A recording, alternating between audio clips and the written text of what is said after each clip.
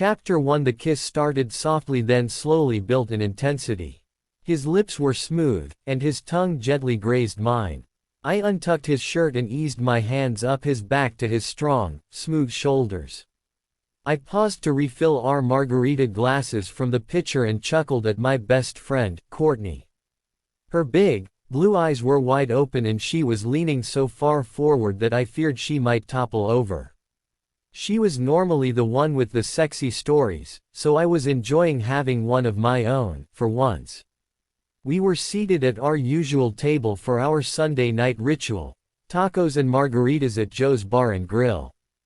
Joe's was an island-themed restaurant that reminded me of the thatch-roofed eatery where my parents used to take me when we went on our annual trek to the Florida Keys. Even though Joe's was located in Harbor Shores, Michigan, about as far from the tropics as could be, it was usually teeming with patrons, both locals and tourists.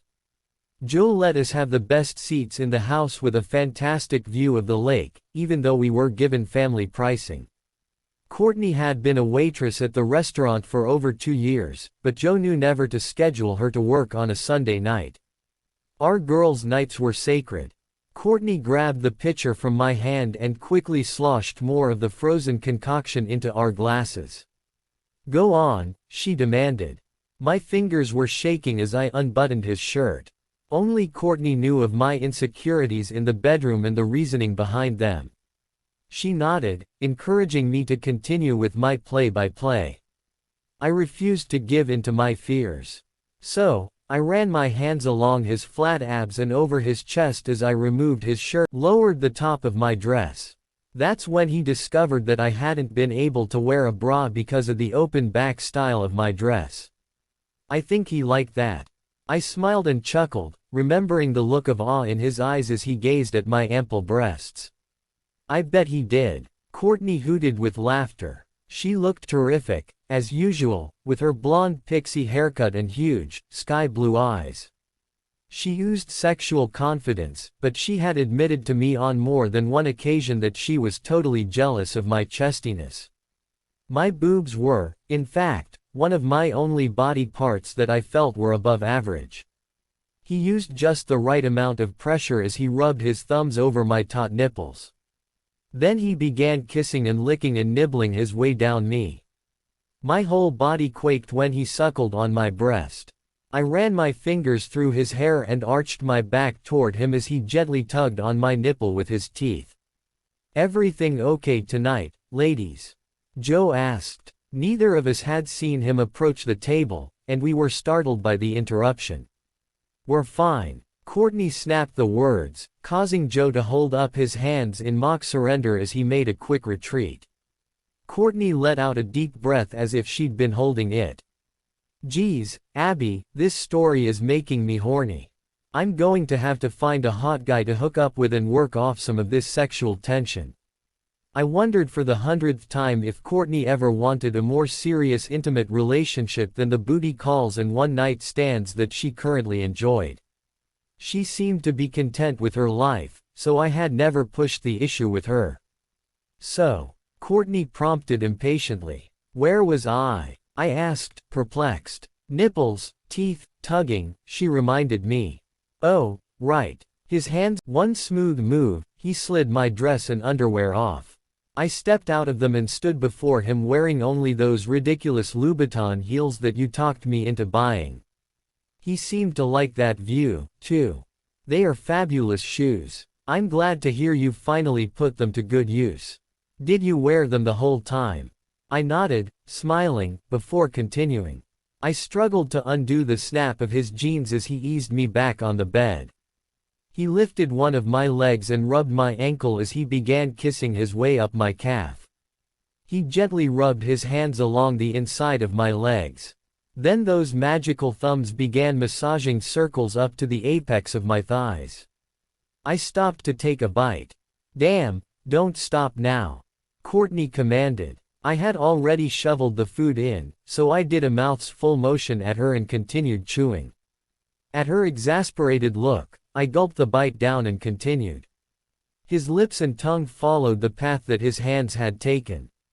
I became so worked up that I was writhing and brazenly pushing myself up towards him. His head was between my legs as he used his fingers to spread me wide open. He paused for a moment to look up at me with the most gorgeous green eyes I've ever seen. He looked directly at me and uttered the words, "You're so beautiful." I was panting and aching with need as he began to lower his mouth to me. Courtney said, urging me on when I paused. Then the alarm went off. OMG. Courtney screeched as she pretended to bang her head on the table. It was all a dream. You've gotta be kidding me. What happened on your blind date? The date was a dud. He spent the whole evening complaining about his exes, and then he wanted to split the check. I mean split the check down to the penny, as in, I ate more of the appetizer than he did, so should pay for more than half of it. I rolled my eyes. He definitely wasn't the guy of my dreams. Or anyone else's, I added somewhat contrarily. I'm sure my eccentric boss, Annie, had meant well when she set me up with Marcus, telling me that she was sure he'd be the love of my life, but he was clearly not the man for me. Maybe there isn't a man that's right for me, I grouched. Please tell me you used the battery-operated gadget I bought you to finish off the work that Dream Guy started, Courtney said. She narrowed her eyes at me, assessing, then said, I can tell you didn't. You're too grumpy. There's nothing wrong with a vibrator, Abby. It can ease some of that tension that's been building up for way too long. You mean forever? I quipped. Courtney smiled at me, but it didn't reach her eyes. She knew how sensitive I was about this subject. After all, how many 28-year-old divorcees had never had an orgasm? I felt like the only one. I can tell where your mind is going, so just stop. Courtney gave me the look that she uses when she means business. Don't go down this path again. There is nothing wrong with you. That pump-and-dump bastard, who was married to you for 2 years but didn't take the time to learn how to please you, is the one who should be feeling bad about himself. I snorted with laughter at the name she had called my ex-husband, then started giggling uncontrollably. You are the one who needs to stop. You're going to make Margarita shoot out of my nose. Where do you come up with this stuff? I've been saving that one, waiting for the perfect time to zing it. Chapter 2. As I got ready for work the next morning, I was thankful that I had remained coherent enough the night before to drink a bottle of water when I got home. Courtney would appreciate me making her have one as a preemptive strike against a hangover as well, even though she was pissy about it at the time. The second pitcher of margaritas may have been a bit much. I downed a couple of aspirin and another bottle of water for the slight headache I had. Then I snuck into Courtney's room and quietly left the same items, along with a piece of buttered cinnamon bread and some orange slices, on her bedside table. She looked so peaceful and sweet lying there. It made me wish there was a way for me to make her see in herself all of the wonderful qualities that I saw in her. On a whim, I tiptoed through her girly bedroom and went to her ensuite bathroom to grab a fuchsia lipstick out of her enormous makeup case. I drew a huge heart on her mirror. Inside it I wrote, "You make everything better." Since it was such a beautiful day, I decided to walk to work. I left the 100-year-old lakeside cottage that Courtney and I shared and headed down the shore side of the sidewalk. The breeze off the lake was a little chilly, but the sun was shining, and the lake was calm. I felt great about leaving those little pick-me-ups for Court. She was always quick to say that I had saved her life. When she had arrived in Harbor Shores penniless and alone, I had taken her in and given her a place to stay. I knew the truth, though. She is the one who had saved me. She had arrived in our quaint town just a few months after my parents' deaths in that horrific car accident. They had been taken from this world in the prime of their lives due to a careless drunk driver. I had just left my ex, Larry, after walking in on our real estate agent, Trudy the Floozy, sucking his cock in the living room of our condo and move out of the city in hopes of finally starting our family. Instead, I moved alone to Harbor Shores to the cute, lakeside cottage my parents had left me. I suppose I should thank Trudy because I had been unhappy in my marriage for a long time. It had never crossed my mind to leave him though, because I felt, as my parents had felt, that marriage is forever. Seeing Trudy on her knees, with her fake tits bolstered up by my couch as she cupped my husband's balls in her nasty hands with their blood-red, cheap, press-on fingernails, and her bright red lips sliding up and down his dick, sealed the deal for me on getting a divorce. I couldn't erase that hideous mental image, no matter how hard I tried to unsee it. When I described the scene I had walked in on to Courtney, including the sight of Larry with his head tipped back, mouth agape, looking at me with a glassy, uncaring stare, unwanted tears had started to well in my eyes. Courtney patted my knee and said, "Honey, that's just head face. They all get it when they're getting a blow job." Then she dropped her face into an exact replica of the blank look Larry had given me, and we both whooped with laughter. The memory made me smile. The message I had left on Court's mirror was perfect. She really does make everything better. As I walked along the lakeshore, I noticed that tourists were starting to trickle into town. It was mid-April, still early for snowbirds and vacationers, but each year the tourism season seemed to be starting earlier and lasting later into the fall. For a small, quiet town like Harbor Shores, Michigan, that was great news for the local businesses, like the trendy shop that had employed me since I moved here. As soon as I opened the door to Eck, Meck and Dreck, my wacky boss Annie attacked with questions. How was it? Did you two hit it off? Was it love at first sight? Are you going out again? Why aren't you telling me all about it? I was waiting for you to take a breath. I smiled, a bohemian skirt flowing around her. In typical Annie fashion, she was wearing turquoise Converse high tops. The combination would not be flattering on most, but somehow she made it work. She looked so hopeful that I hated to disappoint her by telling her about my less than stellar date with Marcus. I decided it would be best to rip the bandage off quickly. "It's a no-go," I said. "Not even one more date?" She tried. To her credit, when I shook my head, she let it drop immediately. "No worries," she said as she breezed past me. "Plenty of sardines in the can." I chuckled at the motto she had chosen, as unique as Annie herself.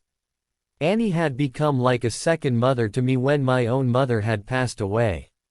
She had been there to help me through the complete devastation of the loss of my parents, and the crumbling of my marriage in a way that only a mother could. She knew that the money from my inheritance made it so that I didn't need to work for financial reasons. I needed to work for my sanity, though, and she insisted on paying me. On the sly, I set aside almost all of the money I earned from working into a mutual fund for Courtney or Annie, should they ever need it. It felt good to know that the two women I cared most about would never have to worry about monetary problems. I began turning on the myriad of twinkle lights that dotted the store as Annie propped the bright purple front door open, jingling the bells on the handle and yelling down the sidewalk, "Tchotchkes. Get your one of a kind artsy-fartsy treasures here." As usual, people couldn't resist Annie's magnetic charm, and it wasn't long until the store was bustling with activity. I liked being busy and helping people find the perfect gift for a loved one or a special souvenir. It was terrific getting to see people when they were at their most relaxed and happy. I smiled as I watched Annie open a huge cardboard box that contained the new teapot line we would be child on Christmas morning. Look at the giraffe. Oh, I think the dolphin is my favorite. Such beautiful colors on this parrot. Oh, Abby, look. The cow has a calf. She bubbled with uninhibited joy as the crowd that had gathered around her leaned in to see what she would discover next. Suddenly, I felt almost overwhelmed with gratitude. Courtney and Annie were two of the most wonderful people on earth, and they were my family now. I was healthy and had a terrific job that I loved. My parents had left me a magnificent cottage within steps of the beach in a beautiful town, which I had been able to escape to after my divorce. I was an incredibly lucky lady. The only thing missing was a man in my life, but who needed one of those, anyway? In my brief history with them, Chapter 3. The next morning when I stumbled into my bathroom, I found a message scrawled in pretty, light pink lipstick on my mirror. Say, hi, to a cute guy today. The words were followed by a huge, winking smiley face with long eyelashes. Oh, Courtney, I thought, I just came to the conclusion that I don't need a man. I left the message on my mirror, though, as a reminder to have fun and not take things so seriously. Since I had the whole day off, with no special plans, I decided to go for a workout in the park. After a quick shower, I donned my capri yoga pants and a sports tank, then I coated my exposed skin with sunscreen. I knew my mother was smiling down on me for that. She had always insisted on moisturizing and protecting. I pulled my thick, brown hair back into a simple ponytail, skipped makeup other than cherry chapstick, of course, and tied my bright purple tennis shoes. Looking at my reflection in the mirror, I decided that I was a solid 6 with my glossy, chestnut hair and big brown eyes. I wasn't going to win any beauty contests, but with makeup and a sexy dress, I could pass for a 6.5, maybe a 7. At least I wouldn't scare anyone off. Ready as I'll ever be, I said to no one in particular, since Courtney likely wouldn't roll out of bed until it was time for the lunch shift at Joe's. Buster, one of Courtney's strays that she was constantly taking in, shifted his head along the floor to watch me go. I told myself that it would be a much better workout without him, but the spotted basset hound had such sweet, sad eyes that I couldn't resist him. Do you want to go? Go, must have been the magic word because he thumped his tail twice and started to maneuver his squat little legs in an attempt to gain enough traction to stand up on the hardwood floor. It was such an operation that I was tempted to go help him, but instead I grabbed the leash and waited for him to join me at the door. Looking at his pudgy little body, I decided that alack, Buster's life before Courtney rescued him. I set my iPod to play Brown Eyed Girl, which was the song my dad used to sing to me. As I walked, I relished the memory of him using a toothbrush for a microphone as he serenaded me. Buster and I made our way to the park at Buster's pace. I found that I liked being forced to slow down a little. It felt like I was always rushing somewhere, even though I didn't know why I was hurrying. Habit, I guess. Almost everyone we passed smiled at Buster. I could see why Courtney had fallen for him so quickly and taken him in. He was cute in a droopy kind of way. Unlike that awful yellow cat, Tabitha, who skittered off or had a hissing fit any time I came near. I think Courtney believed, at first, that I was mean to Tab behind her back. Now that we had become so close, Courtney knew that I would never intentionally harm an animal. That cat just didn't like me for some reason. She probably just wanted Court all to herself. As Buster and I walked along, I lifted my face to the sun and enjoyed the light breeze off the water. It was a truly glorious day. I heard him before I saw him. "Buddy, come," he yelled. Just then, a big golden retriever barreled towards him with an orange frisbee in its mouth. I was walking up behind them, so I couldn't see if he was a cute guy, but his broad shoulders and great ass suggested that he probably was. When the dog reached him and he bent down to lovingly ruffle its ears as he took the frisbee, I made a snap decision to say hi to him. It was completely out of character and to the moon and back out of my comfort zone to walk up and speak to a stranger. I kept reminding myself that it was only one word as I forced myself to walk towards him. When Buster and I got within a few feet of him, his dog gave a quick woof, in greeting. He turned, and I was met with one of the most gorgeous men I had ever laid eyes on. His dark hair was just a smidge too long, and he used an elegant hand to swoop it back off his forehead. And those eyes, they were the most amazing green eyes I'd ever seen. They may not have been the eyes from my naughty dream, but they were fantastic and draped by long, dark lashes that most women couldn't dream of having, even with the help of mascara. He took my breath away. I felt completely tongue-tied, and we were too close for me to just walk away like I hadn't intended to speak to him.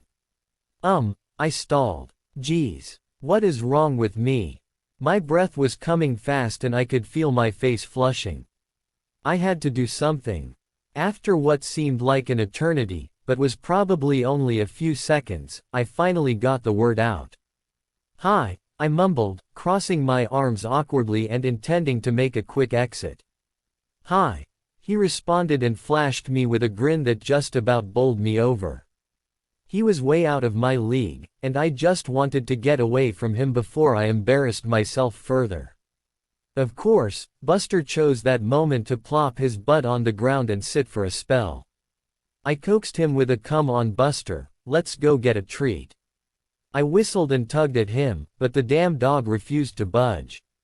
Handsome man and his happy, energetic dog stood there watching the whole exchange. Both of them had big grins on their faces, looking extremely amused at my predicament. Taking mercy on me, the man finally said, "It doesn't look like you are going anywhere for a while. I'm Seth. Seth Davis." He extended a hand to shake with mine. "Abigail Brown, nice to meet you," I said, shaking his hand gently. "Nice to meet you." My thoughts screamed at me. How clever. I tried to push the negative self-talk out of my mind, but it seemed to be just as stubborn as Buster, who was panting and lolling on the ground as if he intended to stay there indefinitely. "Come on Buster. We need to go," I tried again.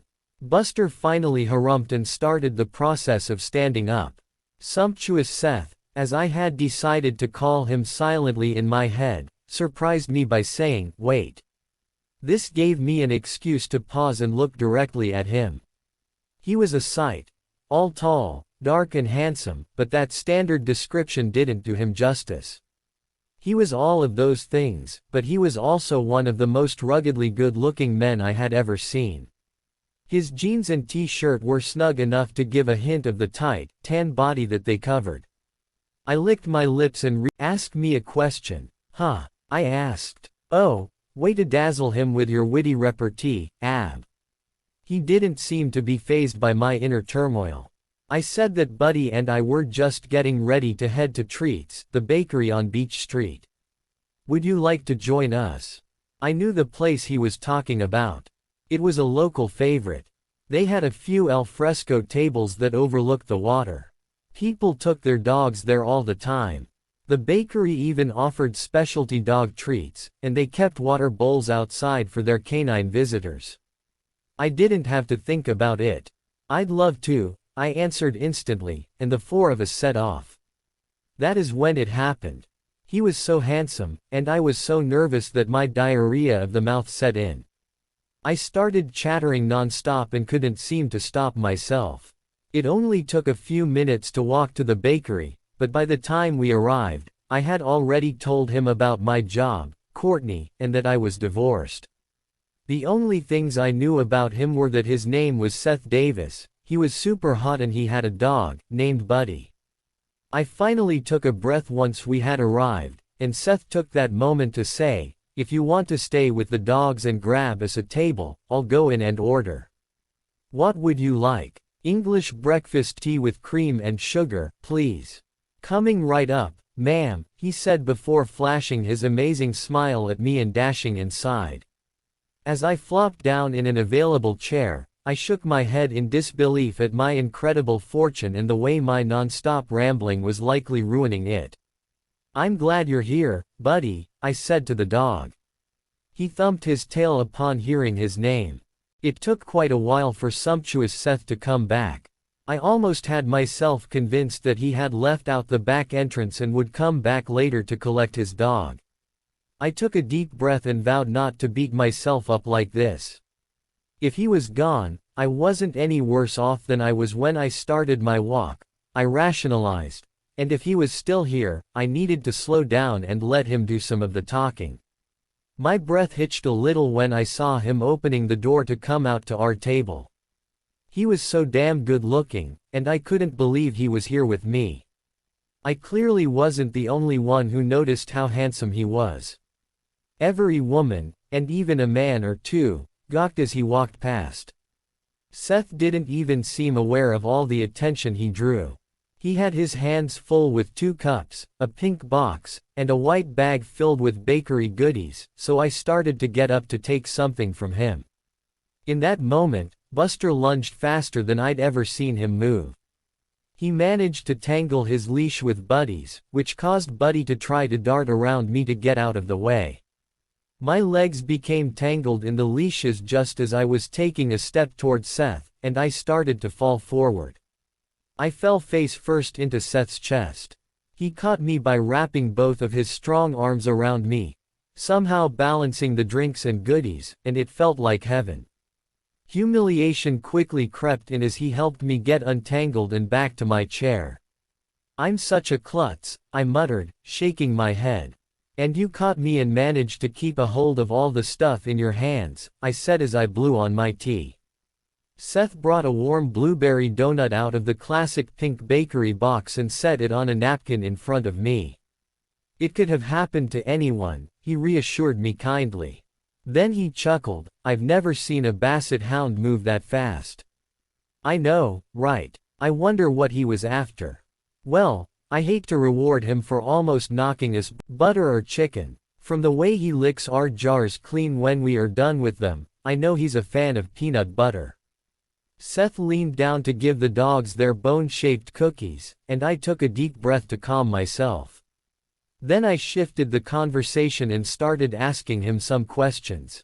I learned that he was a boat builder, that he loved nature, and that he wasn't just handsome.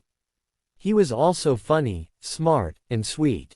Mr. Finley, the grandfatherly bakery owner, stopped by our table to see if we needed anything. When he leaned over Seth's shoulder to refill the hot water in our tea mugs, he caught my eye and waggled his bushy eyebrows, making me smile. I kept looking for the fatal flaw that must be present in Seth, but I sure didn't see one. With this level of perfection, women must be throwing themselves at him all the time. It didn't make sense for him to be spending time with me, while seeming to enjoy himself. I almost had myself convinced that he was gay when he asked if he could see me again. I made a valiant attempt to control the excitement in my voice as I responded that I could probably work him into my busy schedule, texted him my cell phone number and told him goodbye. Then I proceeded to float on cloud 9 all the way home, thinking about what a fantastic day this had turned out to be. Chapter 4 Thank you, thank you, thank you, I said, grabbing Courtney and hugging her as soon as she walked downstairs. You're welcome, she said, hugging me back. What did I do that was so great? You suggested that I say hi to him, and he is so handsome, but I didn't know how handsome until he turned around. He's so dreamy that it nearly took my breath away, but it is not just his looks. He's also kind and funny and down to earth, and he has a golden retriever, I gushed, breathless. I knew the golden retriever part would win her over. Well, any guy who has a great dog like that has to be somewhat okay, but slow down. Who is this guy, and what do you know about him? I took a moment to enjoy how protective she was of me, and then I started about telling her all about Sumptuous Seth. Courtney liked my nickname for him, but decided that SS was much easier to say. SS does sound great, Courtney admitted. Just be safe and only meet him in public places at first. You never know. He could be an axe murderer or some other kind of freak. We're coming to Joe's on Friday night, so you can check him out for yourself. Let me know if you think he has dead bodies buried in his basement. We both snickered, but then Court turned serious. I mean it. You haven't been out in the dating world for a while, and it is a jungle out there. Technically, I've never been in the dating world, other than that fiasco of a blind date that Annie sent me on. I had been so awkward with my pimples and braces in high school that boys had barely glanced at me. Larry and I had met during my first week of college. I remembered the thrilling feeling of realizing that he was actually flirting with me. Larry wasn't Sumptuous Seth handsome, but he certainly wasn't unattractive. In the initial stages of our relationship he had been attentive and sweet. He had completely swept me off my feet. We dated the entire time I was in college. During that time, we had some serious makeout sessions. I regularly gave him hand jobs and had even sucked him off a few times, but I was determined to remain a virgin until marriage, even if I was only a technical virgin. The summer after I graduated from the University of Michigan, we got married. That was when I learned about my inability to orgasm. I loved that Courtney was so willing to blame it all on Larry, but deep down, I knew the truth was that in those initial months of our marriage, Larry had truly tried to pleasure me. When he had his fingers or dick inside me, it felt good, sometimes really good, but it never quite sent me over the edge. We had experimented with different positions, lubricants, nipple stimulation, watching porn and watching ourselves, but nothing worked. We decided to try different locations to spice things up. We fucked in the car, on the floor, on the counter, outside, on his office desk, in the shower, in a restaurant men's room, at a good friend's party.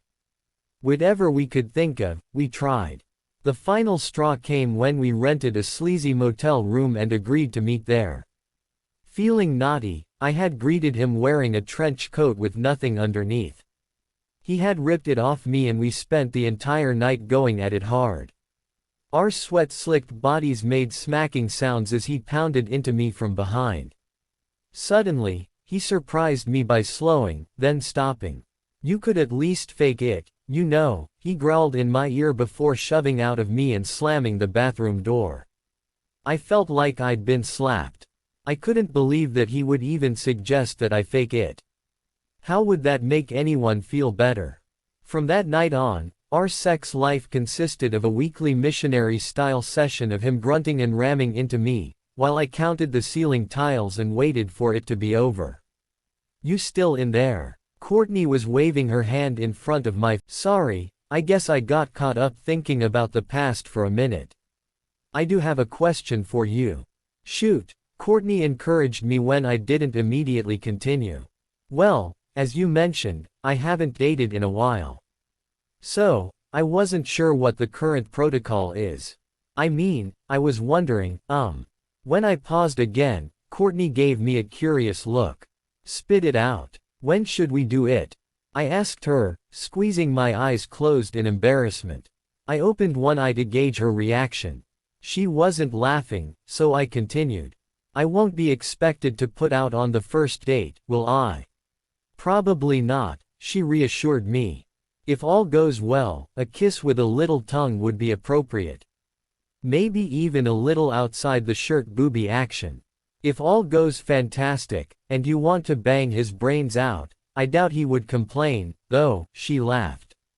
I could handle kissing. It was good to know he wouldn't learn of my sexual failings on the first date. When Courtney started to leave the kitchen, I called out to her. "Wait, what should I wear?" Courtney smiled as she put her arm around me and said, "You have asked the right person. Let's go find you a cute outfit that shows off your perfect tush." Chapter 5 Time seemed to slowly crawl by while I was waiting for Friday. When it finally arrived, my nerves kicked into high gear. All week, I had been writing pick-me-up reminders to myself on sticky notes, and they circled my mirror. I took a moment to read through them. "Breathe. You are an intelligent woman. Don't chatter non-stop. Smile. Do not worry. You are worthy. You deserve to be happy." They were simple, but reading them helped me calm down. I smiled at the new one that Courtney had added in the center of my mirror. "Have fun." I took a sip from the glass of chilled white wine that she had delivered to my bathroom before leaving for her shift at Joe's. Since I still had over an hour before I needed to meet Seth at the restaurant, I decided to take a bubble bath. The wine and bath must have been just what I needed because I was almost calm as I donned my denim mini skirt and the V-neck, light pink t-shirt that Courtney had chosen for the occasion. I still couldn't believe that she had loaned me her favorite cowboy boots with the pastel flowers swirling around them, but they looked fantastic, and gave me just the extra boost of confidence that I needed as I walked to Joe's. Joe's was one of the only full-service, waterfront restaurants in town, and it was bustling with activity when I arrived. Thankfully, Courtney had promised to save us a table. She ran over to greet me as soon as I walked in. "You look fantastic," she gushed. "He isn't going to be able to keep his hands off you." Her enthusiasm was contagious as she covered my eyes and led me over to the table that she and I normally shared on girls' night. "Ta-da!" she yelled when she removed her hands to reveal how the table had been transformed. Twinkle lights sparkled from above the booth and along the back of the table, a lit candle created a subtle glow, and a bouquet of fresh wildflowers had been "Oh, Court, it's beautiful. You treat me like a princess," I said with watery eyes. "You deserve only the best," she whispered in my ear before sliding up to the bar to grab a tray of drinks for one of her tables. I knew when Seth arrived because the group of ladies sitting across from me stopped talking and turned to gaze at him. He walked to my table and grinned at me. "You're even more beautiful than I remembered." I blushed and then chuckled as Courtney walked behind him, fanning herself with a hand, and silently mouthing the words "hubba hubba." She was right. Seth looked like a Greek god, and I could not believe he was here with me. His dark hair was slightly damp, as if he'd just gotten out of the shower. He was clean-shaven and smelled like Irish Spring. His black t-shirt was just tight enough to show off his flat abs and bulging biceps. And, speaking of bulges, his jeans were snug enough to give a tantalizing hint of his junk. I had to pry my eyes away. As he sat down, he commented, "Wow, it looks like we scored the best seats in the house." I grinned. "I know people." Courtney stopped by with a quick, "Hi, I'm Court. Take good care of my girl or we'll have words." She waggled a warning finger at Seth with a smile, before hustling off to her next table. She had arranged for one of the other waitresses to take care of us. That had surprised me at first, but being her thoughtful self, she had probably figured I would be more comfortable without her stopping by the table periodically all evening. Seth and I split a bottle of white wine from a local vineyard and an appetizer platter full of fried, fabulous, fattening goodies. Then we topped it all off with a brownie sundae. It was a perfect evening filled with interesting conversation, laughter, and great food. Seth surprised me by turning towards the bar and asking, "How long do you think it will be before your friend and the bartender hook up?" I gave him a sideways look. "Courtney. And Joe. He's her boss," I responded, shaking my head. "Well, they've been giving each other googly eyes all night," he countered. I sat back in my seat, thinking that one over for a minute. Could he be right? Court loved sex and men, but she had never shown an interest in keeping one around for more than a couple of dates. As I contemplated it, I realized that she did act different around Joe. I had always chalked it up to him being her employer. I watched Joe working the bar with his customary laid-back ease. He was kind of cute, with his slightly scruffy, dirty blonde hair. His style tended towards t-shirts and flip-flops, while Court was a glamour girl. I said aloud as I tilted my head, pondering him. Seth coughed. "Please don't gaze at another guy while you are out with me. You're going to give me an inferiority complex." He smiled after he said it to let me know he was teasing. "Well, then you better work to keep my attention," I retorted quickly, openly flirting with him. "Let's get out of here then, and find someplace where I can have you all to myself." "How about a walk along the water?" he asked. "I'd love to," I responded, deciding to give more thought to the Courtney and Joe idea later. As Seth paid Joe at the bar, Courtney slid behind me and whispered in my ear. "Don't do anything I wouldn't do." I chuckled as I turned to her and asked, "What would that be?" "There isn't much that would be off limits with that fine hunk of man," she mumbled under her breath as I turned to leave with Seth. "Have fun." She yelled the words. Chapter 6. We walked hand in hand along the sandy shore. The nearly full moon glimmered on the water. It was unseasonably warm, so even the breeze off the water wasn't too chilly. I was pleasantly tipsy and happier than I ever remembered being in my entire life. I was in my own world with Seth and barely took notice of the couple walking towards us, until the man spoke. I would have recognized his voice immediately, even if he hadn't called me by the nickname he had used the entire time that we were married, despite the fact that I didn't care for it. Abracadabra. He drew the word out. Working your magic on a new fellow, I see. Seth smiled and introduced himself, extending his arm to shake hands. I almost felt sorry for Trudy the skank when Larry introduced himself as my husband. Ex-husband, she and I interjected simultaneously. Right, of course, we all knew that. What good fortune, to run into you on our little weekend getaway. I had to force myself to refrain from rolling my eyes at his broad interpretation of the words, good fortune. Well, as you can see, Larry said loudly and with a big smile as he patted Trudy's slightly protruding belly, I've been busy since the divorce. My little love muffin and I are going to be the proud parents of Larry Jr. in a few months. I felt like I had been punched in the stomach. Not because I still cared about Larry, but because this pregnancy proved that I was barren. Throughout our marriage, I had longed for a child. I wanted to be a mother more than anything. Larry had been agreeable from the start, and we had never used birth control. I had always believed, deep down, that he was the one with the fertility issue. Whenever I broached the subject with him to be tested, he became irate and insisted that I was the one whose equipment didn't work, so I was probably the one who couldn't conceive. I had never gone for the testing because I wanted to hold on to the hope that I could conceive a child. The baby bump protruding from Trudy's too tight, leopard print mini dress was proof that I had been the reason we couldn't get pregnant. Not only did my lady parts not know how to have fun, they didn't even know how to do what they were made to do.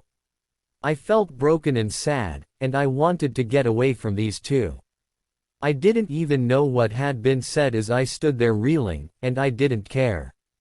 Okay, take care. Bye-bye. I grabbed Seth's arm and stalked off, wondering how Larry was still able to ruin things for me. Seth waited until we were a safe distance away before saying, you still care about him, huh? Larry. Ick, no. I just was caught off guard with the whole baby thing. I was determined not to let Larry and Trudy ruin my wonderful date with Seth. I would think about the dire implications of Larry being able to impregnate Trudy later. Tonight was about Seth, and I wasn't ready for it to end. I wanted to forget all about Larry and his baby mama and thoroughly enjoy my time with Seth. In what was likely the boldest statement of my life, I turned to him and said, how about showing me your place? Seth was clearly surprised, but he smiled. It's not much, but I do have big plans for it someday. I'm sure it is great, I said as I locked arms with him and marched him back up the gravel path to the parking lot of Joe's. He showed me to a dark green Jeep Wrangler with no doors and helped me climb in. As we drove, I cleared my mind as the wind whipped through my hair. It was a clear night and there seemed to be a million stars twinkling above us. I was surprised when he turned down a wooded lane that angled towards the lake. Seth seemed almost nervous as he parked the Jeep. I told you it wasn't anything special. I don't know what I had expected, but it wasn't the Airstream trailer that sat before me. Oh, I gulped. It's nice. It came out almost like a question, even though I hadn't meant for it to.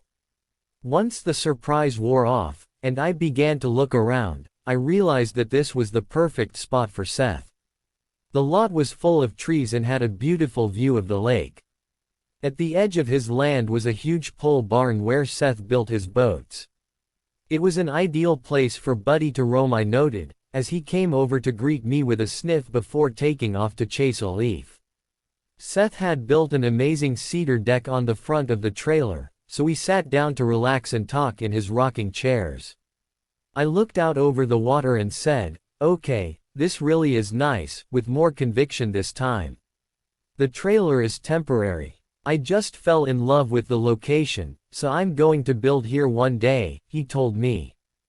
Build it yourself, I asked. Do you already have plans?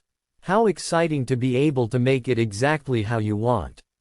No plans yet. He became quiet, and I wondered if he was going to elaborate. He looked right at me with those gorgeous green eyes and said, I've been waiting for the right woman to come along, so we can decide on our dream house together. I almost melted on the spot. What I wouldn't give to be his, Ms. Right. He was absolutely ideal, and I didn't feel worthy of being with him, but I decided to enjoy every moment I had with him, even if it meant I was just his, Ms. Right now. I blurted out, want to take this party inside. I wondered where this newfound boldness was coming from. Oh, he doesn't want me. He's just being nice. My inner voice panicked. I'm not exactly prepared. At my perplexed look, he elaborated. I didn't think we'd be in this situation tonight, so I don't have any condoms. Oh. Relief flooded over me. Since I hadn't had sex until I was married, I had never had to worry about condoms. In fact, I'd never seen one other than during the banana demonstration that every teen suffers through. Okay, we don't have to. I paused before adding, but I know I don't have any diseases because I got tested after I found out Larry had been with that hoe bag we saw tonight.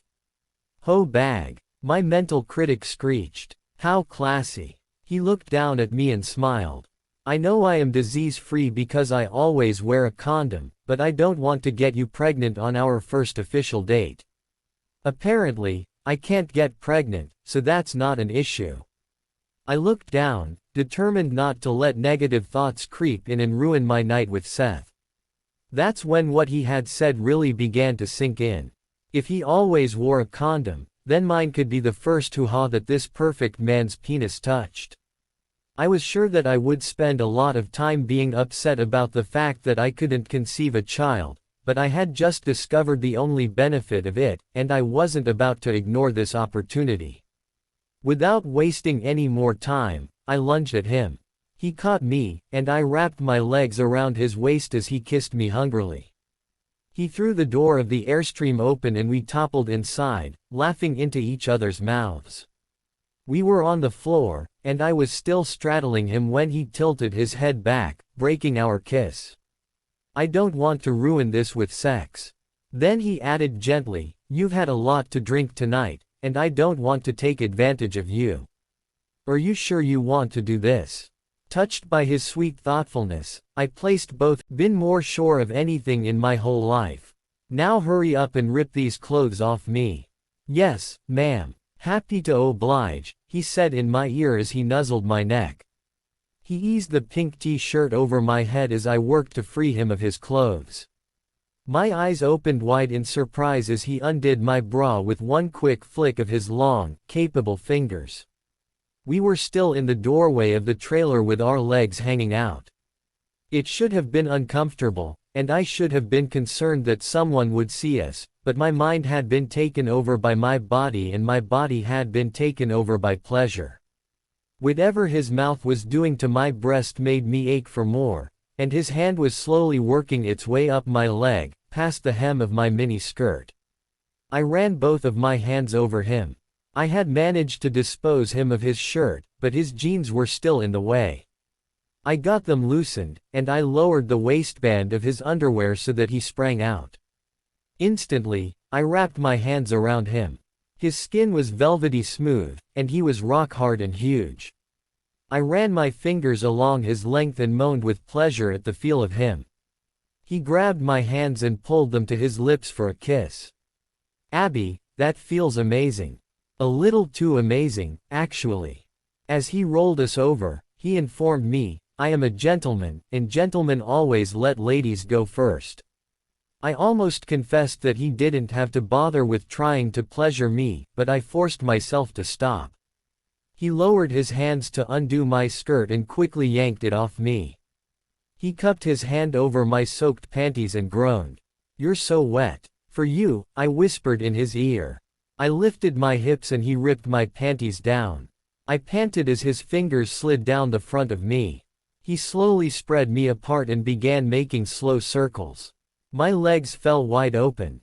His other hand played with my nipple until it was a hard nub, and he gently kissed me on the mouth.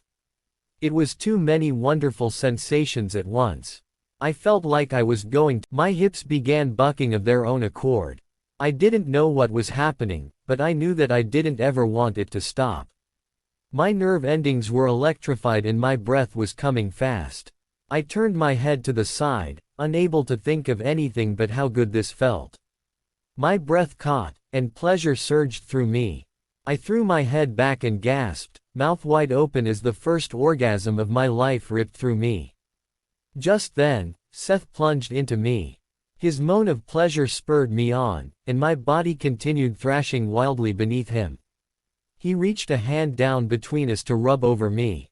The friction of his finger, along with the feeling of his cock driving into me, sent me over the edge again. As I pulsed around him, Seth pumped faster and groaned as he came. He collapsed on top of me, still breathing hard. He was hot and heavy, and it felt wonderful. As the reality of what had just happened sank in, I began to laugh. Laughter at a time like this isn't great for my ego, Seth muttered. I'm not broken, I said, still laughing. Broken? You thought I would break you? No, I thought my lady parts didn't work because I have never had an orgasm before. Seth's eyes widened in surprise. Never. When I shook my head in answer, he said, I can vouch that your lady parts work quite well. Now, it sounds to me like you have a lot of orgasming that you need to catch up on, and I'm just the man to take on this task. He had a big smile on his face as he added, if you're up for it. I nodded and giggled as he picked me up and carried me to the back of the trailer. After he tossed me on the bed, we removed the rest of our clothes, and he kissed his way. Raise that total orgasm count. Will do, I agreed, as I snuggled into his naked, perfect body. I couldn't believe that I had just had sex with this amazing man. I smiled at my thoughts as I realized that if I had known that orgasms felt that fantastic, I probably would have broken down and tried out the vibrator that Court had given me. When I felt his breathing steady, I quietly got up to find my cell phone. I sent a quick text to Court, won't be home tonight. I added a smiley face after it so she would know everything was okay, since it wasn't at all like me to stay out all night. As I stood there, naked, breathing in the fresh air, I could not stop smiling. What a marvelous night and a wonderful man. It was such a relief to know that my body was capable of that much pleasure. I wanted to pay him back in some way. I snapped my fingers as the idea came to me, and I snuck back into his room. He was going to wake up with his dick in my mouth, and I was going to give him the best blowjob of his life. Being a gentleman, he was happy to return. Chapter 7 I awoke to the delectable smell of sizzling bacon. Could you be any more perfect? I asked as I devoured the sight of him working in the kitchen. I watched the muscles in his bare back flex as he turned the bacon. Clad only in perfect-fitting jeans, he looked completely at ease in the kitchen. When he turned to hand me a mug of English breakfast tea, he asked, "Cream and sugar, right?" I could see by the color of it that he had already added the ingredients, and I was beyond touched that he had remembered. "I hope you don't mind that I borrowed a shirt," I said, indicating the long, navy blue t-shirt that I was wearing. "Looks way better on you than it ever did on me." He smiled. "Mind buttering that toast? Then we can head outside to eat. It's a beautiful morning." He was right, the sun was glistening on the water and the air was fresh and clear. We ate in companionable silence, and I kept finding myself gazing at him. He was so handsome it almost hurt my eyes. When he tossed his last bite of bacon to Buddy, then flashed a smile at me, an idea popped into my head. It was still early and this place was secluded, other than the lake. I did a quick scan and didn't see any boats or other signs of life, so I walked over and stood directly in front of Seth's chair. He sat forward to press his cheek against my belly in a warm hug. His hands slid under the long t-shirt, and he quickly discovered that I hadn't bothered with panties this morning. "You're going to be the death of me," Woman, he groaned, but he looked up at me with a huge smile. Third time is the charm, right? I asked as I climbed onto his chair, straddling him. I pulled the shirt over my head and enjoyed the look of pure early morning light. I was normally one to hide my nakedness in the dark, but Seth made me feel safe and sexy. He ran his hands down my bare back and cupped my bottom. My head fell back as he kissed my neck. I rose up on my knees and arched my back to allow his mouth full access to my breast. When he bit lightly on my nipple, pleasure shot through me and I let out a whimper of delight. His hands, still cupping my rear, began to move forward. He slid his fingers along the slick surface at the front of me. I was panting with need. I want you inside me. Now. I worked his jeans loose and smiled when I saw that he had opted to skip underwear this morning, as well.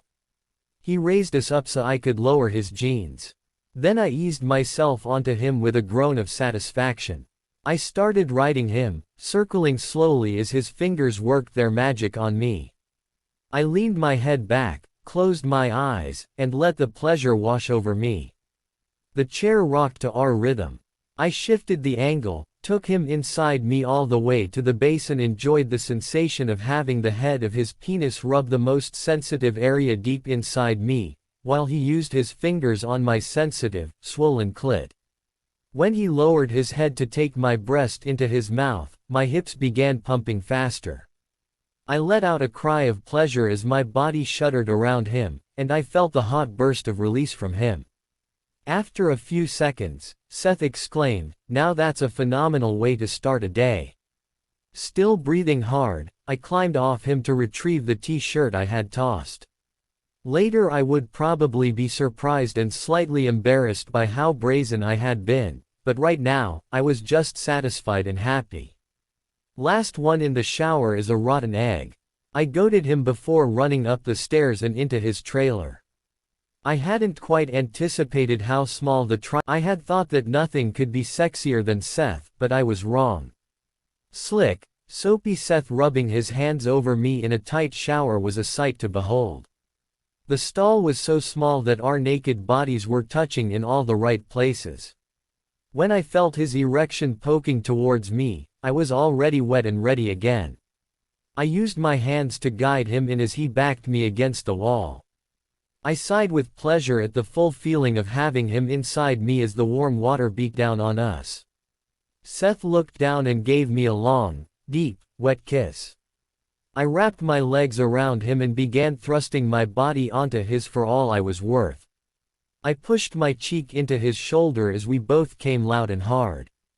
I stayed in the shower after he got out to dry off. My body felt slightly sore, but as relaxed as a limp noodle, and it was fabulous. Before leaving, I found a pink, heart-shaped post-it pad in my purse. I jotted down the word "wowza," and left the note on his bathroom mirror for him to find later. That was by far the best night of my life, I thought as he drove me home. For the first time, a bit of doubt about my time with Seth began to creep its way in. What if it wasn't anything special for him? What if it is the last time I see him? I watched him driving and smiled. Even if we don't see each other again, this was so worth it. When we stopped in my driveway, he kissed me. It wasn't just a peck. It was a real, toe-curling, perfect amount of tongue, feel it all the way to your hoo-ha, kiss. Chapter 8 I could not stop smiling. Last night had been the best of my existence. It felt like a giant weight had been lifted from my shoulders, knowing that my body was capable of experiencing so much pleasure. Now I could see what all of the fuss was about. The only mar on our perfect night was seeing Larry and learning that I was the reason he and I had never conceived a child. I had wanted a baby for as long as I could remember, and I would not give up on that dream. Perhaps I would just need to explore other options, like adoption. I decided to put off thinking about it for now. It's not like I had to be in a big hurry. I wanted my life to be more settled before I made a plan for my child. Settled with Seth. The possibility popped into my head. I attempted to nudge it down, realizing that I might be skipping ahead way too quickly. I ran up the stairs two at a time towards my bedroom. As I rounded my doorway, Tabitha, Court's bitchy cat, skittered out of the room as if I had just kicked her. "Well, if you hate me so much, what were you doing in my room?" I stuck my tongue out at her. I walked over and added 2 more post-it reminders to the collection on my mirror. "Slow down. Enjoy the moment." Just then, Court peeked her head around the corner. Her short, blonde hair was a spiky mess and the ratty, faded lavender robe she was wearing had seen better days. In spite of that, she looked adorable.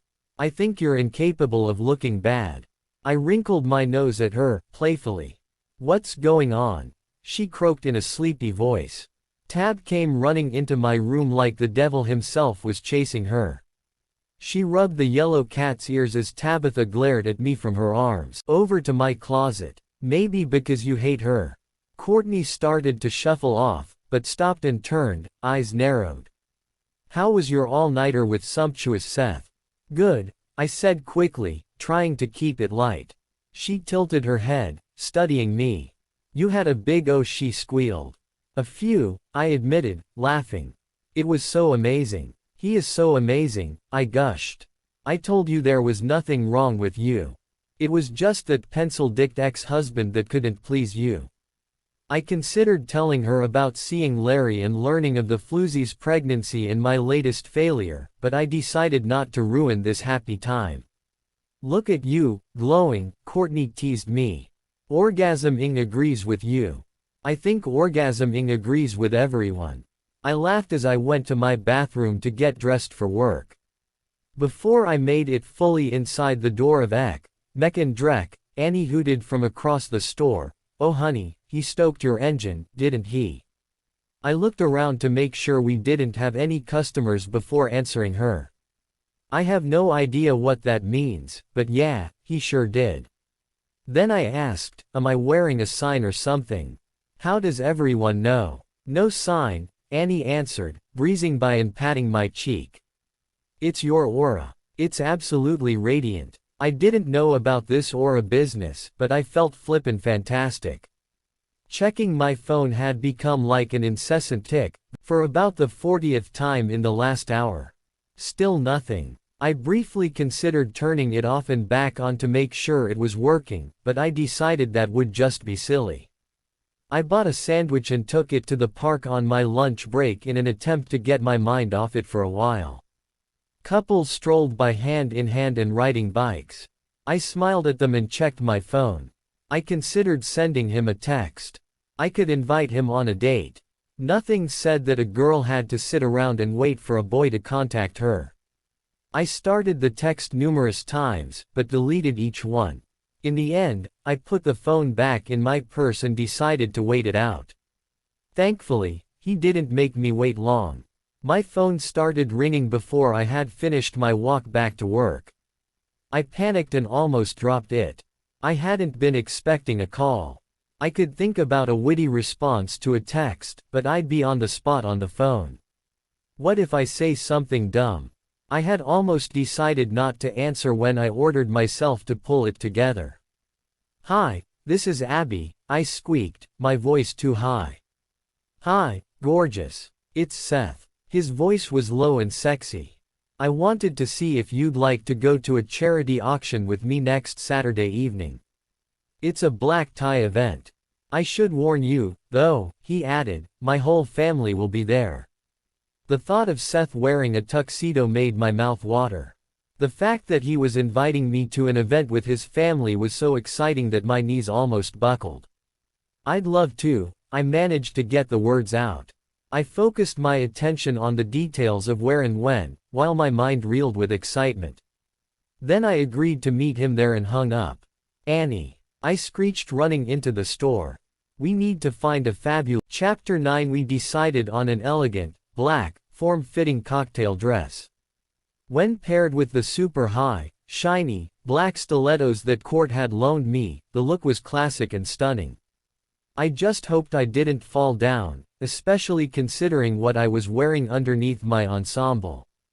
The thigh-highs, garter and racy thong were not my traditional type of undergarments. It made me feel sexy, though, to know how scantily I was clad underneath my demure outfit. I shivered in anticipation as I imagined how Seth's eyes would sparkle when he discovered my naughty secret. As I climbed the steps to the museum, I wished again that Seth had picked me up instead of asking me to meet him here. I had waited until 15 minutes after the event started, hoping that there would be plenty of people here, so I could slip in unnoticed. I despised walking into parties by myself. The great room of the museum had been transformed into a sparkling fairy forest and the effect was magical. 6-foot-tall mushrooms painted red with white polka dots were scattered around. Giant colorful butterflies dangled from the ceiling and the entire room had an overhang of moss that draped between enormous trees that towered over everything. There were what appeared to be a million twinkle lights glimmering from all angles. I gasped as I took in the amazing transformation of the room. Then I felt him more than saw him. My eyes were drawn to him. Seth was standing by the bar, looking dashing in a black tuxedo. The gentleman he was with was talking animatedly, but Seth wasn't paying any attention. He was completely focused on me. His eyes bored into me as they slowly traveled down my entire body, then back up to my eyes. The hair on my arms raised as he openly perused me. My whole body tingled as his eyebrows lifted and his lips turned up. I wanted him then and there, but I forced myself to look away. This was neither the time, nor the place for ripping his clothes off, but I vowed to get him naked soon, very soon. I felt him watching me as I found a seat at a table that had a direct view of where he was standing near the bar.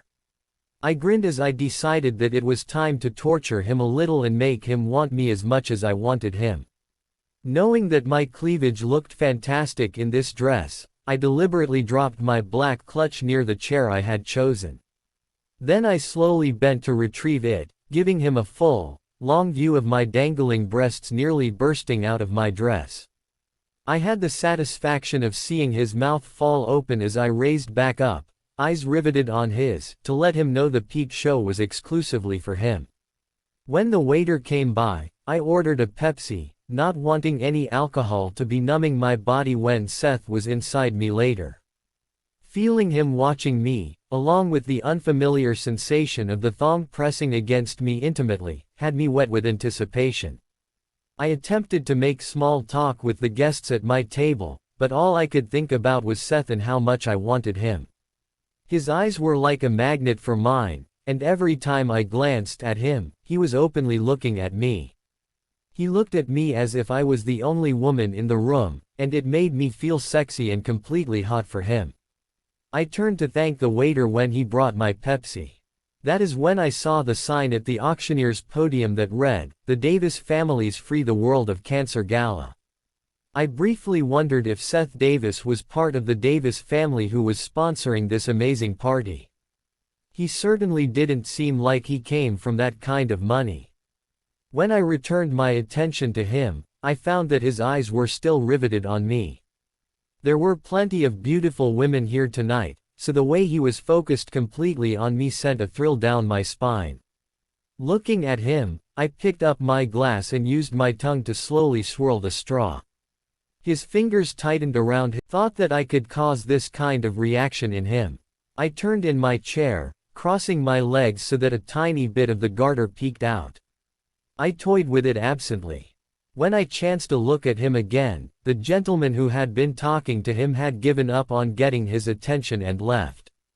Seth was leaning against the bar, alone, watching every move my fingers made on the garter. I glanced around the room, wondering if anyone else was watching the show. No one appeared to even notice, except for Seth, who was totally engrossed in my every move. I inched my dress higher, exposing more of my thigh, as I continued rubbing. A handsome, older gentleman walked up to Seth and said something in his ear. Seth nodded, gave me a quick wink and followed the man. As they walked off together, I looked at their shoulders and the way they each moved and decided that the man was likely Seth's father. Since Seth was evidently busy for a few minutes, I excused myself from the table and left the ballroom to find a powder room.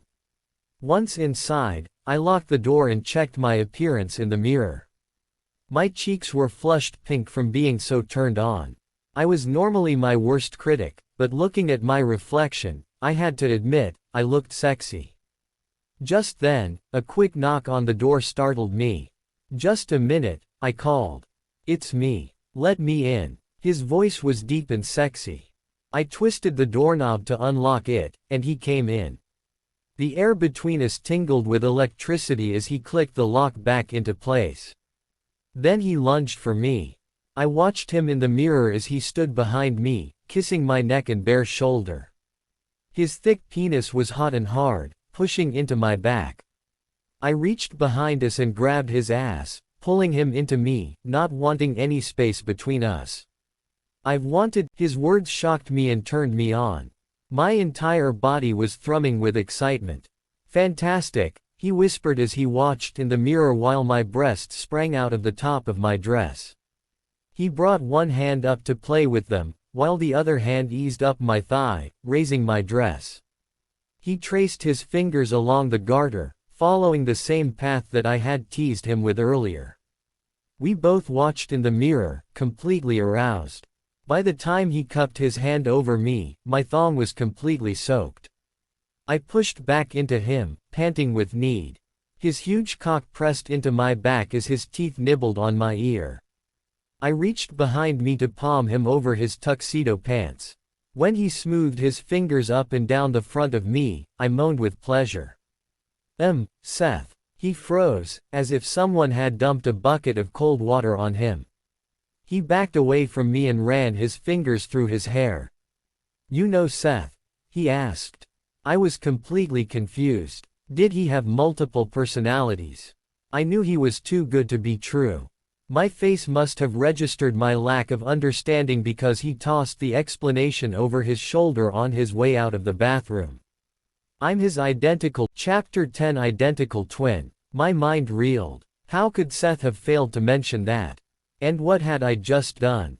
Thank goodness it hadn't gone any farther, but I would never be able to face Sam again. And what about him? I wondered disdainfully. Was he just going to screw a stranger in the bathroom? Well, he is a guy, my mind retorted. And I was totally coming on to him out there. It's not like a man to turn down easy sex. I caught a glimpse of myself in the mirror. My boobs were hanging out and my dress was askew. I quickly went over and snapped the lock into place before someone walked in on me in this state of complete disarray.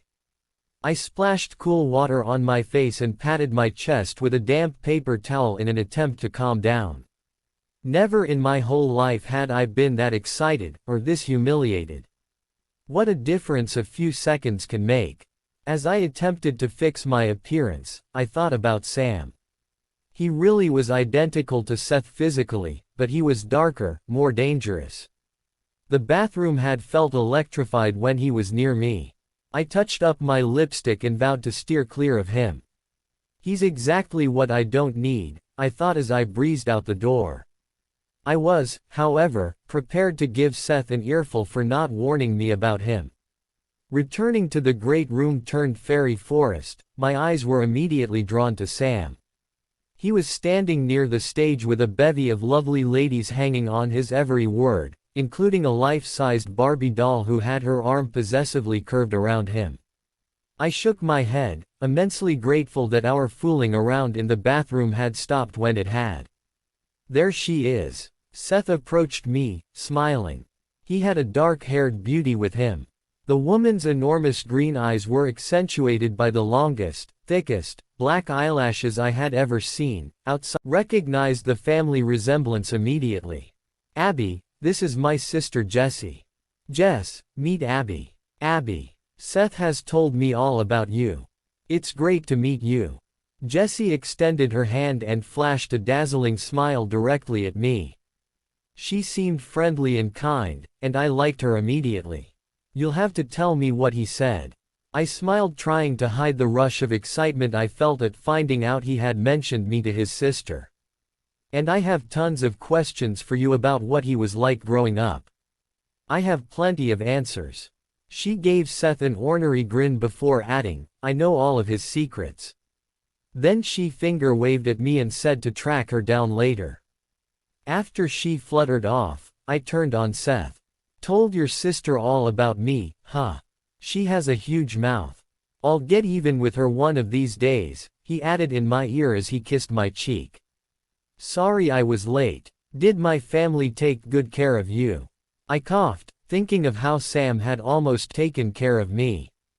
I wasn't sure how to bring that particular topic up with Seth. I finally settled for, I met your brother because I thought he was you. You didn't feel the need to mention that he is your identical twin. Didn't I mention it? He seemed truly surprised. No, I'm positive I would have remembered that.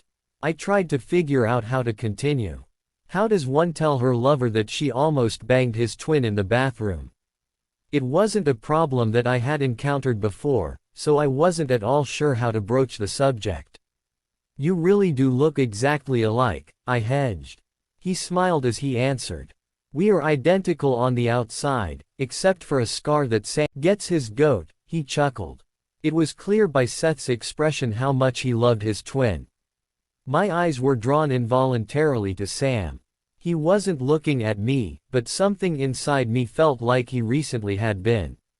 I didn't know how to tell Seth what had happened, but I knew I needed to. The words just wouldn't form in my head. It had been an honest mistake. I knew he wouldn't be angry, but I couldn't bring myself to tell him. Maybe we will laugh about it someday. My mind was hopeful, probably a little too hopeful. Seth asked me to dance and whisked me onto the dance floor. I spent the next few songs with my head against his broad shoulder, relishing the feeling of being enveloped in his strong arms. I felt that he was near before I heard or saw him. May I cut in? Sam's voice was deep and clear, and so similar to Seth's. Seeing the two of them standing together like reflections in their dashing tuxedos nearly took my breath away. They were perfection. Seth gave a mock bow and walked away, unaware of the tension radiating from me. Sam's eyes slowly perused me from head to toe, and then back up again. My body burned under his gaze. I could feel my nipples puckering under my dress when his eyes paused at my breasts and his mouth turned up slightly, knowingly. When he finally made it back up to my eyes, he held open his arms in invitation as he lifted his brows and said, "Shall we?"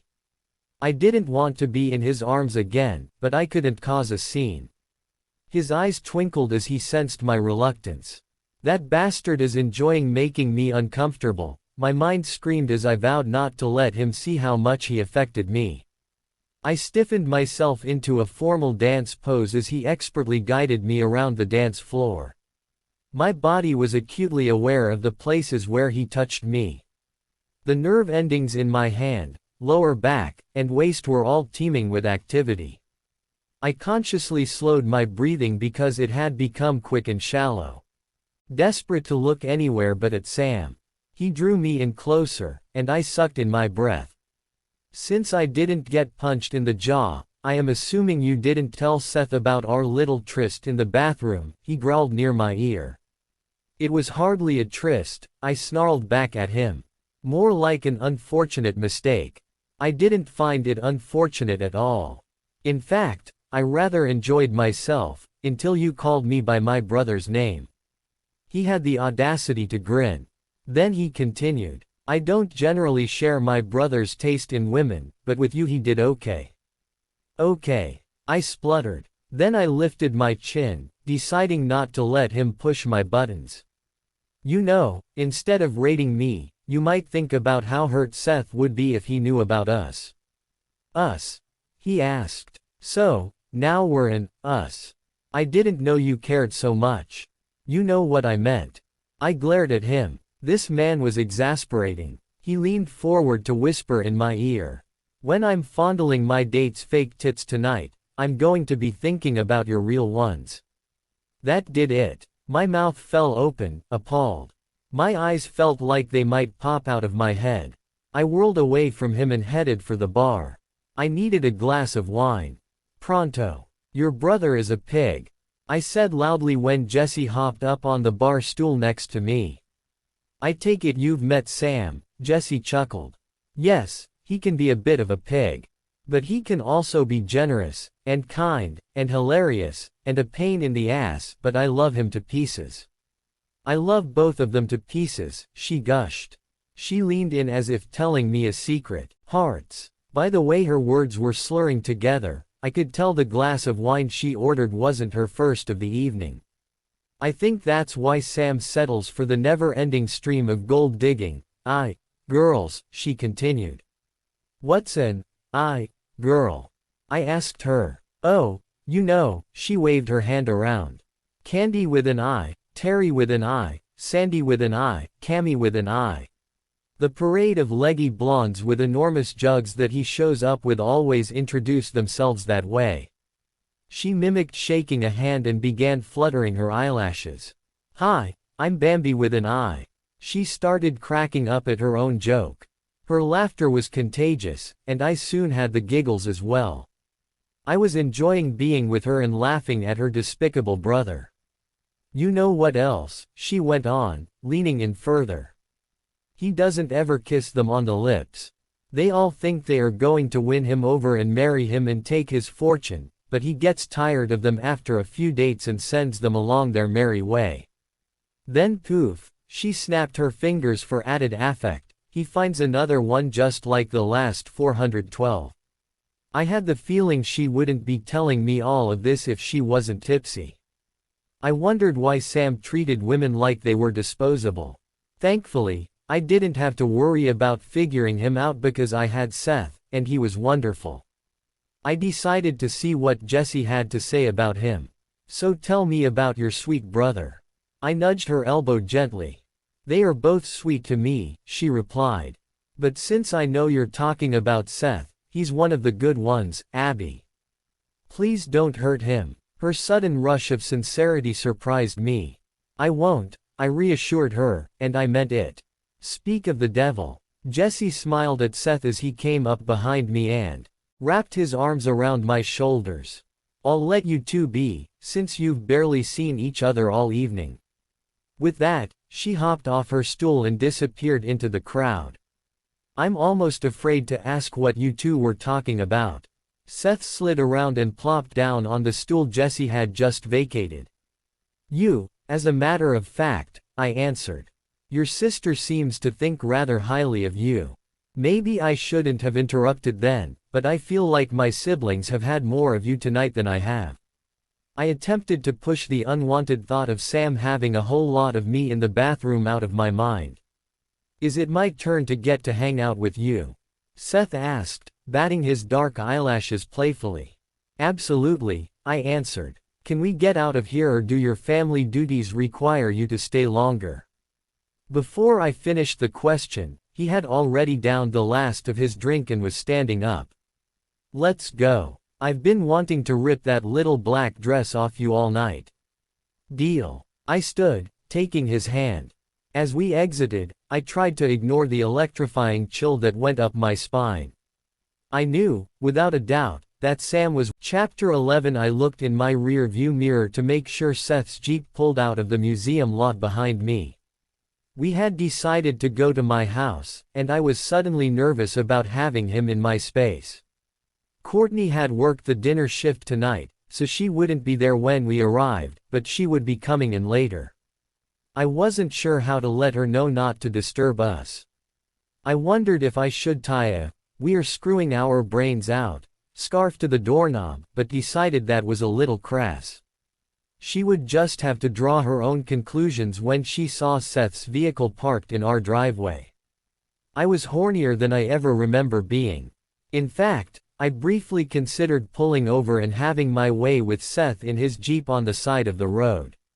I pictured myself climbing through the doorless driver's side and mounting him in one smooth move.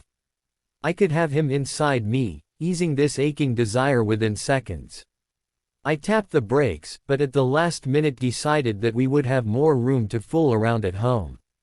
I refused to acknowledge the idea that this extreme rantiness might be in any way related to my encounter with Sam in the bathroom.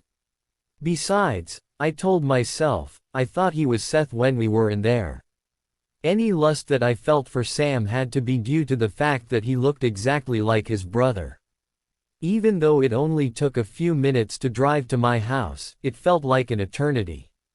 I was so excited that my fingers shook as I tried to work the keys in the lock of our mahogany front door. When I managed to open the door, Buster thumped his tail a couple of times, but didn't bother to get up. Tabitha lit out of the room as if her tail were on fire. As soon as Seth shut the door behind us, I turned and pushed him back against it. I kissed him, plunging my tongue into his mouth.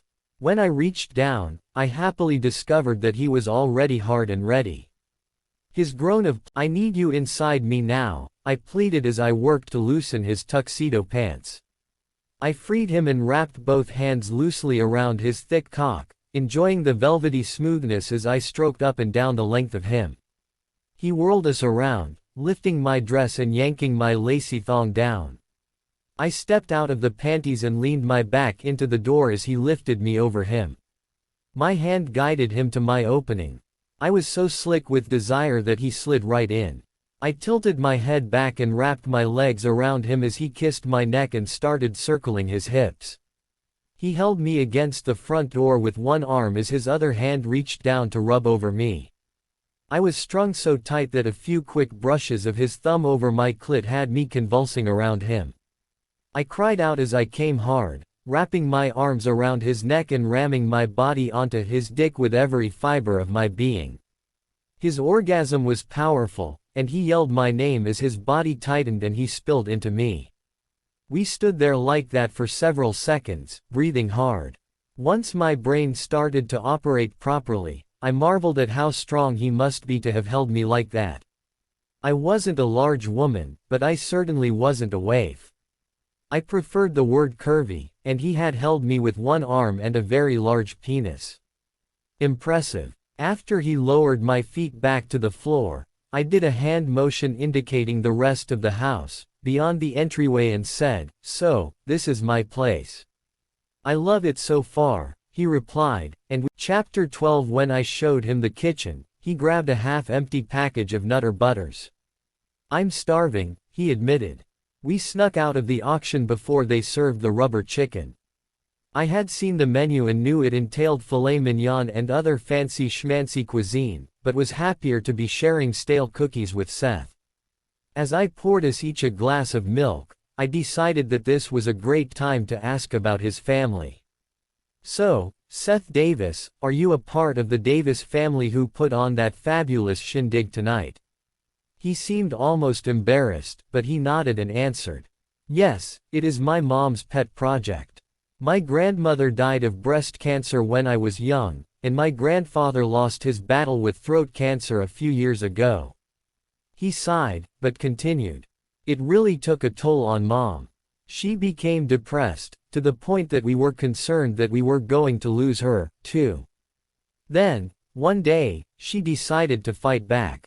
She came downstairs to breakfast dressed and enthused about stamping out cancer. She started planning the first fundraiser that morning. It was a huge success. Since then, she makes sure it gets bigger and better every year." It was the most he'd shared with me about his family, and I was impressed by his mother's perseverance. What a way to turn things around. "Your mother must be quite a lady." He smiled with pride. "She is. My whole family is amazing. You met Jesse and Sam. They are the best siblings anyone could ask for, and Jesse's little girl, Katie, is the light of my life. I call her Katydid. I can't wait for you to meet her." Thoughts were flying through my head as he spoke. I was surprised to learn that Jesse was a single parent. The way Seth spoke of his niece made me fall for him even more. I was touched that he wanted me to meet her and thrilled by the confirmation that he assumed we would keep seeing each other. I noticed that he didn't mention his father. That seemed a little odd, but I was even more curious about Sam. Be a good time to fess up about my risque incident with him in the restroom. "I'd love to meet Katie," I answered honestly. I paused for a few seconds, and then I dove in. I can't imagine having an identical twin. Seth smiled. I can't imagine not having one. Sam and I give each other a hard time, but he's my other half. He shook his head. That sounded weird. We're not soulmates or anything. He grinned before continuing. I don't know how to explain it, but there isn't anyone who is there for me or understands me like Sam does. He even saved my life once. That's how he got the scar on his shoulder. I was completely intrigued and wanted to know more. Go on, I encouraged him when he stopped. When we were in college, we were partying with a group of friends on a boat by a little island out on the lake. The waves were really starting to kick up, so we decided to head in. The anchor was stuck and we couldn't get it to come up, so I dove in to swim down and loosen it. I didn't realize the place where I dove was a shallow ridge. I hit my head hard enough to knock me out. The rest of the people on the boat were too wasted to realize I didn't come right back up, but Sam knew something was wrong. I don't know if it was twin intuition or what, but he jumped in and grabbed me. When we surfaced, a big wave was rolling in. Sam put himself between me and the boat, and he was body slammed into the ladder. If he hadn't sensed that something was wrong that day, I wouldn't be alive. I feel like I owe him everything. The conversation had taken a serious turn, so he lightened the mood by adding, "Doesn't stop me from teasing him about being younger, though. He hates that," he chuckled. I smiled, but couldn't get the picture of that pig of a man jumping in to save his brother out of my head. Seth obviously thought of Sam as a hero, but I wasn't willing to think that highly of him. I wanted to think of him as the ass that I knew him to be. Anyone would jump in to save a sibling, I told myself. It doesn't mean, well, I'm glad he was there to save you, or I wouldn't be able to do this. I leaned over to give Seth a sweet, slow kiss. I was trying to think of a way to say that I had almost fucked Sam in a public bathroom, but my mind couldn't focus on anything but Seth when his tongue began swirling around mine. Seth pulled back and asked, "Do I get to see your bedroom?" I ran for the stairs and giggled as he playfully grabbed my rear end, following close behind me. We slammed my bedroom door shut and grabbed each other, groping to remove clothes as we fell into my bed. I didn't give Sam another thought. I spent the entire night rolling around naked with Seth's glorious body in a tangled mess of sheets. Chapter 13. I awoke alone and immediately missed the feeling of Seth's warm, bare skin against me. I turned to find a lavender post-it note on the pillow beside me. It had a giant heart drawn on it and was signed simply, S. He had obviously been in my bathroom and seen my circle of encouraging reminder notes on the mirror. A wave of embarrassment overcame me as I realized how silly that must seem to someone who had every reason to be completely self-confident. Shaking my head at myself for not remembering to take down this humiliating display of my inferiority complex, I padded into the bathroom and added Seth's heart to the mirror. He had seen one of my quirks and hadn't left the room screaming. In fact, he had added a sweet note for my collection, so I decided to do my best not to worry about it. I stretched and grinned at my must reflection. I looked like a woman who had spent the entire night cuddling and screwing, which is exactly who I was, and it felt grand. I was in such a great mood that I had to share it with someone, so I went to Courtney's room and pounced on her bed. Tabitha scampered off the bed as soon as she saw me coming, then whirled around to give me a quick hiss before stalking out of the room. Court pulled her pillow over her head and told me to go away unless I had brought caffeine with me. I chuckled at her morning grumpiness and burrowed under the covers beside her. When she finally opened one eye to look at me, she said, "You look like you've been well fucked." I had never heard that term before, but it described me perfectly. So I responded, grinning. "Very well." Court grunted as she flopped over on her side. "I haven't been well fucked in over a week. Now." I smiled at her. "You know, a 1-week dry spell isn't really that bad." I decided this might be a good time to delicately bring up the Joe idea to gauge her reaction. If it really bothers you, though, maybe you should look for a longer-term relationship where you get well fucked by the same guy on a regular basis. I can't seem to find a man that I can put up with for any length of time.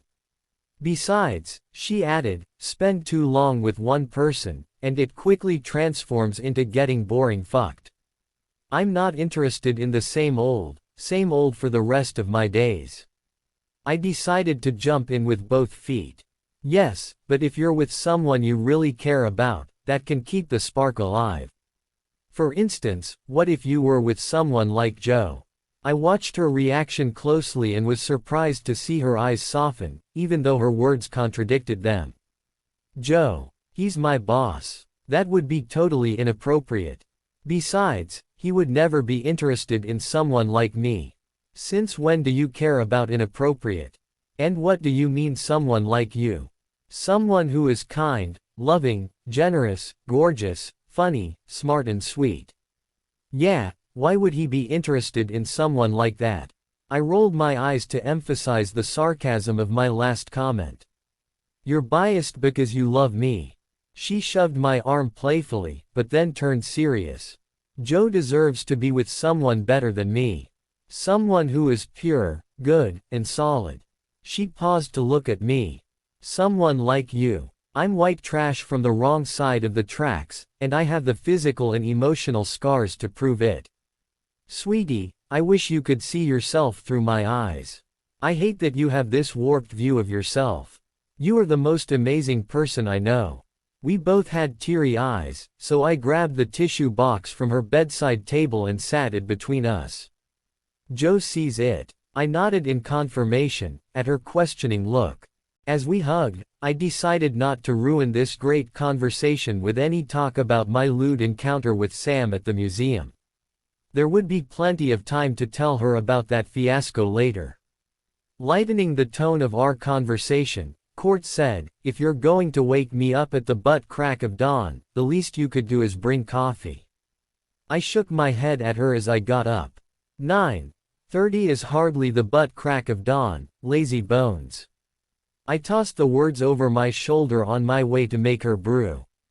Then I ducked and easily avoided the Chapter 14. I had just delivered Courtney's coffee and returned to the kitchen to scrounge up some breakfast when Seth called. I know it is short notice, he started, seeming almost nervous, but would you have any interest in joining me at my family's weekly brunch? He paused a second then added, you really don't have to if you don't want to. I wouldn't go if my presence wasn't required. I'd love to, I responded. When? Pick you up in an hour. Sure. I tried not to let the panic ring through in my voice as we said our goodbyes. As soon as I touched the end call button, I screeched up the stairs, Court. What does one wear to a fancy Sunday brunch? Hell if I know, she grouched. Clearly her caffeine hadn't kicked in yet. I took the stairs two at a time, so we could have this discussion in person. I peeked around the corner of her doorway. Help. His whole family will be there, and I have no idea what to wear. He must have the serious hots for you, calling for another date half an hour after he leaves, she mumbled. You gonna be back in time for girls' night? She looked accusingly at me. Of course. I would never bail on you for a boy. It was usually Court turning away men to maintain the sanctity of our weekly girl time. This was the first time I had the choice. Not that it was a choice.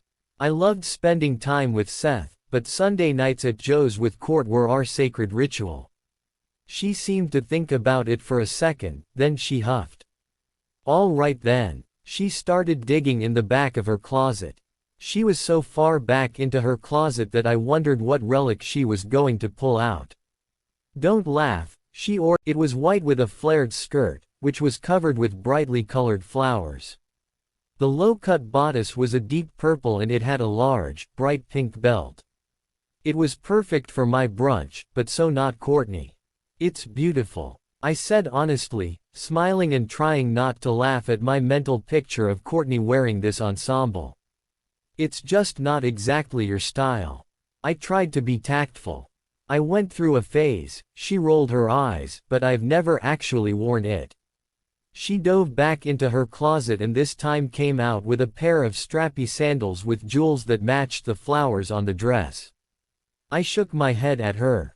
Perfect. Thank you. I'm so glad I gave you the room with the big closet, I said, giving her a quick hug. Then I grabbed my goodies and ran to my bathroom to shower. 45 minutes later I came downstairs looking like someone who brunches. My hair was in a cute topknot and I had even put on makeup. I had the pink lips and cheeks to prove it. The dress and shoes really were perfect, except for one tiny problem. Well, not so tiny. Courtney's chest was nowhere near the size of mine. I had managed to squeeze my upper half into the dress, but all of the extra flesh had to go somewhere, and it had chosen to billow up and out. I had fidgeted with my boobs for 5 of the 45 minutes, and then tried to convince myself that no one would notice. Whoa, your cup runneth over. Courtney grinned. I whirled around and started to head back up the stairs, humiliated. My clothes weren't nearly as cute as Court's, but at least my tits stayed in them. Wait, you look fantastic. I'm just jealous. He's not going to be able to pry his eyes away from you or your fantastic jugs. I turned. Are you sure it is not too much? I asked, grabbing them. It's just right, she reassured me. Now let's go sit on the front porch swing because I want a. She quickly amended when she saw my concerned look. She wasn't disappointed. When Seth hopped out of his Jeep and walked up to greet us, his eyes nearly popped out of his head.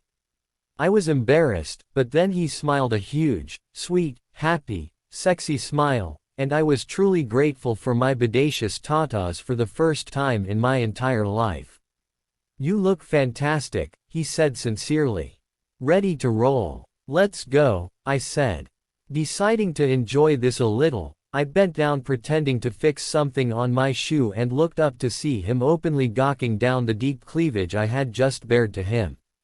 I stood and turned to grin at Court and give her a thumbs up before walking hand in hand with Seth. Chapter 15. Even though I had figured out that Seth's family was wealthy, I was not prepared for the estate that we pulled into.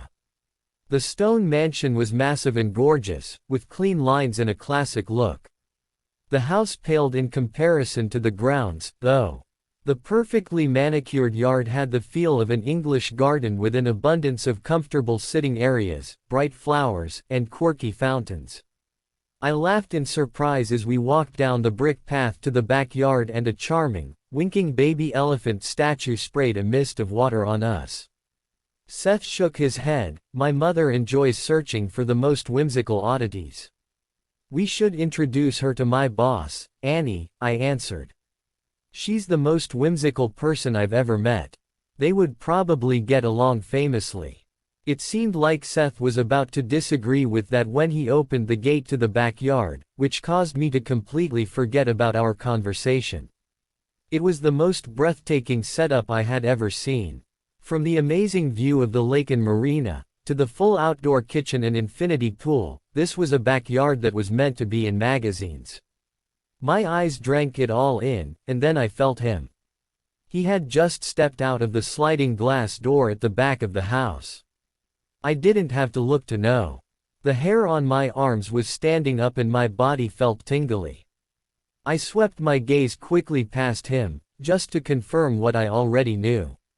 Sam was standing there, looking amazingly gorgeous, just like his brother. He lifted his glass in greeting, and Seth nodded at him. Seth's mother walked over to welcome us.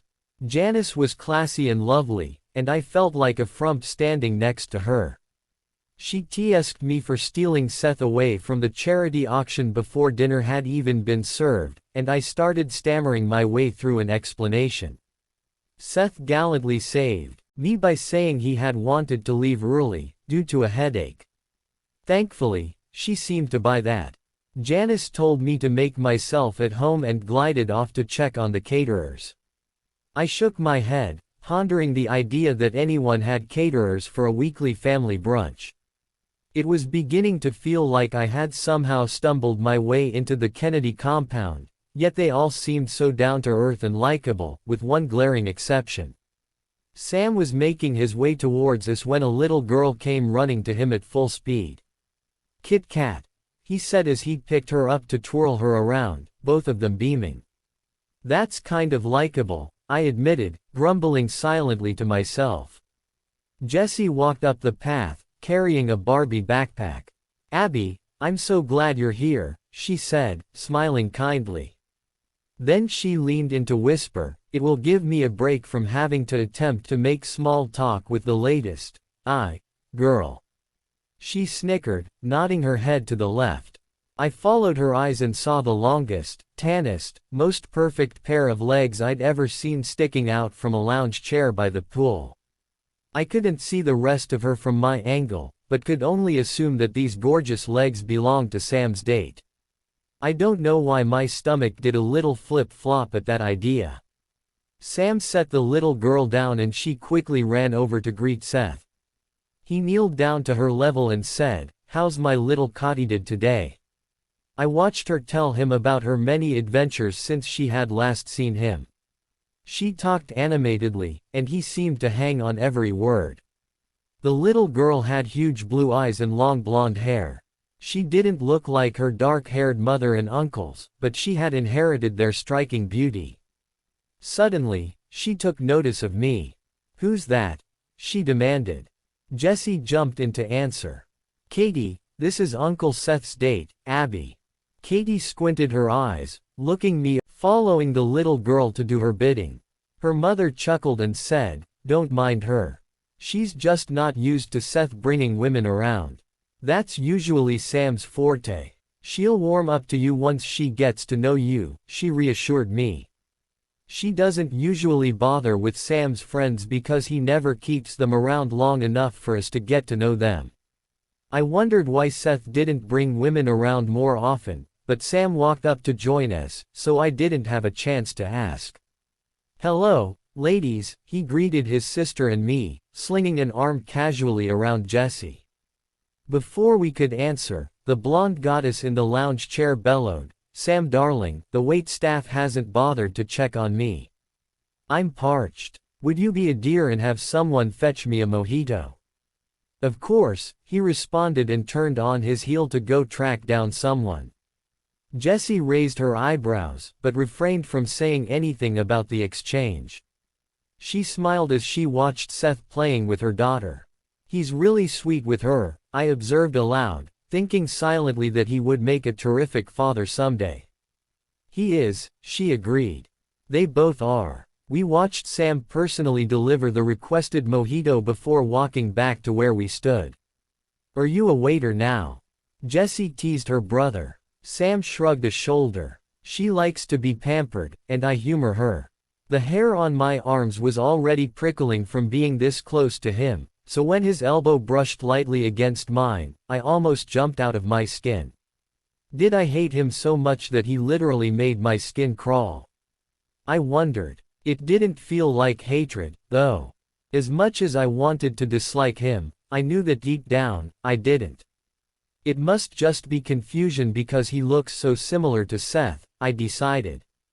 I refused to think about the fact that I didn't have this strong of a physical reaction when Seth was nearby. "I'll go rescue Seth from Kid Patrol, so he can spend some time with you," Jessie said to me as she left for the playset. Sam turned and my skin heated as his eyes bored into me. With every pore, I could feel how close he was. Alone at last. He grinned and raised his eyebrows at me. "Did you tell Seth about us yet?" I didn't feel it was important enough to mention, I lied. Or too important to mention, he guessed correctly. He was so cocky and infuriating.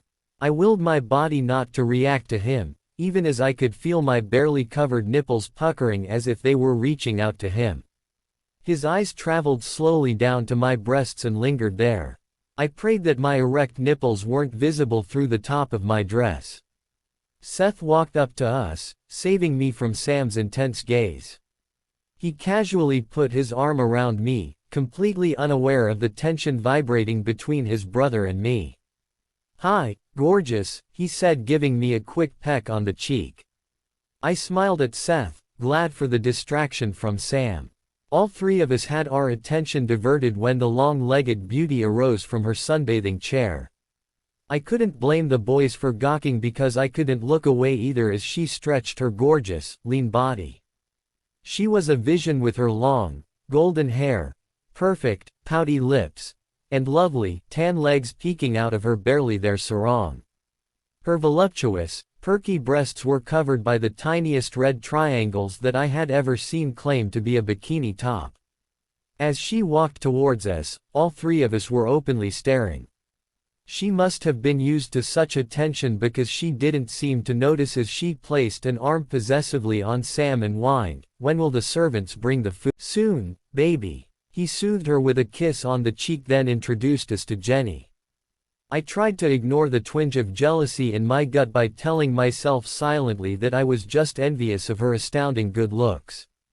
Jessie rejoined us, indicating that Grandpa had taken Katie for a walk down to the pier. She greeted Jenny with an obvious lack of enthusiasm, and I was surprised by her near rudeness. The surprise wore off when Jenny spoke next. She turned to Seth and told him that he was just as handsome as her Sam. He smiled politely, but didn't respond. Unfazed, she continued, "I've never been with twins before, but I have enough holes to entertain you both. You would never forget the experience." I was completely astounded. I had never heard anyone say anything so outrageous, especially to someone she had just met. I was also a little hurt that she would say this right in front of me, as if I didn't even exist. I did feel invisible next to her radiant beauty, but there was no reason for her to openly come onto Seth with me standing right there.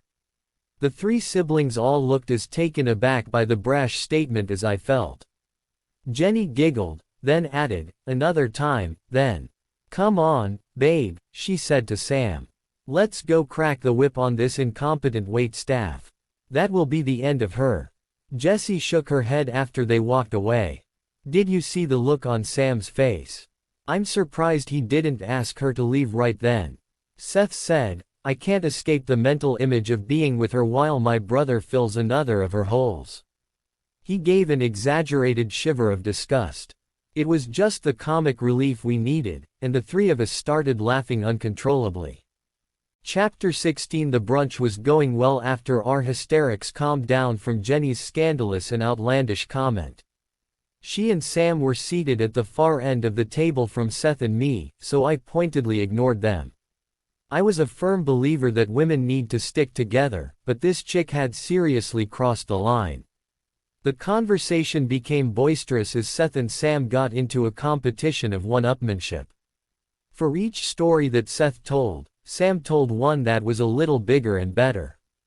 They both looked so handsome as they tried to top each other with their tall tales. We all laughed as the tone of the game switched and they started telling stories on each other. We heard about the time in high school when Sam yanked down Seth's shorts and shoved him in the girls' locker room. "Joke was on you," Seth taunted him, "because seeing me naked is just like seeing you naked." I shifted in my chair, trying not to think about that. "It must not be exactly the same, or I wouldn't bag all of the hottest babes," Sam quipped, making Jenny preen. His mother inhaled a sharp breath, shocked by his words. With the exception of one, apparently. He turned and looked directly at me. I could feel my cheeks burning red as the whole group turned their eyes towards me. Seth narrowed his eyes, clearly not liking where his brother had taken things. "No matter what you win, you'll never be older. You always make sure it comes back to that, don't you?" Sam sat back in his chair looking annoyed that Seth had brought up their minuscule age difference. "Boys." Their father's deep voice made the simple word a warning. Seth lightened the mood by saying, "No, what it comes back to is that you saved my life, and I wouldn't be here if it weren't for you."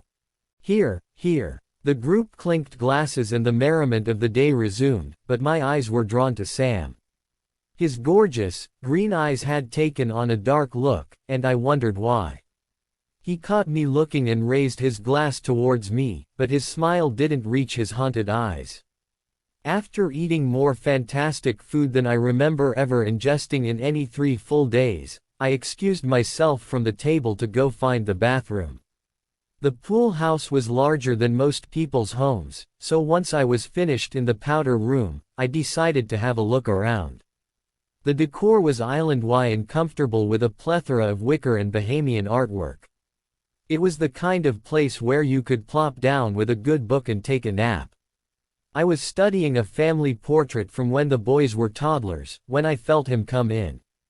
It was so strange how my senses of sight and hearing took a backseat to some sixth sense of heightened awareness where Sam was concerned. He looked so handsome standing in the tall archway of the entrance. Just like Seth, I reminded myself, annoyed that I was so drawn to Sam. I couldn't make myself stop looking at him as he sauntered over. "Can you tell us apart?" he asked, leaning over me. I could feel his hot breath on my ear, and it made me tingly.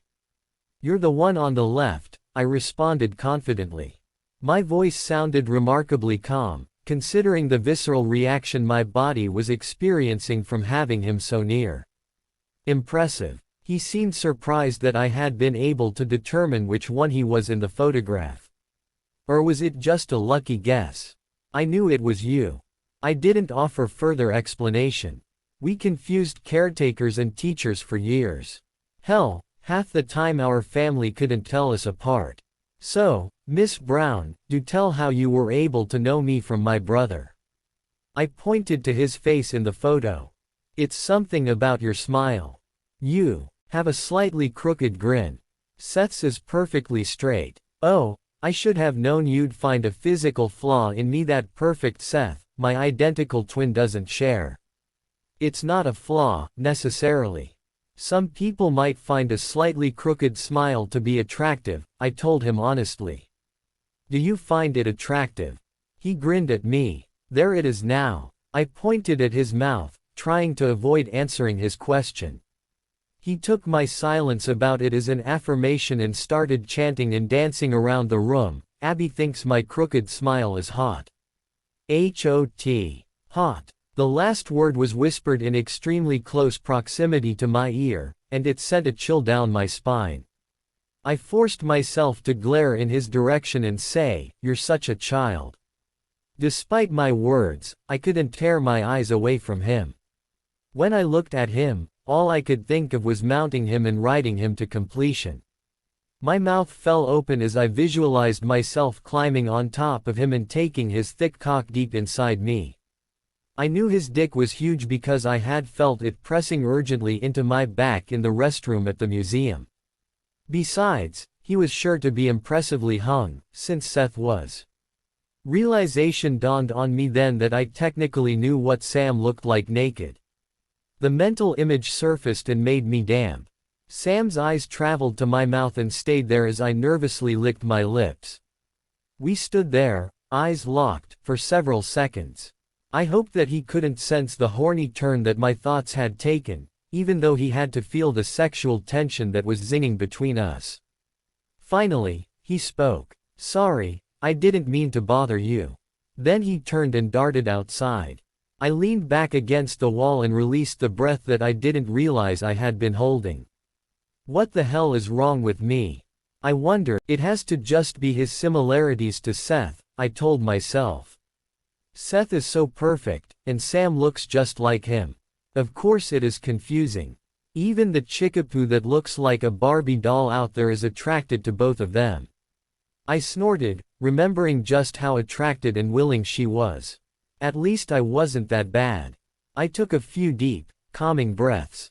It all made sense when I thought it through. They were both physically attractive. Scratch that, they were both physically perfect.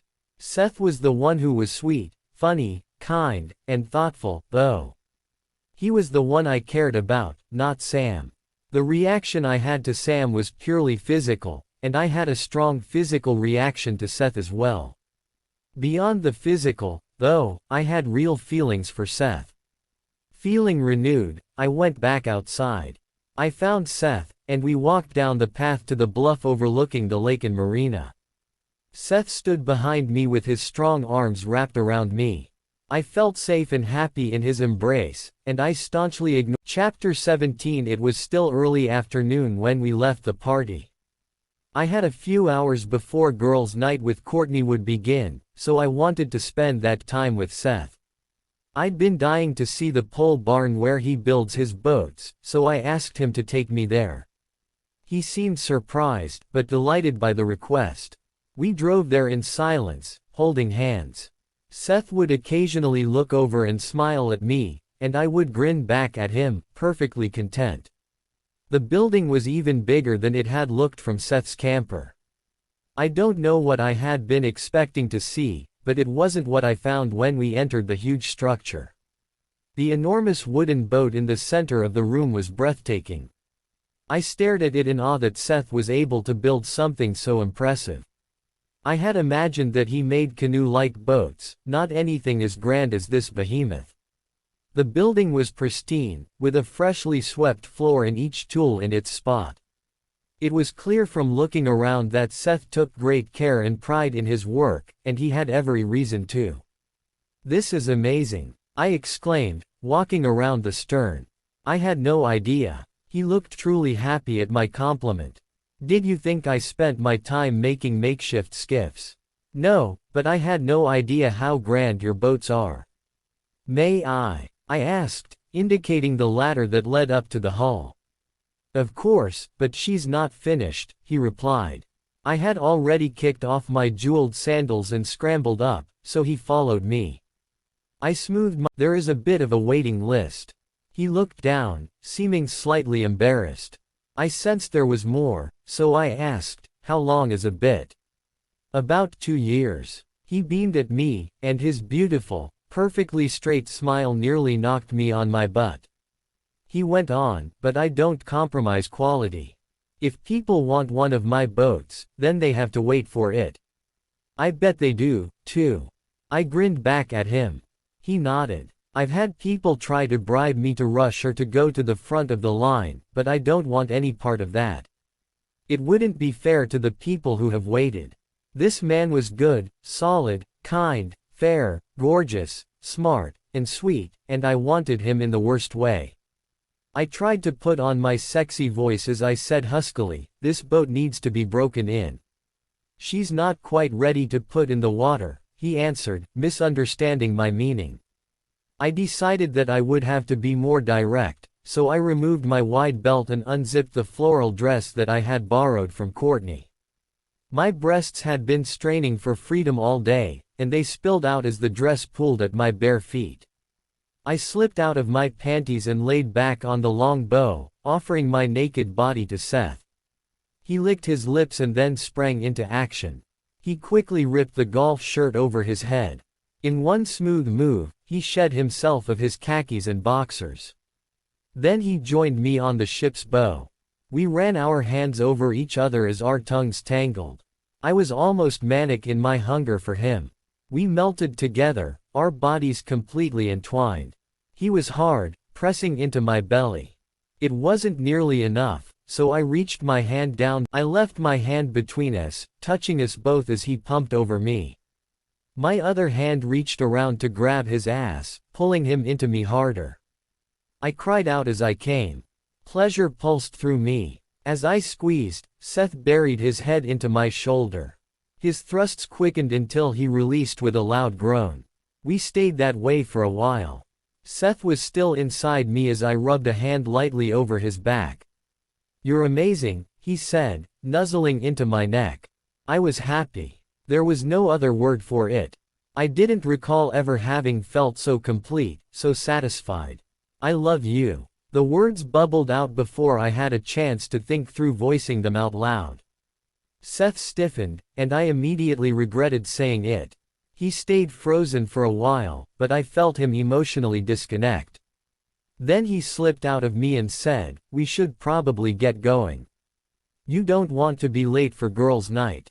He grabbed his clothes and went down the ladder. I had a burning lump in my throat. I felt like crying, but was afraid I wouldn't be able to stop once I started. How could I have proclaimed my love so soon? I sat there for a while, stunned, and then I slowly put on my clothes and went to find Seth. He was sitting in the Jeep waiting for me. We didn't talk the whole way back to my house.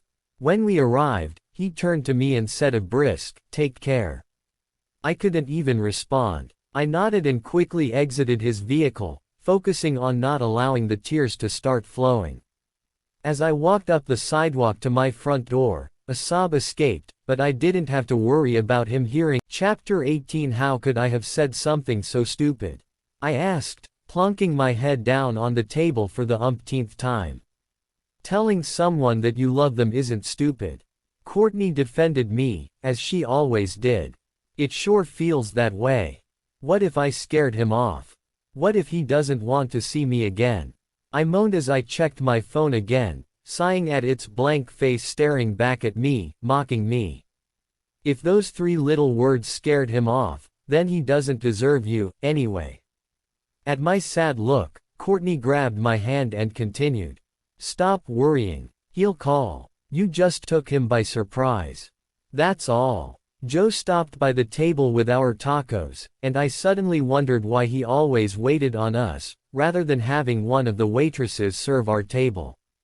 Maybe there was something to this Courtney and Joe idea that Seth had suggested. I decided that thinking about the possibility of the two of them hooking up would help keep my mind off Seth for a while, so I dipped my toe in the water. Joe looks especially hot tonight. I waggled my eyebrows playfully at her. He did look rather handsome, with his unkempt, surfer dude look. Court responded to my prompt with a non-committal mmmmhm. So I pushed on. He has his own business, he's kind, he's smart, he's funny, and he's crazy about you, Court. A girl could do a lot worse. Did he ask you to talk to me? Her face crumpled as she said it. I told him to let it go. As she slid out of the booth, she added, "It will never work out, so just drop it." I was shocked that Courtney and Joe had talked about the possibility of a relationship and was slightly hurt that Court hadn't mentioned it to me. How could she think of herself as unworthy of being happy? What kind of demons was she carrying around with her? When she returned to our table, I weighed my words carefully before saying, "Sweetie, I don't care if you want to be with Joe, or with someone else, or with no one. I just want you to be happy." She smiled, so I continued, "You are a wonderful person, and you deserve happiness. I hope that you are able to find peace with yourself because you shouldn't be carrying this heavy burden. If you aren't able to talk to me about it, maybe we should get you an appointment with a professional." A shrink. Courtney snorted. Been there, done that. It didn't work for me. At my concerned look, she continued, "I'll be fine. I just have some things from my past that I'm not proud of. I need to work through them in my own way and in my own time." In other words, you want me to butt out. I smiled to let her know I wasn't angry. You take your time. I'm always here for you if you need anything. You know that, right? Same goes for you, sister. Hug it out. Court stood and extended her arms to me. "That is so hot, but a kiss would really seal the deal for me," Joe said near our ears as we hugged, ending the sweet moment. Court balled her napkin and threw it at him as he swaggered away with a big smile on his face. Chapter 19. I was at work. It was Thursday, and I hadn't heard from Seth since letting the dreaded 3-word salute fly on Sunday. I checked my cell phone again. Nothing. I had started to text him more times than I could count. I had pulled him up in my contacts to call him numerous times, as well. Each time I chickened out, wondering why he hadn't contacted me. I pulled my phone out again, and then I put it back in my pocket with a sigh. "Oh, for Peter's sake," Annie shook her head, "just text him." I had been around Annie so much that I barely noticed anymore how she butchered idioms. She looked like she was completely exasperated with me. "Give me the phone," she glowered, holding out her hand. I tried ignoring her, but she shook her hand, indicating she meant business. I tentatively moved it towards her. She snatched it up and quickly typed a message. "There, let the chocolate chips fall where they may," she said, handing the phone back to me. I looked at the words she had texted to Seth from my phone. I'm off tomorrow. Want to go on a picnic? I'm not off tomorrow, Annie. You are now. I'm sick of looking at your gloomy mug of root beer. I tilted my head at that one, but she continued on. Get out of here and go fix yourself up. You look like a ragamuffin. Relax in a nice, warm bath, or take a yoga class or something. She placed a hand on my shoulder and gently pushed me toward the door, accentuating her point. From anyone else, her brutal honesty might have hurt my feelings, but I knew Annie loved me unconditionally and had my best interest at heart. So, I followed her. I smiled at the thought of the tiny firecracker that was Annie trying to take on big, strong Seth. He probably wouldn't know what hit him if she shook her finger at him and defended me with her characteristic, nonsensical zingers. When I got home, I took Annie's advice and pampered myself a little. I put my cell phone on silent and hid it in a drawer, so that I wouldn't be tempted to check it compulsively. Then I relaxed in my sudsy tub, letting the jets massage my achy body for nearly an hour. After that, I slathered myself with the thick, body cream that I save for special occasions. I went to Courtney's room for nail polish and beat Tab to the punch by hissing at her when she glared at me from Court's bed. I settled on deep blue for my toenails and seashell pink for my fingernails. Once my fresh mani and pedi were dry, I glared at the drawer with the cell phone in it. Surely he had called or texted me back, right? It would be rude not to. But what if he hadn't? I was almost scared to look, but knew that I needed to. Here goes nothing, I muttered as I blew out a breath and looked at the phone. Nothing. I plopped down on the floor as the tears started to roll down my cheeks. I tried to think of any other logical explanation for why he wouldn't have contacted me. I knew that if he was sick or had been injured, his family would have contacted me. I wondered if maybe he had lost his cell phone with my contact number, and almost became hopeful, but there had been plenty of time for him to stop by to let me know.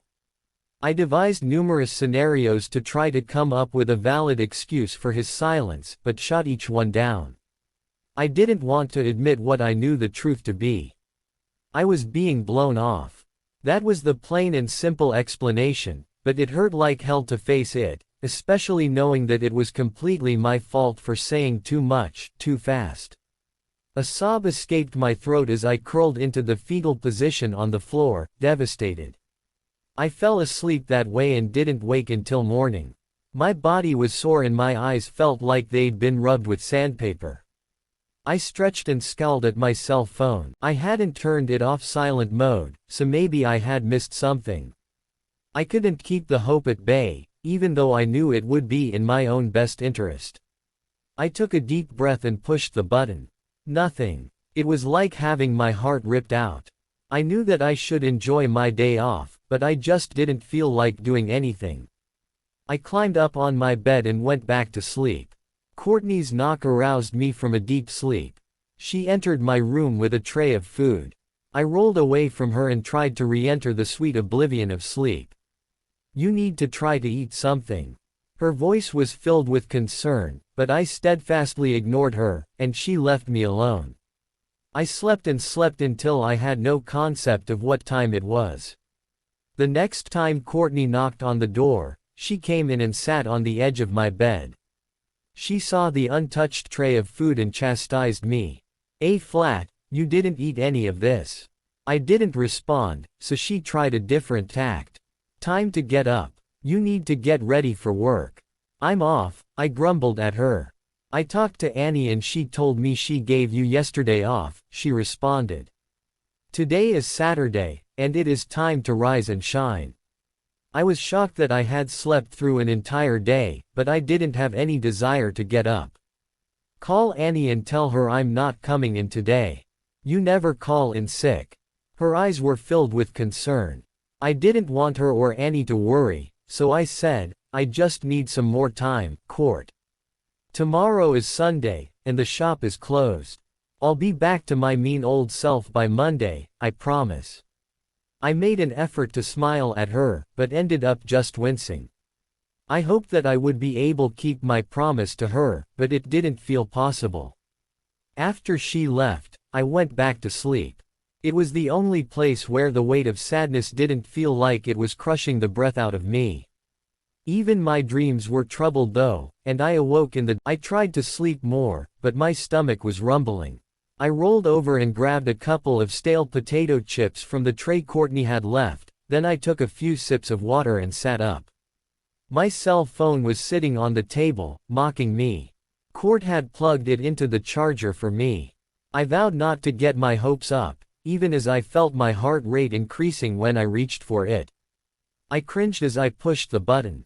Nothing. I curled back up on my bed and pulled the covers over my head, seeking oblivion. When I awoke again, it was daylight, and I was starving. Life has to go on, I reasoned with myself. So, I got up, threw the duvet over my bed, picked up the tray of leftover food and went downstairs to make some breakfast and try to get over. Chapter 20. I was showered and somewhat presentable when it was time to go meet Courtney at Joe's for girls' night, and I had transformed from being desperately sad to totally pissed. How could he not at least give me some closure? Being angry was probably overkill because Court was mad enough for both of us. What an ass. She grouched as soon as I joined her at our booth. Give me your phone. I'm going to call and give him a piece of my mind. I tucked my phone deeper into my purse, determined to guard it from her reach. I'll call him later, I promised her. I deserve better than being ignored. Hell, yeah.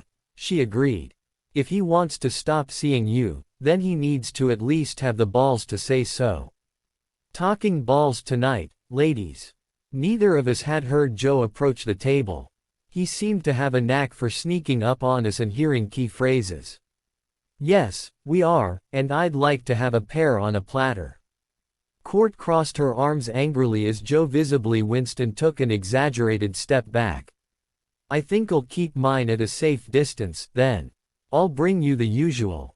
We laughed as he pretended to place a protective hand over his nether region and turned to flee. I can't even imagine all of the crazy topics he has overheard us discussing at this table every week. I shook my head. Court laughed in agreement and started listing some: tampons, sex toys, purses, bubble butts, shoes, boobs. When she paused, I listed a few. Don't forget time. We were both cracking up with laughter. When our giggles subsided, I turned serious. My non-existent sex life and my brief, but fantastic sex life, which I seem to have ruined with my big mouth. Court looked down as she added, my way too promiscuous sex life.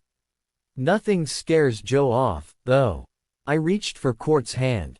I think he's one of the good ones. Too good. She nodded with tears in her eyes. Oh, rubbish, I declared in my best English accent, and we both dissolved into hysterics again. Chapter 21. When we finished off our margarita pitcher, I told Court I wanted to walk along the water for a while, rather than ride home with her. She looked concerned that I was going to slip back into depression mode, so I reassured her with a hug. I just want some alone time, so I can work up the nerve to call him to get some much-needed closure. She still looked skeptical, so I added, I'm okay. I promise. I must have seemed sincere because she hugged me, whispered the words love you, and jogged off to hop into her beat-up, little car. I moseyed along the beach until I found a good rock to sit on. I stared at my phone for a long while and finally decided that I just needed to get it over with. Without knowing exactly what I was going to say, I pushed the button to dial Seth before I could chicken out. It rang several times before his voicemail picked up. He's probably screening his calls, and I didn't make the cut. After the beep, I almost hung up, but I knew that I needed to get this out. Hi Seth, it is me. Abby, I stammered. This wasn't sounding at all like I had hoped it would. I wanted to come off as confident and perturbed, so I changed my tone. Listen, I commanded, sounding much more forceful. It has become obvious that you don't want to see me anymore. You should have just told me, instead of keeping me waiting and wondering. I deserve better. With that, I hit the end call button without saying goodbye, let's stay friends, or kiss my ass. Overall, it was a pretty good message. Watching the phone shake in my hand, I was grateful that my voice hadn't betrayed my nervousness. I decided to go for a long, cleansing walk. I don't know how long I walked, but I made it to a section of the sandy beach that I was not familiar with. When I noticed the long trail of boulders leading out into the lake, I couldn't resist exploring it. The wet stones were slippery, so I made my way carefully. The rock path jutted way out into the water. When I reached the end, I turned to look at the beach. With the water splashing up over the rocks, it almost felt as if I were standing out in the middle of the lake. I turned a slow circle, admiring the view from all angles. That's when I saw the house on the cliff. It blended so well with the scenery that I hadn't noticed it before. I craned my neck to get a better view of the beautiful, gravity-defying stone and slate structure that seemed to be impossibly placed, hanging out over the water. It was an amazing house, and I wondered briefly if the owners would mind if I took a closer look. I didn't see any lights, but it was so secluded that I was apprehensive about approaching. Just then, a big wave crashed over the boulder I was standing on and knocked me sideways. As I fell, my ankle twisted painfully. I went completely under in the frigid water and surfaced spluttering, cold, mad, and with a searing pain in my ankle. I managed to climb back up onto the slick rock and lay down. When I looked at the sky, I realized why the waves were kicking up. A huge storm was rolling in. Great, I muttered as I tried to stand up. I wasn't able to put any weight on my injured ankle, so I tried hopping on one leg. I realized the rocks were too slippery for that when I almost slid in again. I sat down and reached for my cell phone. It was waterlogged and completely dead. Guess I should have sprang for the expensive, waterproof case, I chastised myself. I looked around, considering my options. Realizing there weren't many, I started scooting on my butt towards the shore. After what's eternity, I looked up, only to see that I didn't appear to be much closer to land than when I had started. I was cold, and frustrated, and my ankle hurt. I just wanted to go home and relax by the warm fireplace, but it didn't appear that I would be doing that anytime soon. The closest house was the one on the cliff, but I had no way to climb up there. My ass would be raw if I tried to scoot all the way there, and the rocks were too slippery to try to hop on one foot. I really wasn't sure what to do. When the rain started, my tears started as well. It was just too much. When I saw the big, black head, my self-pity quickly turned to panic-stricken fear. I wasn't sure what kind of animal it was from this distance, but I could tell that it was huge, and it appeared to be looking in my direction. We stared at each other for what seemed like a long time as I tried to figure out what it was. Do we have black bears in this part of Michigan? I wondered. My second guess was a wolf. I really didn't want to come face to face with either of those animals, especially in my injured state. Suddenly, it began to run towards me. Fear took my breath away until it got closer, and I could see that its tail was wagging. A dog. This huge monster is a dog. Relief flooded over me, but I almost couldn't believe it because I had never seen a dog of this magnitude. It appeared to be some sort of black lab on steroids. By the time it reached me, I could tell by its body language that it was friendly. It plopped its big butt down right next to me and began licking my face. Stop that. I turned away, but the silly animal was adamant. I laughed and started scratching its ears and chest. We were getting along quite well, until I saw the figure of the man standing at the edge of the lake looking at us. By now the rain and wind had kicked up enough that I was having trouble deciphering if he had a friendly stance. At this point, he was my only option, so I lifted a hand to wave. He didn't wave back. Instead, he started walking towards us. I wondered briefly if the dog collar and realized the dog was probably the man's pet. As he stalked closer, I tried to determine if he was a threat. His hooded, yellow rain slicker obscured his face, but I could see by his walk that he was angry. When he came closer still, recognition began to set in. Seth. I didn't understand how he had found me or why. The glare he gave me could have frozen hot coffee. His voice oozed annoyance as he replied with an adamant, "Number." Chapter 22. Sam. My body was having its usual reaction to his nearness, but I had chalked it up to fear. My breath had quickened noticeably, so I attempted to slow it. "What the hell are you thinking?" The level of anger in his voice shocked me, and I reared back as if I'd been slapped. What right did he have to be mad at me?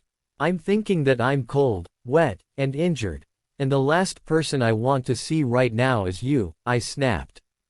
It was probably a little harsh, but his unjust irritation with me had set me off. "Well then, I guess I'll leave you alone."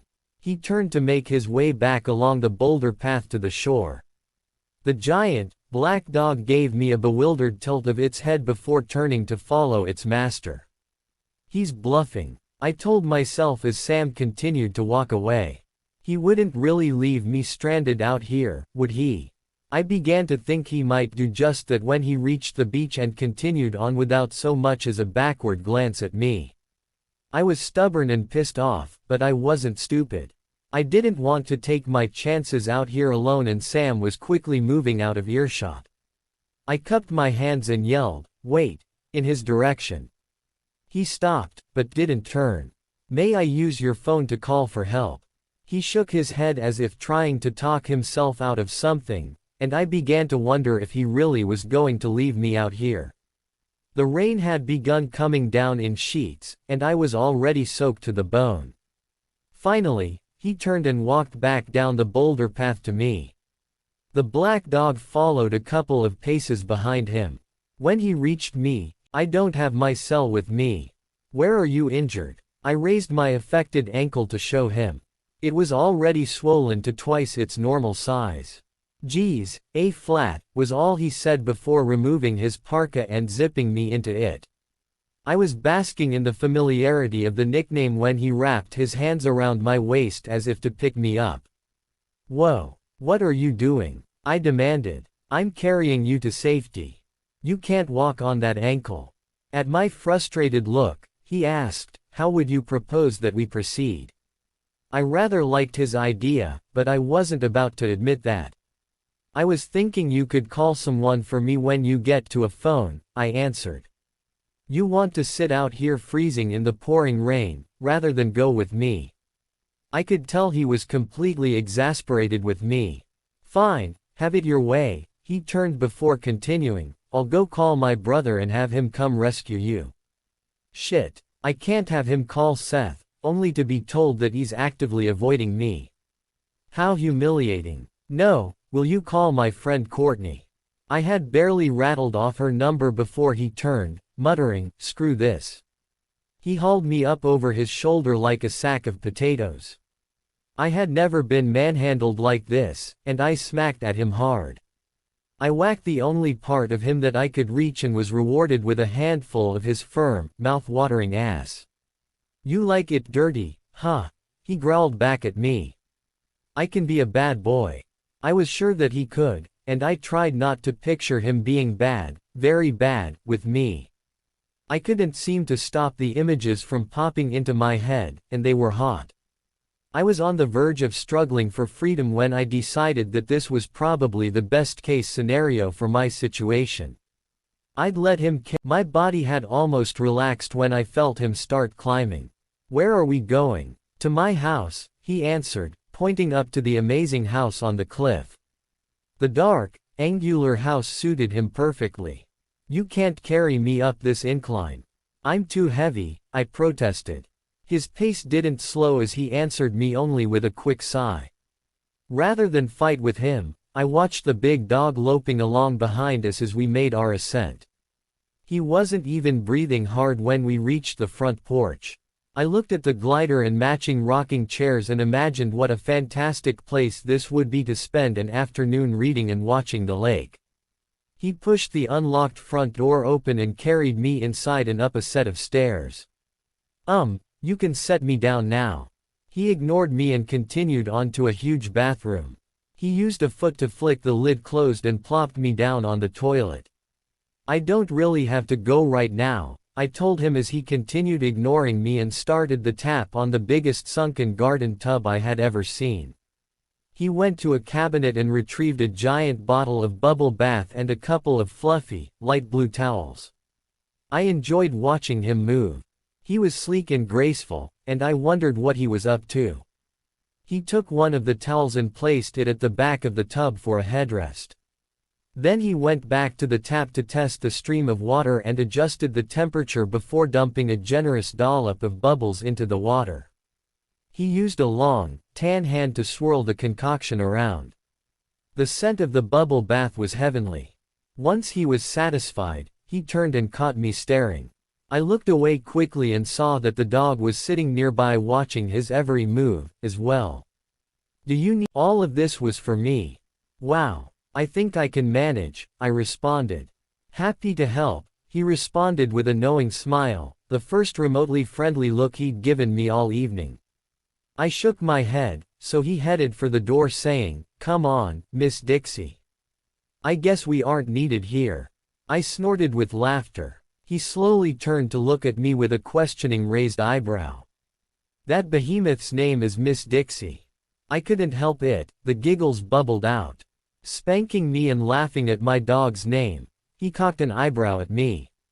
I might just have to get even with you later, he promised before slipping out the door with Miss Dixie hot on his heels. She was probably relieved the bath wasn't for her. I wondered what he meant by getting even with me later. Was it a sexual innuendo? You wish, I laughed at myself. I couldn't get a clear read on him. He probably flirted with everyone that way. He was a lady killer. Besides, I had been with his twin brother. I peeled off my wet clothes, hopped on my good foot over to the tub, and sighed as I sank into the warm, soothing bath. It felt like heaven and was just what— Chapter 23. I was so warm and relaxed that his soft knock on the door startled me. I'm still in the tub. He opened the door but didn't cross the threshold. I quickly moved to make sure the bubbles were covering all of my important parts and was relieved to find that they were. "What are you doing?" I asked, annoyed that he had opened the door when he knew I was naked in here. "I brought you some clean clothes." He held up some neatly folded black sweats to emphasize his point. "Your clothes are soaked. I can come back with these dry ones later, when you are standing there with just a towel to cover your wet, naked skin, if you like." My whole body tingled when he said the words, wet, naked skin. "No, just leave them over there, please." I pointed to the antique dresser where he had retrieved the towels and bubble bath. He pointedly ignored me, setting the clothes next to the sink and then walking over to sit on the floor beside the tub. I was unnerved by his nearness and overly aware of my nudity. "You can't stay in here," my voice sounded shrill. "Sure I can. Besides, your girly bits are covered, and I won't climb in there unless you want me to." I snorted with laughter at his reference to my girly bits, surprised by his word choice. He leaned his head on the tub and smiled at me. I felt my traitorous nipples pucker into hard nubs and looked down to verify once again that they were covered. I needed to put some distance between us, so I said, "Would you please bring me the phone, so I can give Courtney a call as soon as I get out of the tub?" Already I was pleasantly surprised that he had listened and remembered the number, but that quickly wore off when he continued. "I told her you would be spending the night here, and that I would drive you home in the morning." Absolutely not. In my alarm, I started to sit up, but promptly remembered my state of undress and hunkered back under the water. A mental image of spending a hot, sweaty night rolling around in Sam's bed flashed through my mind. I fought to suppress it as I added adamantly, "I will not be spending the night here with you. You are as stubborn as a mule, woman." He shook his head at me. "You saw the storm rolling in out there. The road to town from here isn't great in the best of conditions. It's certainly not safe to drive it tonight." As if to prove his point, lightning flashed and thunder boomed, shaking the whole house. "You are my brother's girlfriend, and I won't touch you," he reassured me, as I attempted to ignore the sinking feeling in my stomach. "No matter how much I want to," he said so quietly I wasn't sure if he had actually uttered the words, or if I had imagined them. "He feels it too." I was elated and confused. I didn't want to like him. I didn't want to crave him with every fiber of my being. I didn't want him to want me and, at the same time, I wanted him to want me like no other. None of it made any sense. We dropped the subject of where I was staying tonight, knowing that I didn't have a valid argument, and that it was settled. My body felt electrified by his nearness. I didn't know how I would survive an entire night in the same house with him, especially if he. Chapter 24. Staying far from him was not going to be an easy task, especially considering he had made himself comfortable right next to the tub where I was currently soaking, completely naked. My body was achingly aware of his proximity, and my mind worked furiously to devise a reason why he needed to leave the bathroom. I finally decided on, "Please excuse me, the water has gone lukewarm, so I'd like to get out of the tub." I was appalled when he reached down between my feet and pulled the drain up. "What are you doing?" I spluttered, panicked. I tried to scoot my body down to reach the plug without raising up to expose myself, but my arms weren't quite long enough. "This sudsy water is the only thing that is covering me. Believe me, I know." He chuckled, obviously enjoying himself. He reached up to turn on the tap, tested the running water and adjusted it to his liking, then dropped his hand into the water and retrieved my foot. He began rubbing my heel, so I jerked it away from him. "You are supposed to be relaxing," he reminded me as he grabbed my foot again and set it on the edge of the tub. I wanted to protest more, but when he started circling his thumb from my heel up over the arch, I decided to let my defenses down and enjoy it for a minute. I eased further down into the tub and let the relaxation wash over me. Despite my sore ankle, this was the best I had felt since I had last seen Seth. As if sensing the change in direction of my thoughts, Sam said, "So, what's up with you and my brother?" "What do you mean?" I stalled for time, not wanting. "Well, for starters, he showed up at our family brunch without you today." I felt like I had been punched in the gut at this confirmation that Seth was alive and well and just avoiding me, but I tried not to let it show on my face. I had been hoping that there was some other logical explanation, even though I hadn't been able to think of one. Sam didn't seem to notice my inner turmoil as he continued on. "And since you would rather spend time with the twin that you hate than to have me call him, I'm guessing that there's trouble in paradise." "I don't hate you," I answered automatically. He raised his eyebrows, waiting for my response about Seth.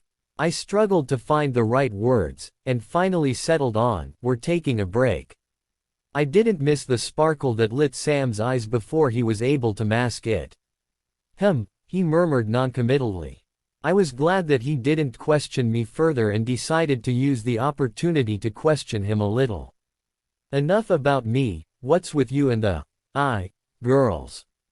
Whatever do you mean?" He smiled and batted his dark lashes, letting me know that he knew exactly what I meant.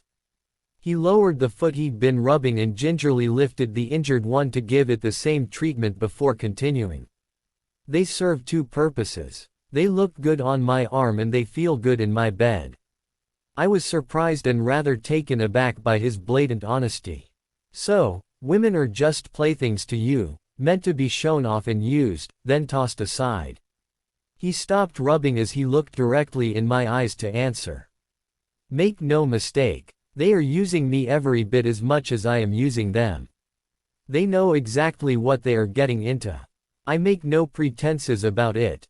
And that makes it okay." I wondered aloud. "So, that's why you never kiss them on the lips. You don't want to give them any false hopes." If he was surprised that I knew this little tidbit of information about him, he hid it well. "It's something like that, I guess. I don't want anyone getting too attached." I wondered if he was referring to the never-ending parade of women or himself. The discussion had taken a serious turn. He still had my foot in his hands, but his fingers had stilled. I gently nudged him with my foot, and he smiled as he resumed the fabulous, relaxing massage. "It's a good thing you picked Seth," he said somberly. "I hadn't even met Sam when Seth and I started dating, so I didn't really have a choice, but I wasn't about to point that out to him." When he continued, his words surprised me. "Sometimes I think I'm the evil twin." This uber-confident, stubborn man was opening up to me about his insecurities. I wanted to proceed carefully, lest he clam up or, worse yet, put up his overbearing, obnoxious facade. "I wouldn't say you're evil." At his grin, I decided to tone it down a little, ornery, and vain, and annoying, but not evil. I smiled to let him know I wasn't being too serious. Ornery, vain, and annoying. Yep, that pretty much sums me up. I need to write a theme song. He gently laid my foot in the water, turned off the tap, restored the drain plug and situated himself beside me at the head of the bathtub. I lowered myself further into the water. I felt as relaxed as a bowl of noodles, with the exception of my heart, which was about ready to beat out my chest, as it always did when Sam was near. I had sensed the return of his facade, so I shifted the conversation. "Why would you think you are the evil twin?" "Because Seth is so good, and I am so bad." His answer was simple. Seth wouldn't agree with that. He was quick to tell me that he wouldn't be alive, if it weren't for you and your twin sense. Well, what he doesn't know, what no one knows, is that I hesitated that day out on the boat. He peered up at me from lowered lids as if concerned that I would be shocked by his confession. So I waited for him to continue. I didn't have to wait long. Seth was born first, and ever since, I have been trying to catch up with him. He's always been a little faster, a little smarter, and a little better at everything. The really annoying part is that he doesn't even try. He doesn't have a competitive bone in his body and couldn't care less if he wins, but somehow he always comes out on top. I try not to let it bother me, but sometimes it gets to me. He ran a hand through his shiny black hair before forging on. When we were out on the lake that day, no one else noticed that he didn't surface right away. I could feel that he was in trouble and I waited. I stood there imagining what life would be like without him, rather than immediately jumping in to save him. The tortured look on his face said more than his words. I grabbed his hands with mine before saying, "You did save him, that's the important part. Anyone might have had wayward thoughts, but you overcame them and did the right thing." I shouldn't have hesitated. What if something had happened to him because I didn't jump in right away? Nothing bad happened. It all worked out in the end, so you need to stop beating yourself up about it. We all have thoughts that we aren't proud of, but it is our actions that matter. I pictured the sexy fantasies that I imagined whenever I was with Sam. I wondered if he could read my mind when he said, "What if I have naughty thoughts about my brother's girlfriend?" Was he teasing me? I couldn't read him very well, but he certainly seemed sincere. I decided to play it off as a joke. "Oh please, I'm not your type at all." "How do you know what my type is?" he countered. "I've been thinking about you non-stop since our unbelievably hot make-out session in the bathroom at the charity auction." "I thought you were Seth," I responded automatically. "I know, and that makes it even worse.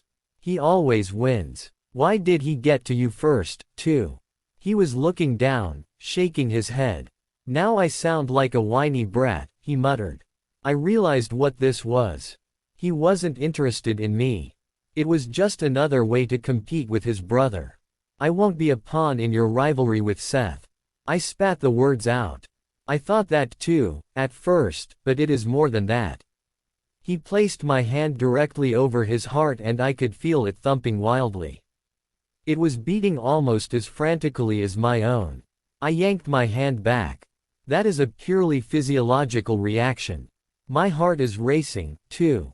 He held up a hand and wiggled his brows, indicating his willingness to feel mine. I shoved his hand away, chuckling at his naughtiness. I'm very attracted to you, Abby, and believe me, it has nothing to do with my brother. I felt flustered by his direct gaze and blunt words. I could feel my body reacting to him, wanting to pull him to me. I didn't dare to admit, even to myself, how much I wanted him, but there was no denying that my body had a magnetic reaction to him.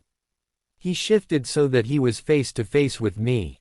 I do have one question before I jump your bones. His words filled me with anticipation as arousal zinged through me. Are you and Seth finished? I wasn't sure how to respond. I desired this man more than I had ever wanted anyone, even though he had made it clear that he uses women for sex. I was appalled that I wasn't utterly revolted by his attitude. My brain wanted to tell him to buzz off, but every pore in my body was screaming at me to go for it. The rational side of me couldn't fathom being intimate with brothers, especially not twins, but the lusty side of me just didn't care. I wanted him. My body craved him. I wondered if Seth would mind if he found out. I was pretty sure he wouldn't like it, but hadn't he given up the right to say anything about whom I slept with when he unceremoniously dumped me? It's just wrong, my brain screamed at me. Do you want to end up on a sleazy talk show? I'm waiting for an answer, Sam reminded me. I took a deep breath, still struggling to formulate my response. Chapter 25. So, Sam prompted me again. I think Seth and I are done, but I still can't sleep with you, I finally answered him. Why not? Sam seemed genuinely perplexed. Because you're his brother. You're his twin brother. It's not right. It wouldn't be fair to Seth, and it is kinda creepy.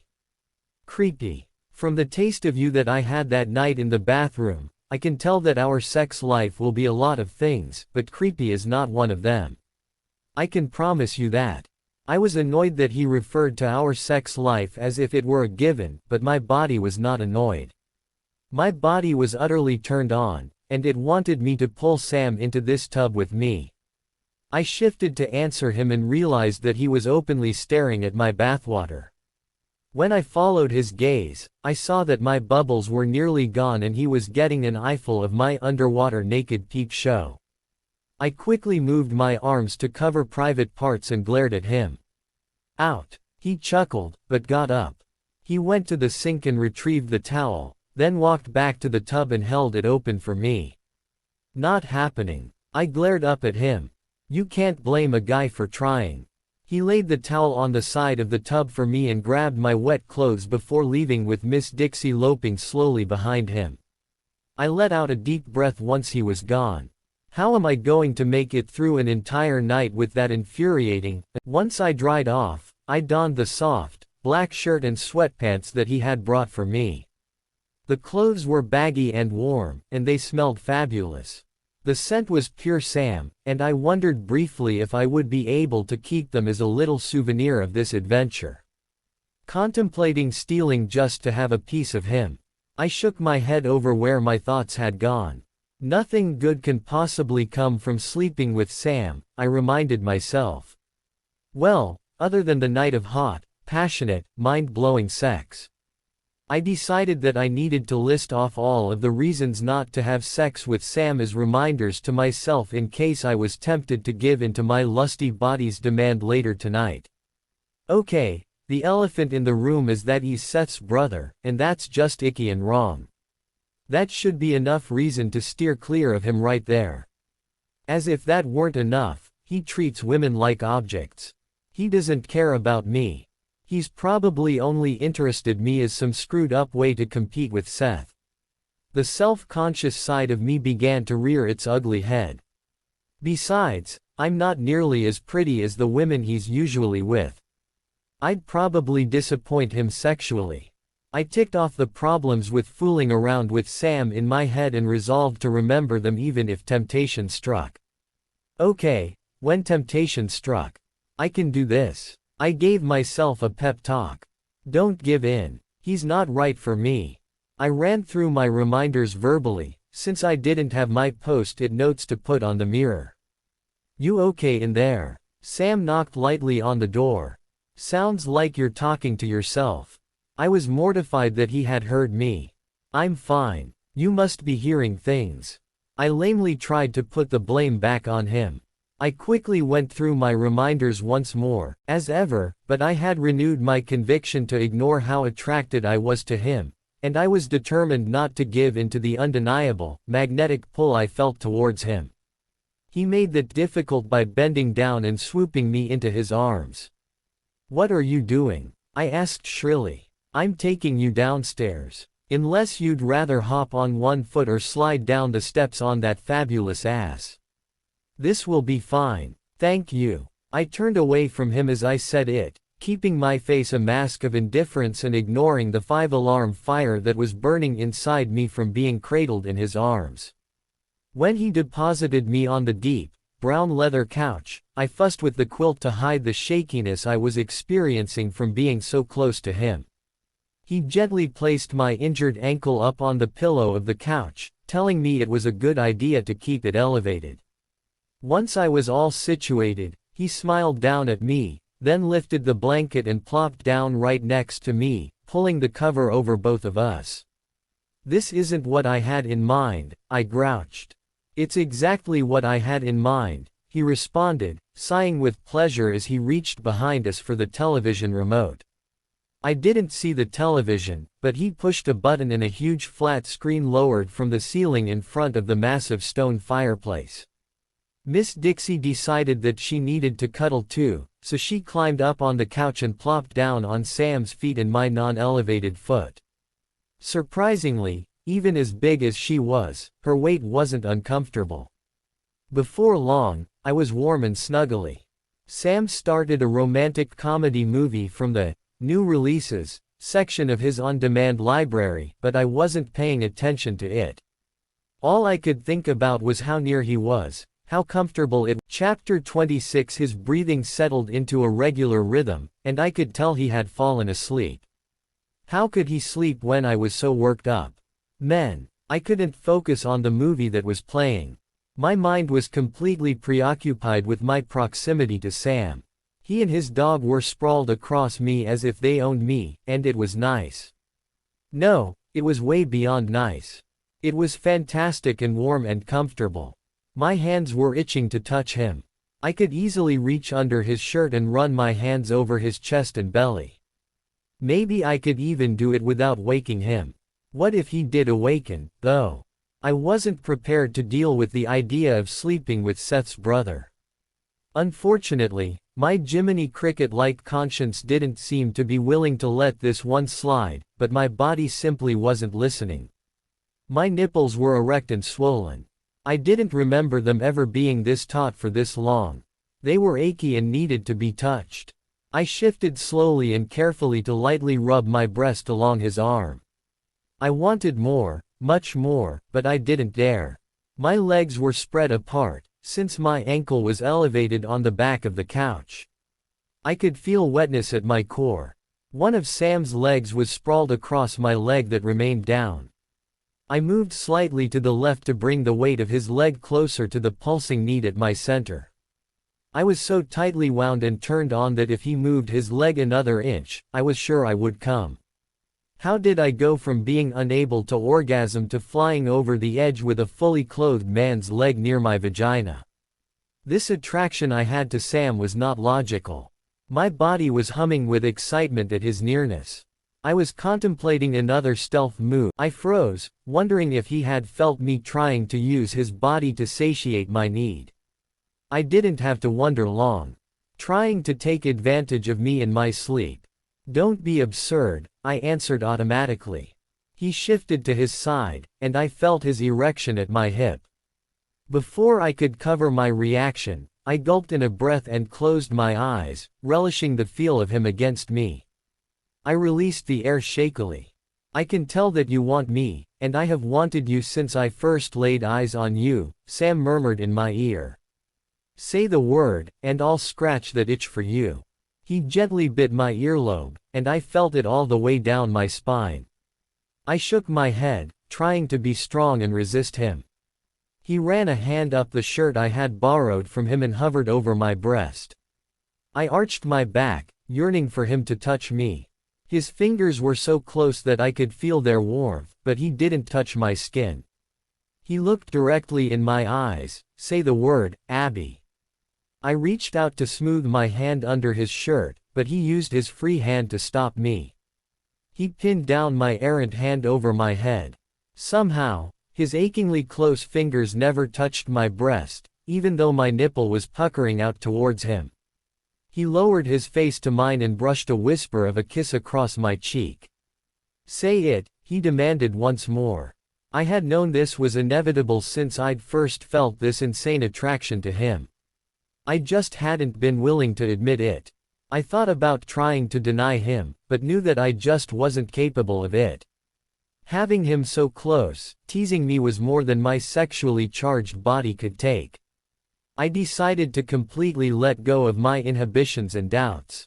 For the first time in my life, I was just going to savor the pure pleasure of hot, dirty, mind-blowing sex. My body was already completely turned on, desperate for him to touch me.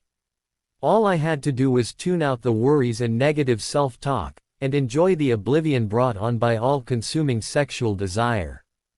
I had the pleasure of seeing the flicker of surprise in his eyes when I looked directly at him and croaked the word.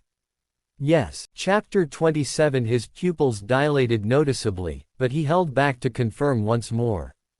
"Yes. You're sure?" "Yes. I want you." I said it confidently this time. He rewarded my positive response with a dazzling, crooked grin. Then he lowered his head to run his lips and tongue behind my ear. I was desperate to touch his skin, but he still had one of my arms pinned. I used my free hand to raise his shirt and shuddered with pleasure as I smoothed my palm up his defined abs. I smiled when I felt his nipples harden as I grazed over them.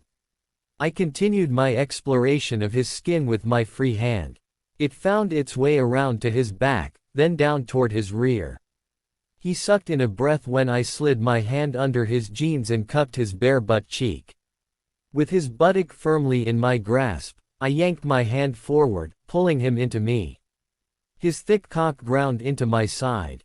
"We have way too many clothes on," he murmured the words at my ear. "I want you naked now." He didn't have to ask me twice. I fumbled with getting his shirt off, so he released my pinned hand. I quickly moved to relieve him of his jeans, popping open the buttons at his fly. Since he wasn't wearing underwear, the tip of his cock peeked out at me.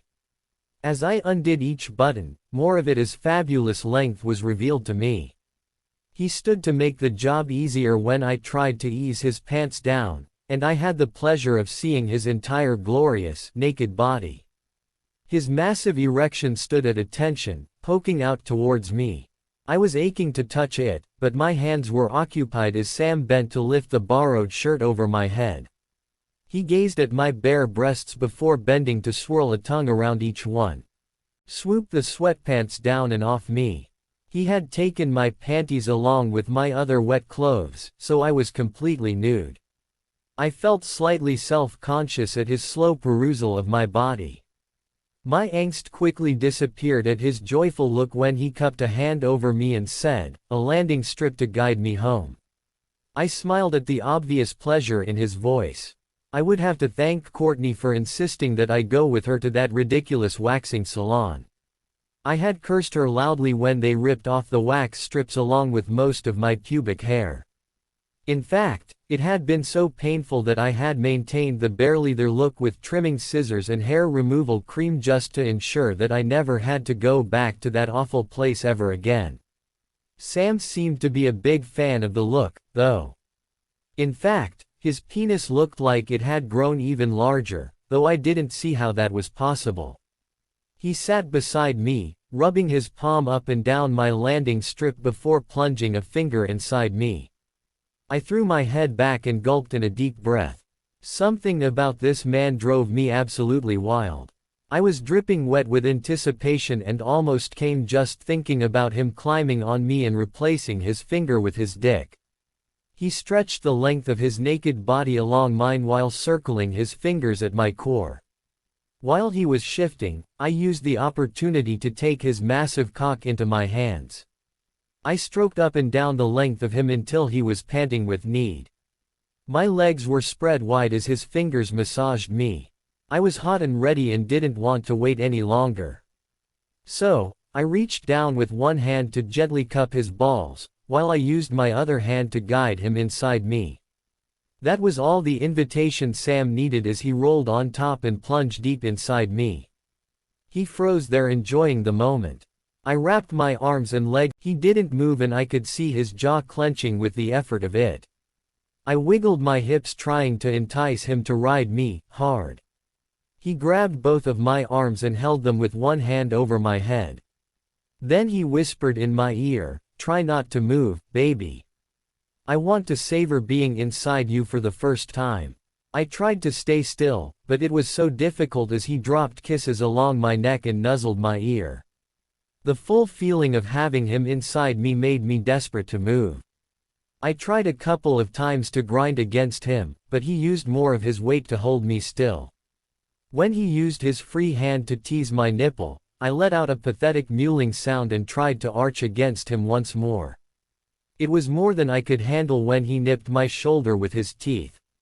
My body began to spasm out of control and I came violently, gasping for air. He let out a loud groan and released while I pulsed around him.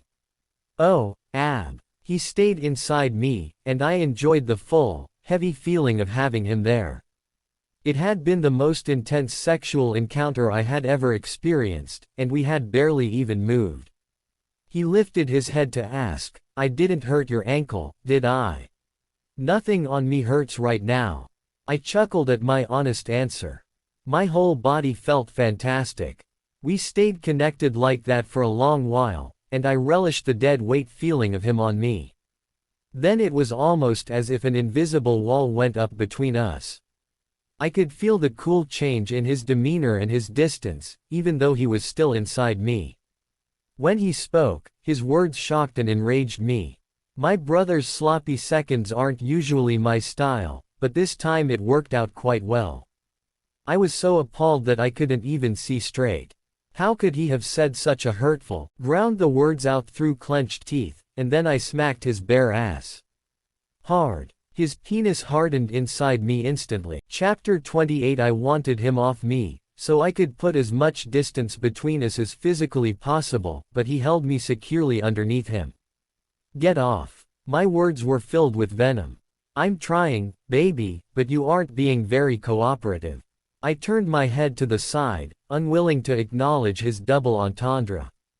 He used the opportunity to whisper in my ear, "You've spanked me twice tonight, and I liked it. Do you like it naughty, Abby?" Did this guy not understand English? I was working to formulate an appropriately disgusted response when he slowly slid out of me and back in. I was furious with him and appalled with myself for having had sex with him. But God help me, it felt magnificent when his penis moved inside me. It was all too much. I couldn't believe that I had slept with my ex-boyfriend's identical twin, or that he was such an unbelievable pig. I wanted nothing more than to get far away from him and lick my wounds. To top it all off, he was still inside me and my body reacted to him like a moth to a flame. What the hell was wrong with me that my brain could be so repulsed by someone, and my body could be so completely turned on by him? To my horror, the emotion I was feeling welled up, and I burst into tears. It wasn't the cute trickle kind of crying either, but the sobbing, blubbering kind that makes a complete mess of your face. I was completely embarrassed, but the tears kept coming, and I couldn't stop them. Sam had pulled back and was looking at me with that fearful look in his eyes that men get when a woman cries. "Don't cry, Ab." He tried to soothe me, but I was beyond consolation. I shouldn't have said the sloppy, paused before adding quietly and seriously, "I don't know what's wrong with me." "You didn't mean it." The words were barely recognizable because I hiccuped on a sob as I asked the question. I wasn't about to let him off the hook that easily, and he was probably only saying it to get me to stop crying, but it was still nice to hear him say it. "Of course I didn't mean it," he answered. Then he continued, saying, "I'm very sorry I said it, and that I hurt your feelings." He bent his head down and began gently kissing the tears off one of my cheeks. I don't know why, but I always push people away before I start to care too much about them. He continued his sweet, soft kisses on my other cheek. "You care about me." I was surprised at his revelation and wanted confirmation. "I care about you, Abby." He gazed down at me. "I care about you a lot, and it scares the hell out of me." He placed a sweet, tentative kiss on my lips. I gasped in surprise. "I thought you didn't kiss on the lips." "I don't." His words didn't match his actions because he kissed me on the lips again, slowly. This time his tongue dipped in to touch mine. "Yes, you do," I murmured into his mouth between glorious kisses. For someone who hadn't had a lot of practice lately with kissing, he was amazing at it. He moved from tenderly brushing my lips with his, to gently lapping his tongue over mine to a thorough exploration of my mouth. When he gently nipped my lower lip with his teeth, I felt the sensation ripple down my spine. "Do you forgive me?" He looked like a forlorn little boy when he asked, kissing the tip of my nose. I hesitated. I couldn't handle his hot and cold moodiness. "Don't ever say anything like that to me again. Not ever," I demanded. "I will not put up with that kind of treatment." I raised my eyebrows to let him know I meant business. "And you shouldn't put up with it, Ab." He looked down before adding, "I wouldn't blame you if you never wanted to speak to me again." "Right now, I don't want to," I said crabbily, unwilling to forgive him so quickly for making such a hurtful and nasty comment. It was a despicable thing to say, and it doesn't reflect my true feelings at all. "I'm so sorry I made such an offensive comment, and that I hurt you. What can I do to make it up to you? Beg your forgiveness. Yell from the rooftops about what an ass I am." The last one made me smile a little, so he added, "You want public humiliation, huh? Okay, how about if I run through town naked, except for a sandwich board that reads, 'Sam is a jerk. Abby is amazing.' I like that, but I'd rather the sign said you are a titball. Jerk is so passé. Titball it is then. Although I'm not sure what that means, I'm pretty sure it is not good." He turned serious. "Can you ever forgive me? I'm so sorry for saying that." I wasn't ready to let his outrageous comment go, but I knew that I couldn't stay mad at him forever. "Promise me that you'll never say anything like that about me ever again." "I promise," he said before giving me a deep, wet, toe-curling, mind-numbing kiss. Sealed with a kiss on the lips. He gave me a lopsided grin when the kiss finally ended. His careless words had hurt me, and I wasn't ready to forgive and forget, but his sweet kiss had worked its magic on my body. I was, "As you wish, ma'am." Somehow he managed to whirl us around so that he was lying back on the couch with me straddling him. His hugely erect penis was still inside me, and I began to rock over him. We would have none of that staying still business when I was in charge. I tilted my head back and enjoyed the sensation of him filling me. He used his hands to tease my taut nipples. I glanced down and saw that he was enjoying watching me ride him, so I decided to give him even more of a show. I slowly, deliberately, reached my hand down to rub a finger over my clitoris. His face registered shocked pleasure when I moaned and brazenly ran my tongue over my teeth. I spread my legs wide and leaned over him as I savored the thrilling sensation of easing his cock in and out of me. My tits were now dangling over him and he stretched up to take one in his mouth, suckling it tenderly. With his hands free, they made their way around to my rear. His mouth released my breast as his hands gripped my buttocks to pull me down over him harder, faster. I was still rubbing a finger over my clit, and I reached up with my free hand to grab one of my bobbing boobs. I rolled my puckered nipple between my finger and thumb and was delighted by his look of pure desire as he watched me pleasuring myself. I tossed my head back, lost in ecstasy. One of his hands found its way to the crack at my rear.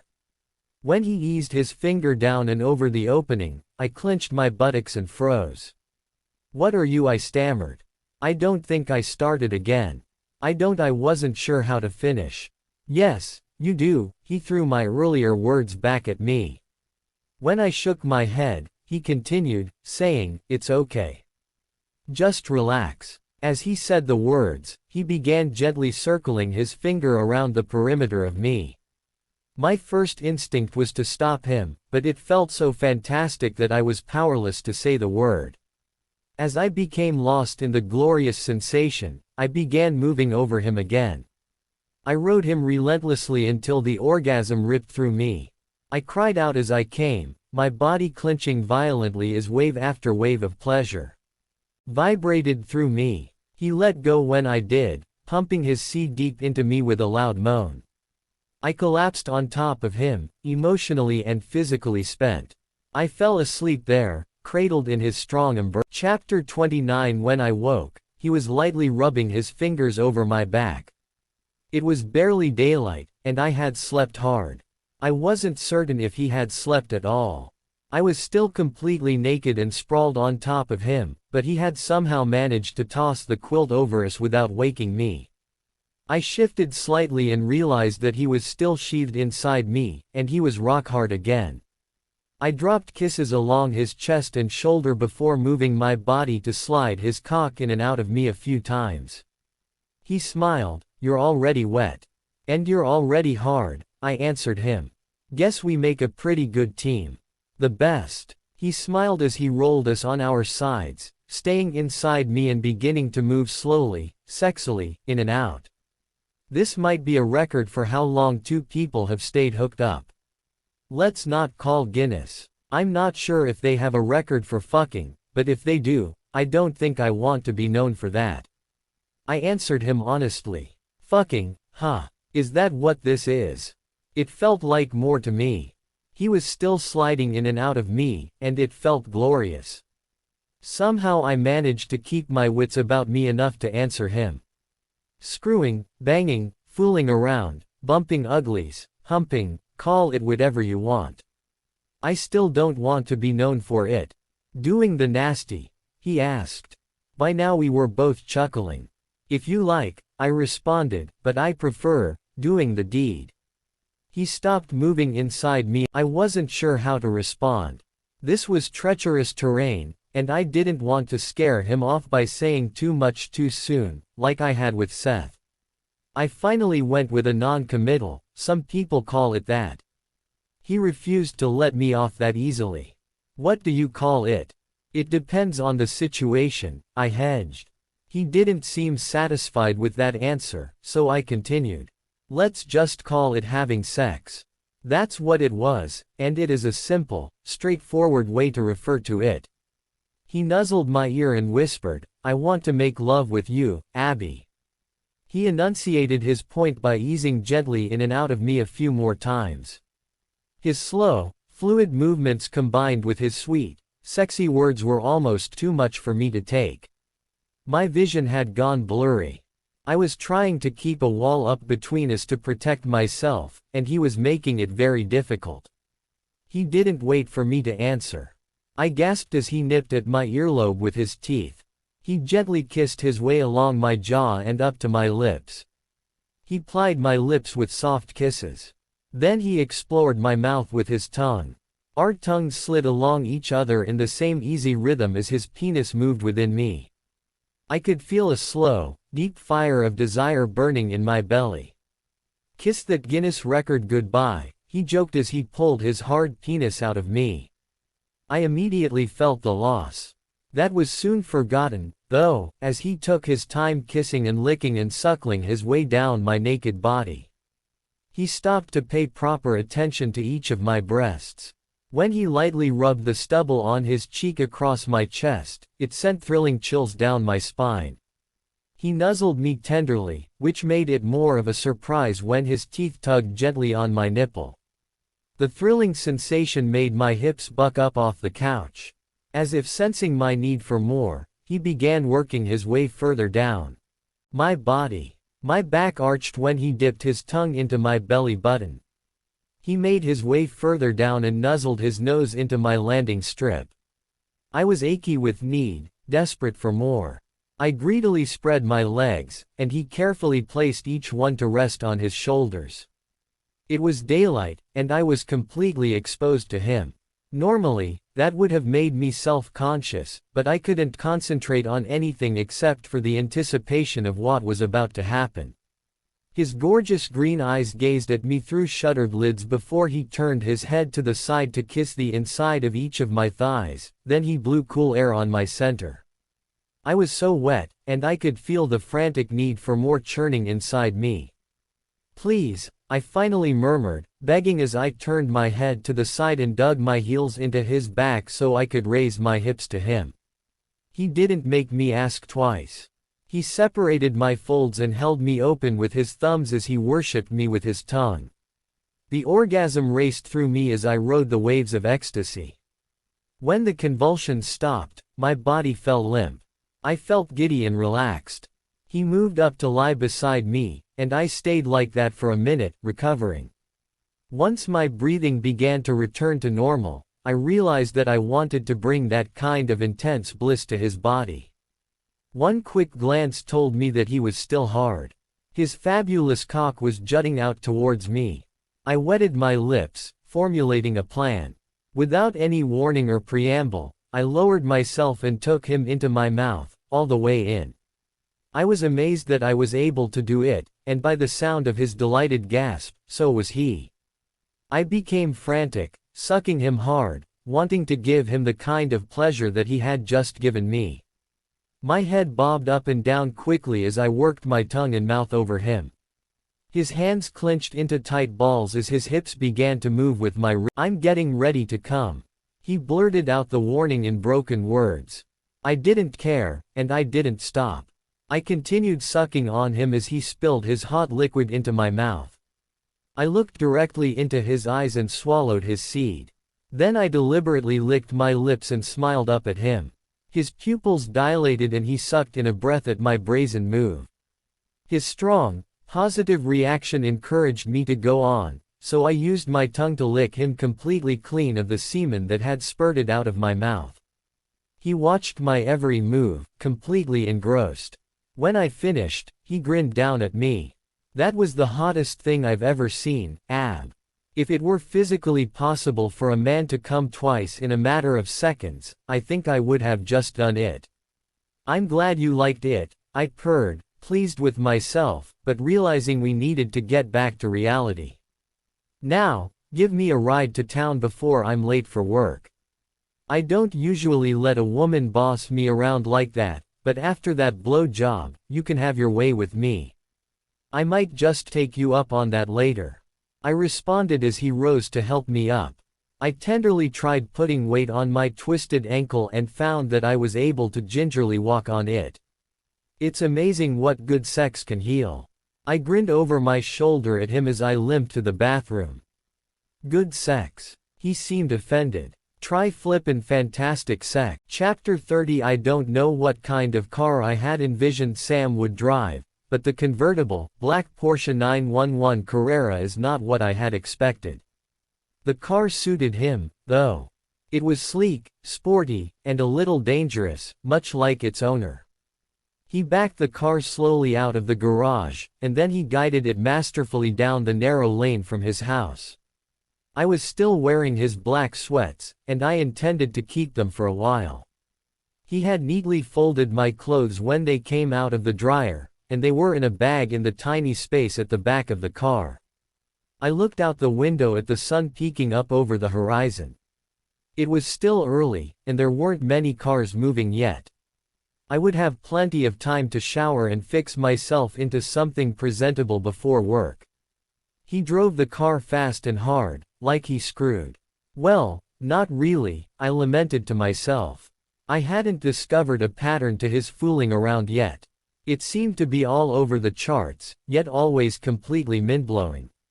I was more than willing to put more effort into researching the many ways he could rock my world with his body, and I couldn't wait to see what would be next. In fact, I was wet just thinking about our night together. I glanced over at him. He was wearing a dark green polo shirt that showed off his pecs as he expertly maneuvered the manual stick of the sports car. His low-slung, well-worn jeans hugged him loosely in all of those sexy places that I had spent the night touching, kissing, licking, and sucking. I longed to touch him again. It didn't make sense after having spent the entire night banging him, but I couldn't seem to get enough of his body. My eyes were drawn back down to his crotch, and I licked my lips. This time he caught me looking and grinned. I was extremely fond of his slightly crooked grin. It gave his otherwise perfect face extra character. His smile was all of the invitation I needed. I reached over to undo his jeans and release him. He had not bothered, sprang out, already hard. I took him in one hand, releasing my seatbelt with the other. When I was loose, I leaned over the car's console and took him into my mouth. Abby. Sam's voice was shocked, but heavy with desire. I didn't stop. Instead, I wet the length of him with my tongue. Let me find a place to pull over before I get us both killed in a car accident. He was laughing as he said it. I grudgingly sat up, but replaced my mouth with my hand, rubbing up and down the length of him. You're insatiable, he teased me, even as he removed his hand from the gearshift and ran it down my loose sweatpants. He quickly discovered that I had gone commando too. I sucked in a breath when he plunged a finger into my wetness. I didn't know how it was possible, but I wanted him more now than ever. I couldn't seem to get enough of this man or his body. I didn't want to get enough of him. He found a grocery store parking lot that looked to be fairly empty and pulled into a parking space in the back. Damn small car, he grouched as we both looked around, attempting to figure out how we were going to make this work in the tiny space. I want more than a hand job, I panted. Me too, baby. He didn't bother to fasten his pants, but held them together for some modesty as he got out and rounded the car to my side. I scrambled out of my pants and tilted onto one side so he could get in the passenger side and shut the door. He sat low on the seat and pulled me onto his lap with my back to his front. I groaned with pleasure as I lowered myself onto his hard length. He reached his hands around me, slid one up my sweatshirt to squeeze my breasts together, and used the other to circle my clit. I bounced up and down on him in absolute ecstasy. The danger of fucking in a car in broad daylight, with the possibility of being caught, just turned me on more. The tight space restricted our movement and that much more frantic. I felt the orgasm building deep inside me, and I increased the tempo of my thrusts. I was manic in my need for him, and I didn't care if the whole town was standing outside the car watching. Come with me, I managed to pant just before I flew over the edge. Wave after wave of pleasure vibrated through me as I shouted out and continued moving over him. His teeth dug gently into my shoulder as he came with me, tightening around him, squeezing him with my orgasm. I fell back into him, exhausted. For the first time, I looked around to see if anyone had taken notice of us. It didn't appear that anyone had, which surprised me. We sat there like that for a minute. He finally broke the silence. I'm going to have to take you home to give my poor penis a break. Poor penis. I was just thinking that I'm not going to be able to walk, if we don't give it a rest. We both chuckled as we attempted to get dressed in the minuscule space. After he somehow maneuvered his way back into the driver's seat of the tiny space, without looking awkward, he leaned over and gave me a deep, mind-blowing kiss with the perfect amount of tongue. I'm going to be thinking about you all day at work today. It was a little embarrassing to admit, even to myself, after all the world-rocking sex we had just had, but I didn't know what he did for a living. I cleared my throat before asking, "What do you do for work?" If he sensed my shame, he didn't let on as he backed out of our naughty parking spot. I'm trained as an architect. He paused, and I wondered if he had designed his amazing home on the cliff. Then he continued, "But that's not what I do. I'm being groomed to take over my father's acquisition business." I pondered that tidbit for a moment, surprised. Since Seth was the older twin, Shouldn't he be the one taking over the family business? Maybe it was a personality thing. Acquisitions of other people's companies didn't seem like something that would be in Seth's nature. I pictured Richard Gere's character from the movie Pretty Woman, and I could see Sam excelling at it. He didn't seem to want to expand, so we rode in companionable silence. Whenever we were on an open stretch of road where he didn't have to shift gears, he reached over and held my hand. I realized that I had just discovered another physical difference between Sam and Seth. Sam's hands were smooth and soft, while Seth's were rougher, no doubt from manual labor. I savored the physical connection of our entwined hands, knowing we would soon be apart and worrying about how long it would be before I saw him again. Sam seemed to know the way to my house, which I didn't question. After he turned onto my street, he looked at me with those gorgeous green eyes and said, "Please go get a new cell phone today. I doubt yours is fixable, and I need a way to get a hold of you." I was overjoyed by his request, which I made no attempt to mask. "Yes, sir," I said jokingly, beaming at him.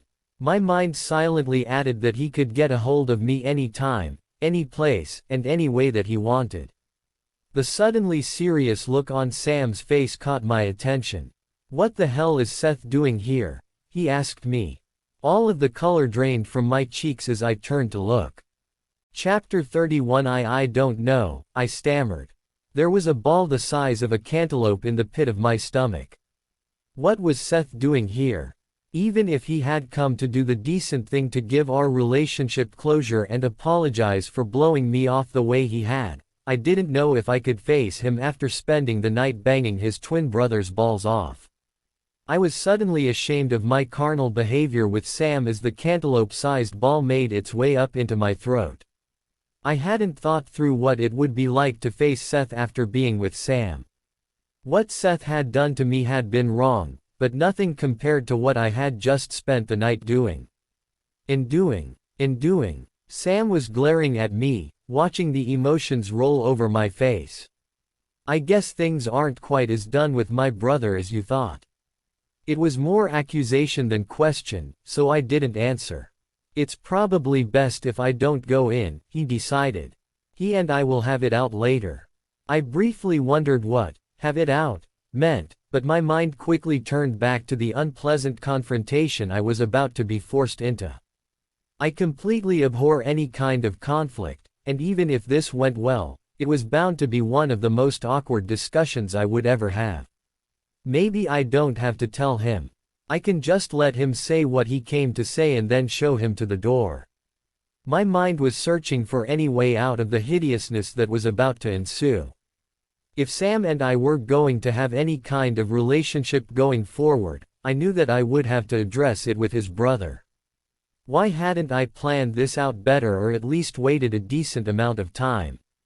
Who was I kidding? What exactly was a decent amount of time to wait before betting your lovers? I finally said, "I guess I should go in," but I made no move to do so.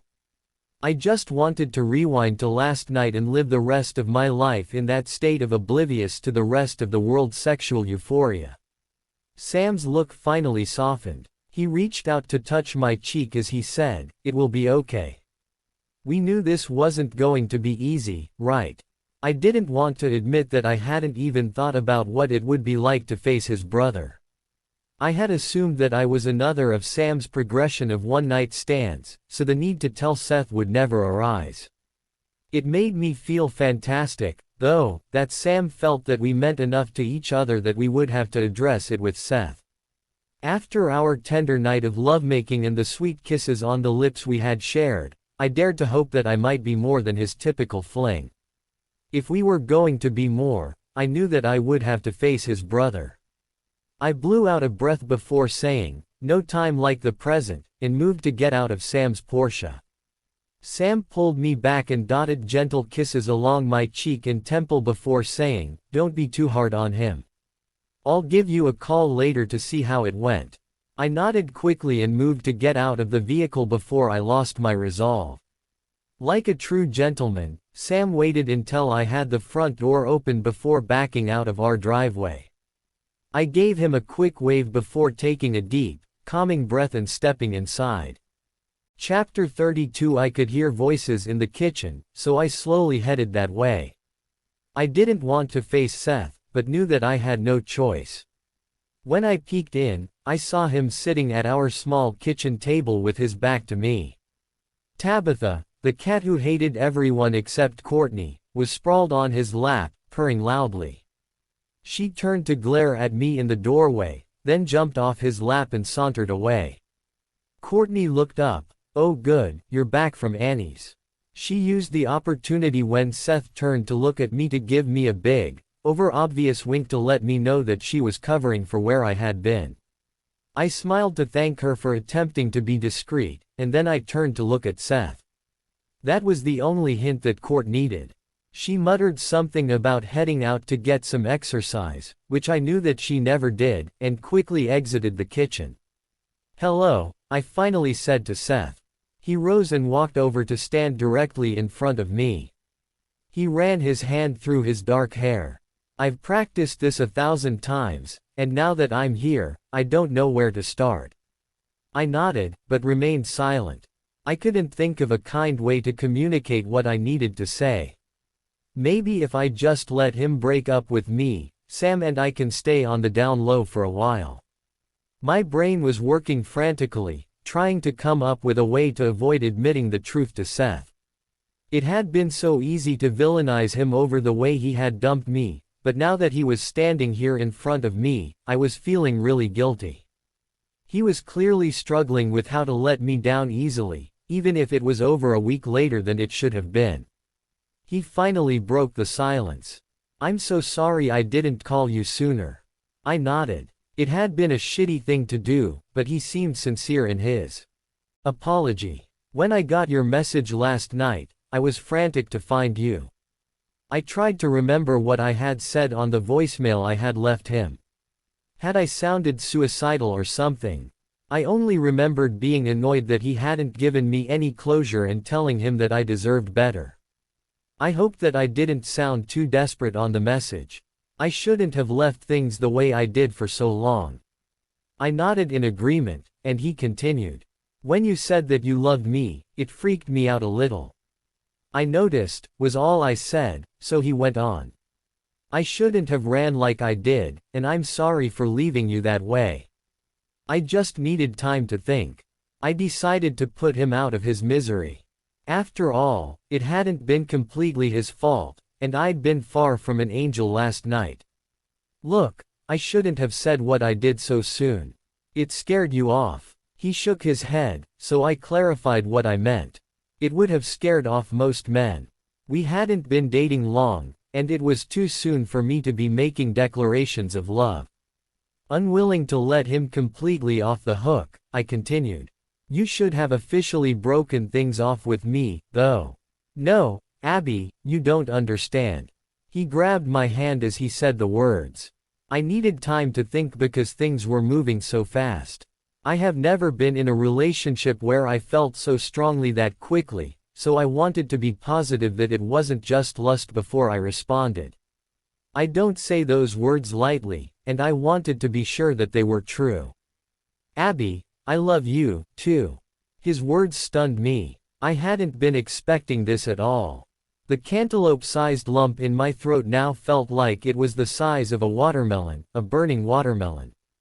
I could barely breathe around it. Tears welled in my eyes. Seth misunderstood my reaction and pulled me in for a hug. The tears started spilling over. I stood there stiffly as Seth pulled back to look at me. He bent to gently kiss, escaped. What had I done? I was shocked by his declaration and completely speechless. My mind was reeling, seeking both the right words and the appropriate way to say them. We stood like that for a long while. He had his arms around me, and I was stiff as a board. I opened my mouth to speak, but words failed me. He was rubbing up and down my back, soothing me, when I finally managed to croak out a sentence. "I thought you had dumped me."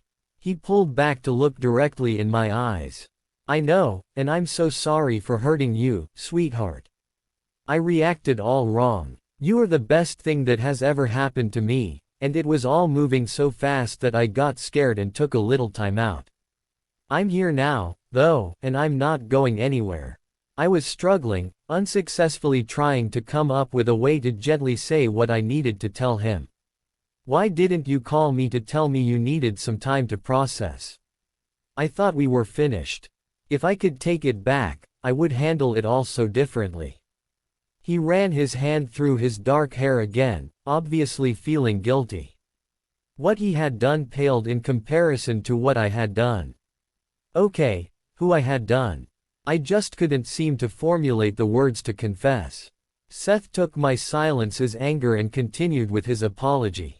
Abby, please forgive me. I spent the entire week thinking about you as I finished the boat that we christened and took her out on her maiden voyage. I couldn't wait to get back and call you, but I was already late for Mother's Sunday brunch when I docked, and she doesn't react well to tardiness. I could imagine that Janice would have a frosty side, if things didn't go precisely her way. Seth went on, barely pausing to take a breath. I decided that a family event wasn't the best place to try to explain things to you. So I waited to call, even though I was desperate to talk to you, to see you, to— Seth continued his explanation, seeming desperate to make me understand.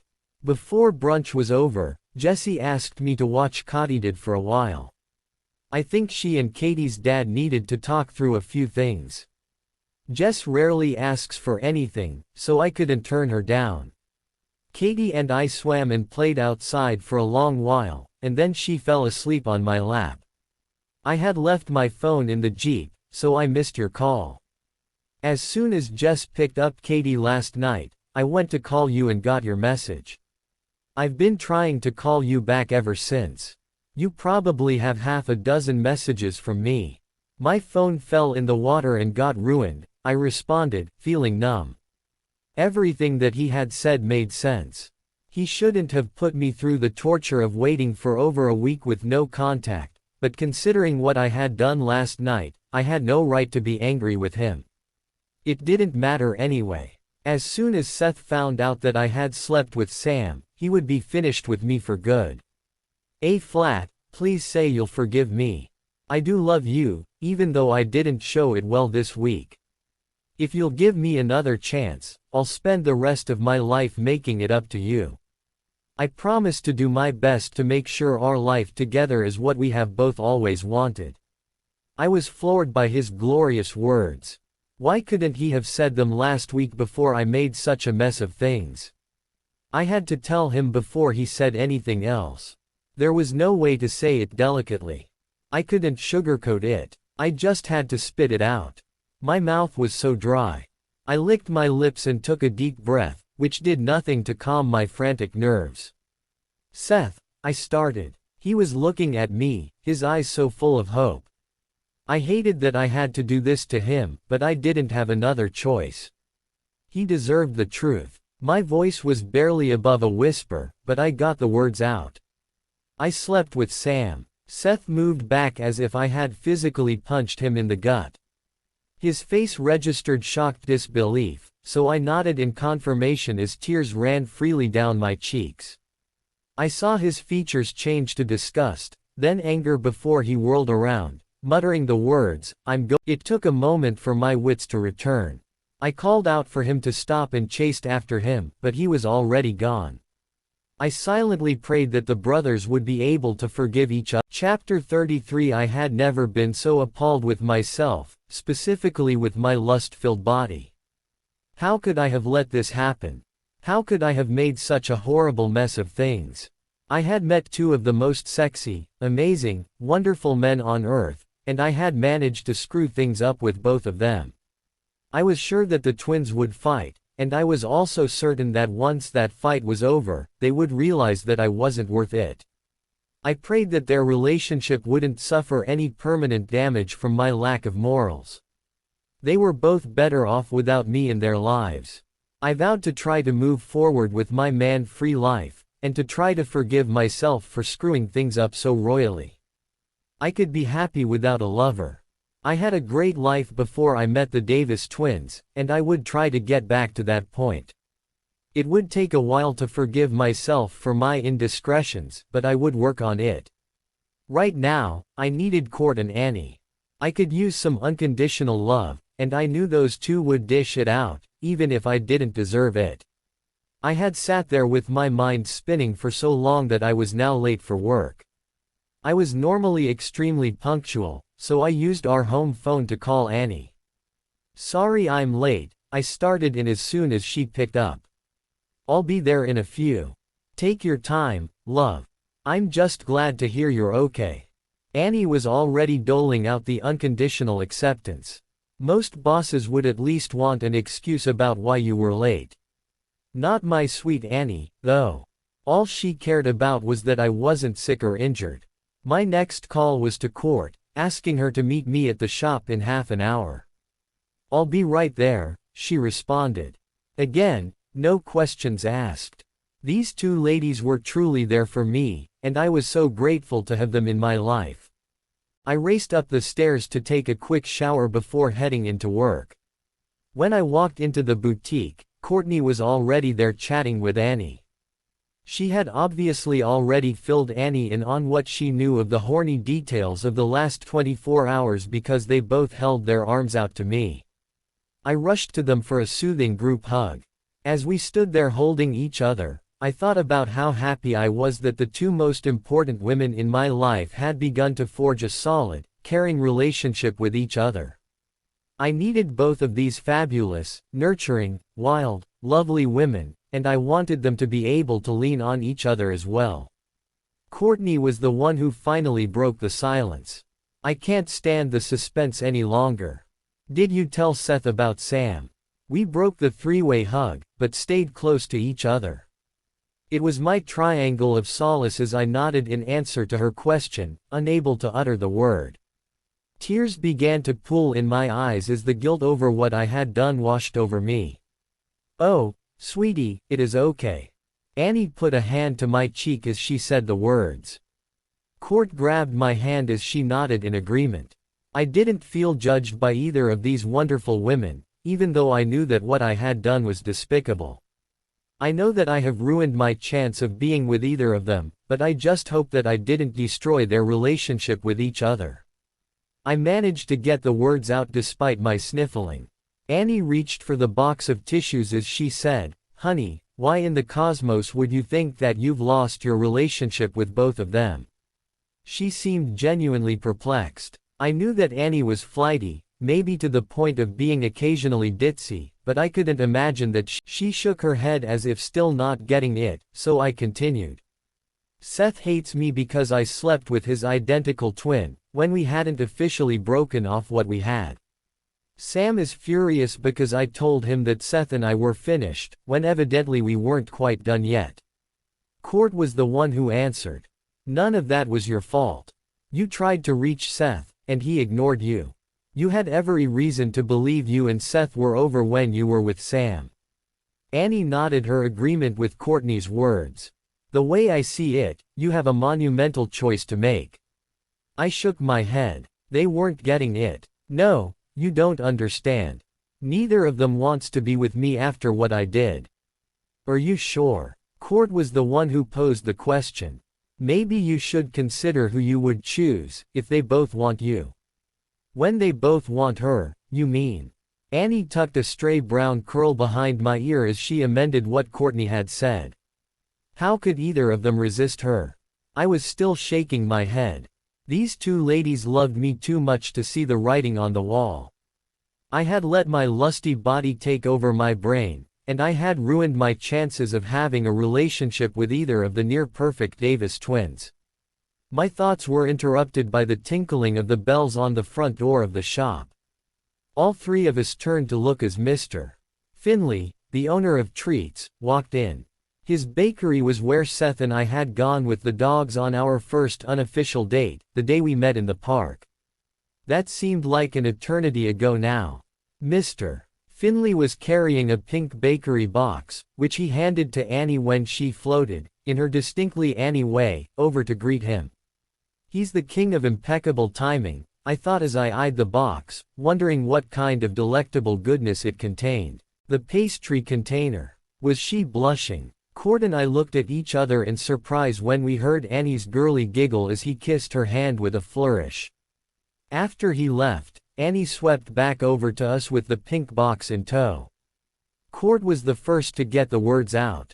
"So, what's going on with you and the Finn man, Harry?" "Pish posh." She tried to play it off as if there was nothing between them. "I'm sure he makes the rounds delivering baked goods to all the local businesses. It's good TR or PR, whatever it is called." Cord and I raised our eyebrows at each other over her use of Mr. Finley's first name. Neither of us had ever heard it before. I thought about the idea of Annie being with Mr. Finley. He was on the shorter side, but not too short. He had graying hair and a slight belly pooch, but he was handsome in a sweet, grandfatherly way. Somehow, it all clicked into place in my mind, and I realized what a fantastic couple they would make. I was slightly annoyed with myself for being too consumed by my own love life to notice how perfect they would be for each other. Cord saw it, too. "Well, I think you two want to TR each other's PRs, and I for one, think it is a great idea." Annie shook her head, but all three of us erupted into giggles at Cord's play on Annie's latest word jumble. When the laughter subsided, we all three stood quietly for a moment, consumed by Chapter 34. I was so happy for Courtney and Annie. They both deserved a happy, fulfilling love life, and it seemed like they were each on the verge of achieving just that. Trying to relax in a bubble bath later that evening, my mind kept returning to my disaster of a romantic life. Somehow, I had managed to screw up things with two amazing men. The rap on my bathroom door startled me out of my thoughts. Cord cracked the door open and peeked in. "I'm heading in to work the dinner shift because Grace called in sick again. There's someone here to see you." She opened the door a little wider to reveal Seth standing in my room behind her. I nodded at Cord's questioning look, to let her know it was fine, so she quietly left. Seth stayed where he was for a moment, then he walked into the bathroom. I gasped when he stepped into the light, and I saw the cut on his lip. "Are you okay?" I asked him. "Physically, yes." His answer made me wince with the knowledge that I had caused his emotional pain. My face must have betrayed my thoughts because he attempted to lighten the mood by saying, "You should see the other guy." The thought of Sam being harmed made my stomach roll and the burning watermelon was back in my throat. My face must have crumpled because Seth tried to ease my concern. "He's okay." He was looking down as he said the words, and it made me feel even worse to imagine how it made Seth feel to see my concern over his brother's well-being. It was kind of Seth to come back to give me closure, but I decided that he had already done much more than I deserved, so I said, "Thanks for stopping by to let me know you're okay. It was very thoughtful of you. I'm sorry for any pain I've caused you, and I hope that you are able to find happiness with someone who deserves you." He responded quietly, "You've made your decision, then." At my perplexed look, he continued with a resigned, "You want to be with Sam." Decision. I kept the question at one word because I was so taken aback by his words. He seemed to be waiting for me to expand, so I continued. "What I have done is horrible, and you both deserve better." I looked directly into his eyes as I said sincerely, "I wish you only the best." That sounds like a dismissal. He moved to kneel beside the bathtub even as he said the words. "Please don't write me off so quickly, Ab.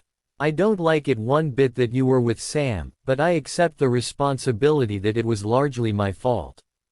I shouldn't have left things the way I did. We can work through this. I love you, and I'll do whatever it takes to make you happy." I was surprised by his words. How could he still want me after I had bedded Sam? Then realization struck. I had become a pawn in their game of one-upmanship. Neither of them actually wanted me. They just wanted to win, and I had unwittingly become the prize, until they moved on to something else. I said as much to Seth, who seemed shocked by my accusation. "I can't speak for my brother," he responded, "but my feelings for you have nothing to do with him. I want to live my life with you. If you'll give me the chance, I promise to do my best to make all of your hopes and dreams come true." His words were wonderful, perfect.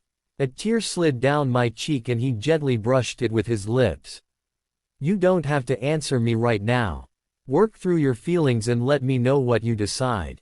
He rose to leave, but turned back to say, "I'll be waiting for you. It seems that you have stolen my—" Chapter 35. I was still reeling from Seth's visit. Normally, sitting on our front porch swing, looking out over the water, and drinking hot tea relaxed me, but it was doing nothing to calm my frazzled nerves tonight. I wasn't even that surprised when the sleek, black Porsche eased into our driveway. When Sam reached the porch, I saw his black eye. His brother had given him a serious shiner. It was already turning purple and looked extremely painful. It made me wince just looking at it. Seeing my reaction, he tried to play it down. "It's not as bad as it looks." He paused before adding, "I deserved much worse." He looked like he felt as guilty as I did, and it made me feel dreadful, knowing that I had caused all of this turmoil. He sat down beside me on the swing, but made no attempt to touch me. Even after all that we had been through, I still felt the electricity sizzle between us. My physical reaction to him was undeniable. We sat there like that for a long while. When he finally broke the silence, his words surprised me. "You deserve a much better man than me. You should be with someone like Seth. He will never let you down. I, on the other hand, am known for loving him and leaving him. I just came to tell you that I care about you both, and I sincerely hope that you are able to work this out." He looked at me before continuing, "I'll keep my distance until I'm sure that I'll be able to keep my hands off you." Anger flared inside me at his words. "So, you feel guilty about fucking me, and you have decided to let Seth win this one. Am I the trophy in this round of the competition?" I spat the words out with venom. He seemed honestly stunned by my accusation. "Abby, it is nothing like that. How could you think that?" I ignored his question, so he continued. "I've never wanted any woman the way that I want you, and believe me, when I'm with you," the last part, I studied him to gauge his sincerity. Could he be telling the truth? Does he want me like my body craves him? I wanted to believe that I was in some way special to him, even if it was only physical. "I haven't been able to stop thinking about you since that first night we met at the charity auction, and I didn't even know you were with Seth then," he pointed out. He paused for a moment, and I pondered over his last statement. It was true. At the time of our rendezvous in the bathroom, he hadn't known I was with Seth. He had been attracted to me sexually, just for me, and not as another way to compete with his brother. As if reading my thoughts, he continued. "I can barely keep from touching you now, just sitting here next to you, but it is not just your body that I want, Ab. I want to spend time with you, laugh with you, dance with you, dream with you and have a future with you." My mouth fell open at his last statement. Seeing the surprise on my face, he continued on, as if trying to convince me. "Why can't you see how amazing you are? I've never desired anyone like this." He touched me then, for the first time since arriving. He tenderly brushed the back of his fingers down my cheek. Just that slight connection with him felt amazing. I closed my eyes and leaned my head towards him, enjoying the sensation. He moved his hand down and gently raised my chin, so that I was facing him. My eyelids felt heavy as I gazed at him. I licked my lips, aching with desire. There's nothing I want more right now than to kiss those soft, beautiful lips. My lips parted slightly at his words, ready to be taken. My eyelids drooped as I leaned forward, wanting him, but his lips were not there. He cursed and stood up. I could see his erection straining for release from his jeans. My eyes were drawn to it, riveted, until I realized "You're too good for me, Abby." I started to shake my head in disagreement, but he continued on, ignoring me. "Seth is a good man, and you deserve to be with someone like him. I'm sorry that I've made such a mess of things. I want to say that I will back off and pretend to hope that the two of you are able to work things out, but I don't think I have the strength to give you up. It's just too hard, and I'm evidently not that big of a man. I'll try to give you some space while you work through this, but please don't take too long." His next words were so quiet that I wasn't sure if he actually uttered them or if my imagination conjured them. "Choose me." With one last burning gaze, Chapter 36. I had requested a meeting with my ladies. Annie, Courtney, and I were sitting around the kitchen table, and the two of them were having a rowdy discussion. They were supposed to be helping me sort out my feelings, but it seemed they each had very different opinions about what I should do. They were on their second bottle of our favorite soft red wine, and they were starting to get more vehement in their arguing. I was drinking water because I wanted to keep a clear head as I worked through the mess I had made of my love life. Seth is sweet and kind, and he really cares about her. He's the better long-term investment. This came from Court. Long-term investment. Annie nearly screeched. We aren't discussing annuities here. We are talking about love. She has passion with Sam. She reached over to grab my hand. You have to follow your passion, sweetie. Passion burns out and then what are you left with? Courtney countered. You need to choose the one that you can have a future with. Love isn't meant to be solid and dependable. It's meant to be fun and exciting. If we find moments of pure joy, we should cherish and embrace them, even if they are short-lived. You can't deny your reaction to Sam.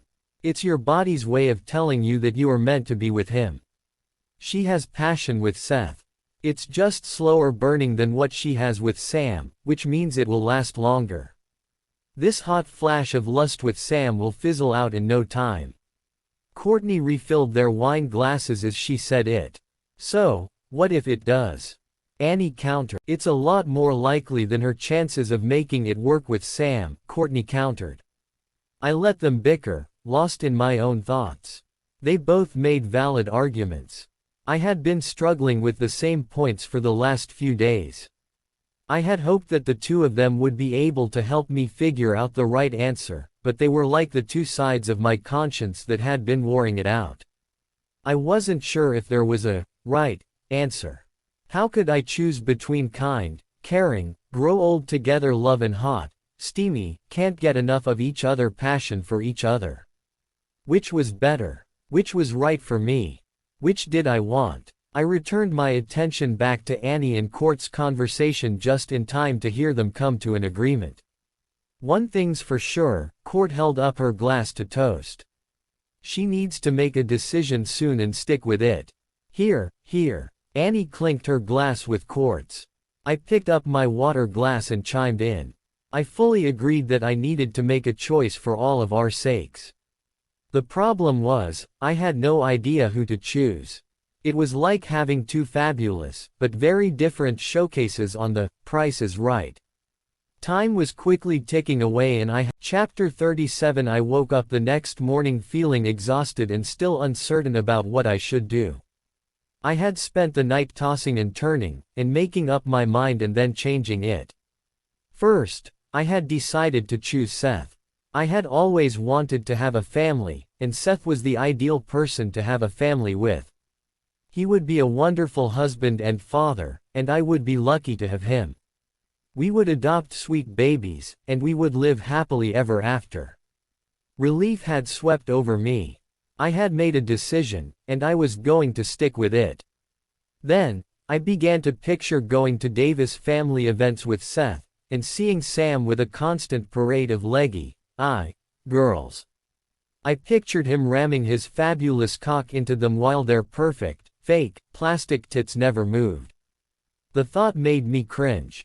I wanted that cock to be ramming me. I had sat up in my bed, sweating and feeling nauseous. I couldn't handle seeing Sam with those women, even in my imagination. When it really happened, I would be desperate from wanting him. If he showed the slightest bit of weakness in his resolve to avoid me, I would cave into my desires and sleep with him. Seth would inevitably find out about the affair and divorce me. Okay, so I couldn't have my happily ever after with Seth because I wouldn't be able to resist his brother. Since that was the case, I decided to flip-flop my decision and choose Sam. There, the decision was made, so I turned over and tried to go to sleep. Sam and I would have a hot, satisfying sex life. We couldn't get enough of each other, and we would probably nearly kill each other in our attempts to bang each other's brains out. It would be fantastic. Our life together would be mind-blowing, at least for a year or two, but eventually, the passion would subside. What will we have left working out in the long term with Sam?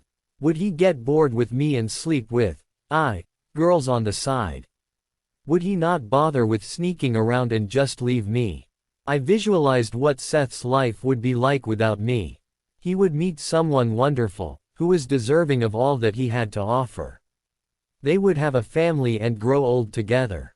In this scenario, I wanted what this imaginary lady had, and, irrationally, I wanted to gouge her eyes out. I was appalled with myself. I had no right to lay claim to two men, but that is exactly what I had done. I couldn't see a way for this to work out well. I was going to be consumed by jealousy when the twin I didn't choose moved on, even though I had no right to be. What the hell was wrong with me? I realized then that I needed to do some soul-searching and work on myself before I would be ready to move forward with a romantic relationship with anyone.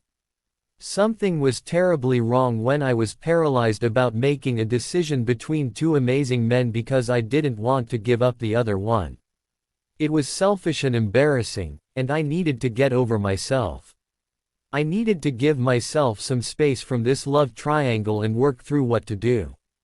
I used our home phone to call Annie and ask for a week off, which she gladly agreed to give me.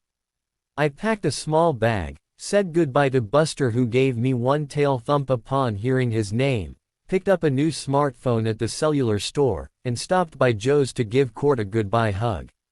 I texted both of the Davis boys and told them I was leaving town for a week, and that I would be in touch when Chapter 38. I didn't go far. I discovered a small, lakefront motel that was about a half-hour drive up the coast from Harbor Shores.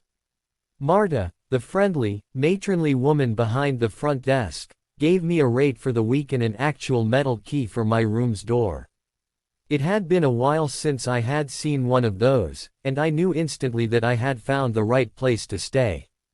My room was small, but clean and functional. I unpacked my travel bag and took a walk along the lakeshore. I found some colorful rocks along the way and placed them in the pocket of my hoodie. The wind off the lake was clean and refreshing. If I couldn't sort out my feelings in this wonderful spot, then I was a hopeless mess. I spent the week walking the shoreline, eating in the diner 2 doors down from my motel, and simply relaxing. It was nice not to have anywhere to be at a certain time. Well, almost no place to be. I had settled into the habit of having tea with Marta in the lobby of the motel a few times a day. She was a lovely woman who was proud of her numerous grandchildren, and I had seen pictures of all 10 of them. Marta had been extremely tactful so far and only asked polite questions about where I was from and my occupation, but today it seemed that her curiosity was getting the better of her. When I refilled our tea mugs and returned to sit on the lobby sofa with her, I was expecting to hear more about one of her grandchildren's latest antics, but instead she patted my knee and asked, "What are you running from, sweet girl?" "I'm not running," I started to fib, but the look she gave me told me that she could see right through me. "Okay, I am running because I'm trying to stall having to make a decision between 2 men. That's a good problem to have." She chuckled as she said it, but then she turned serious. "I had 2 men who wanted me once, and I've wondered every day since then if I ended up with—" Her words surprised me. I had expected some hogwash about following your heart and knowing the right answer deep down. I didn't want to spend the rest of my life regretting my decision, or even questioning it. "How did you decide between them?" I asked her. I was truly curious about how she made her decision, and I was hoping for a better solution than the flip a coin or eeny meeny miny mo options that I had been considering. She answered me sadly, I waited so long that one of them dropped out of the race. Not making the decision became my decision, because I only had one option left. She was deep in thought when she said, "I loved my Hal." I already knew that Hal was her late husband. She had tears in her eyes as she continued. "We had a wonderful life and family together. I wish that I had chosen him, though, instead of just taking him because he was the last man standing. He deserved to be my pick." She gave me some advice then. "Don't wait too long, honey. Make a decision and stick with it. Let the one you choose know without a doubt that he is the one you want." I nodded at her. Her suggestion made sense, and it was what I wanted to do more than anything. It was just such an enormous, important choice, and I didn't want to screw it up. I suddenly wondered about the other man. Did he still pine for Marta? Had he moved on and built a life for himself?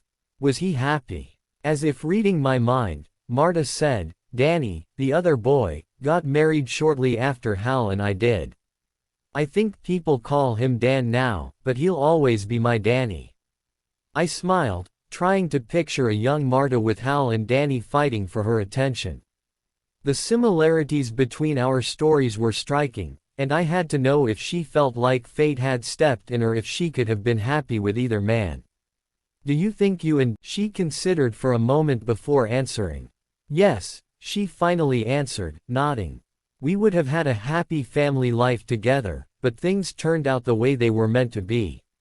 What was left of the tea in our mugs had gone tepid, so I rose to take them to the sink. After I washed them, I turned to ask Marta a question before going back to my room. "Are you sure Danny is still married?" At her perplexed look, I continued. "His wife could have passed away. They could be divorced. It's probably worth checking into." She sat there for a moment, pondering that before responding. "Yes, I think that might be worth looking into." We grinned at each other, and I walked outside to return to my room. I had a good feeling that Marta might soon be getting her chance with the one that got away. Chapter 39. My week at Marta's motel had gone by quickly. I had spent the time soul-searching, yet I still wasn't any closer to having a decision about which Davis twin was right for me. Before leaving, I promised to call Marta soon to let her know what I decided. I didn't mention it, but I would also want to know what she found out about Danny. I secretly hoped that this would be the right time for Marta and Danny to be together. We gave each other a hug, and I headed home to face the music. I wouldn't be able to avoid Seth and Sam forever, or one of them would likely give up on me, like Danny had on Marta. Or worse yet, both of them could give up. This indecisiveness wasn't fair to any of us, so I needed to just make a decision and stick with it. I fretted all the way home, making up my mind and changing it numerous times. "This is ridiculous," I finally told myself. "I don't deserve either of them, so I should just let them both go." I didn't know if I had the strength to do that, but I knew it would be best for all of us. The idea of facing either of the brothers while I was with his twin was unfathomable. It would be awkward and uncomfortable for all three of us. They really would be better off without me. The fact that I had slept with both of them would just cause bitterness and jealousy between them. They had already had a fight because of me. I didn't want to cause any more turmoil in their lives. The answer to my dilemma had been staring me in the face the whole time. I just hadn't been willing to admit it because I didn't want to give them up. I needed to let them go, though. It was the healthiest choice for all of us. They would be able to move on with two different women, and I could move on with my life. I had a perfectly happy, fulfilling existence before. It would take a while to get over the heartache of losing them, but it was something I needed to do for all of our sakes. It would be so difficult to give them up, but I vowed to be strong and stick with my decision. When I walked into our house, Courtney asked me immediately, "So, who is it going to be?" "Neither of them." She looked at me like I was crazy, so I continued. "They are identical twin brothers, and I have slept with both of them. There isn't a good way to move on with either of them now." I don't want to mess up their relationship with each other, any more than I already have. Besides, it would be so awkward to be around the brother that I didn't choose. I can't have a future with either of them, and they are both better off without me. First of all, either of them would be lucky to have you. There is no one better than you. Courtney was adamant, so I didn't bother to argue with her. Secondly, you're all adults. People sleep together all the time. Sure, it might be awkward at first, but you'll all move on and probably even forget about it eventually. I couldn't imagine ever forgetting about sleeping with Seth or Sam. It's just not in the cards, I said to Court. I think we'll all be better off if I just let them both go. I thought you really cared about them. I do, I answered simply. Then I added, no one said it would be easy. I gave her a sad smile before carrying my bag up to my room. Once in my room, I shut my door and texted Sam and Seth. I sent them both the same message. I can't see you anymore. My phone buzzed with responses almost immediately. Seth's text read, so, you've made your decision. Can we talk? Sam's message said simply, I don't accept that. I'm on my way over. I sighed and slid down to the floor. I had been a coward to try to end that. They were both going to demand more. I just hoped that I had the willpower to resist them in person. I silently vowed to stick to my guns. Chapter 40. I was surprised to see Seth's Jeep pull in as I sat on the front porch swing. I had been preparing to see Sam first. Seth carried a large bouquet of happy-looking daisies and colorful wildflowers, which he handed to me when he reached the porch. Thank you. I'll go put them in water. I used the excuse to have a minute to go in the kitchen and gather my thoughts. I found a classic ball jar to put the arrangement in and set them in the center of our table. Then, I took a few deep, calming breaths before walking out to join Seth on the porch swing. We sat side by side quietly for a few moments. Seth broke the silence by saying, "You've chosen Sam." He didn't pose it as a question. It was more of a resigned statement. No, I answered him. I'm not going to be with either of you. It's too awkward. I've messed things up too much. I thought we had something special. I thought we were falling in love. His words nearly broke my heart because I thought the same thing. As I had known would happen, Sam's Porsche pulled into the drive. Seth didn't seem shocked either. When Sam eased his long, lean body out of the low sports car, I saw that he had brought roses, dozens of them. The brothers nodded solemnly at each other in greeting as Sam held the red flowers out to me. I muttered something about putting them in water and ran for the kitchen. I busied myself finding the good crystal vase and putting the huge bouquet of long-stemmed red roses in it. When I placed the vase on the table next to the jar of wild flowers, tears welled in my eyes. The flower arrangements were great representations of the brothers. One was wild, fun, and free. The other was elegant, beautiful and dangerous. How could I choose between the two? I couldn't. The answer, simple as that. I strengthened my resolve to go out and tell them that they both needed to move on. It really was the best thing for all of us. Sam was the first to speak when I returned to the porch. So, you want to be with him, then? He spat out the question. He was standing near the porch stairs, and I had stopped awkwardly between him and the swing where Seth sat. No, I'm not going to be with either of you. I've made too much of a wreck of things, and you both deserve to be with someone who loves you and only you. They were both just looking at me, so I continued. It would just be too uncomfortable if I was with one of you. It doesn't make sense. This is bullshit. Sam was angry. We both care about you, Abby, and we are all adults here. Choose one of us, then the other one will go off and lick his wounds for a while. In time, we will all be fine.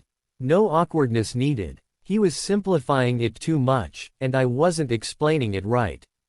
I couldn't seem to formulate words that would make them understand. I knew what I meant and that was all that mattered. As I looked at these two identical on the outside, near-perfect men, and tried to explain why I couldn't be with either of them. I was exhausted. Just go. Both of you please go. I could tell that they were each considering putting up a fight, but I shook my head sadly, and they both respected my request and left. I went in the kitchen, looked at both. Chapter 41. The shadows of dusk were starting to creep across the kitchen, so I went up to shower. Then I flopped on my bed and cried myself to sleep.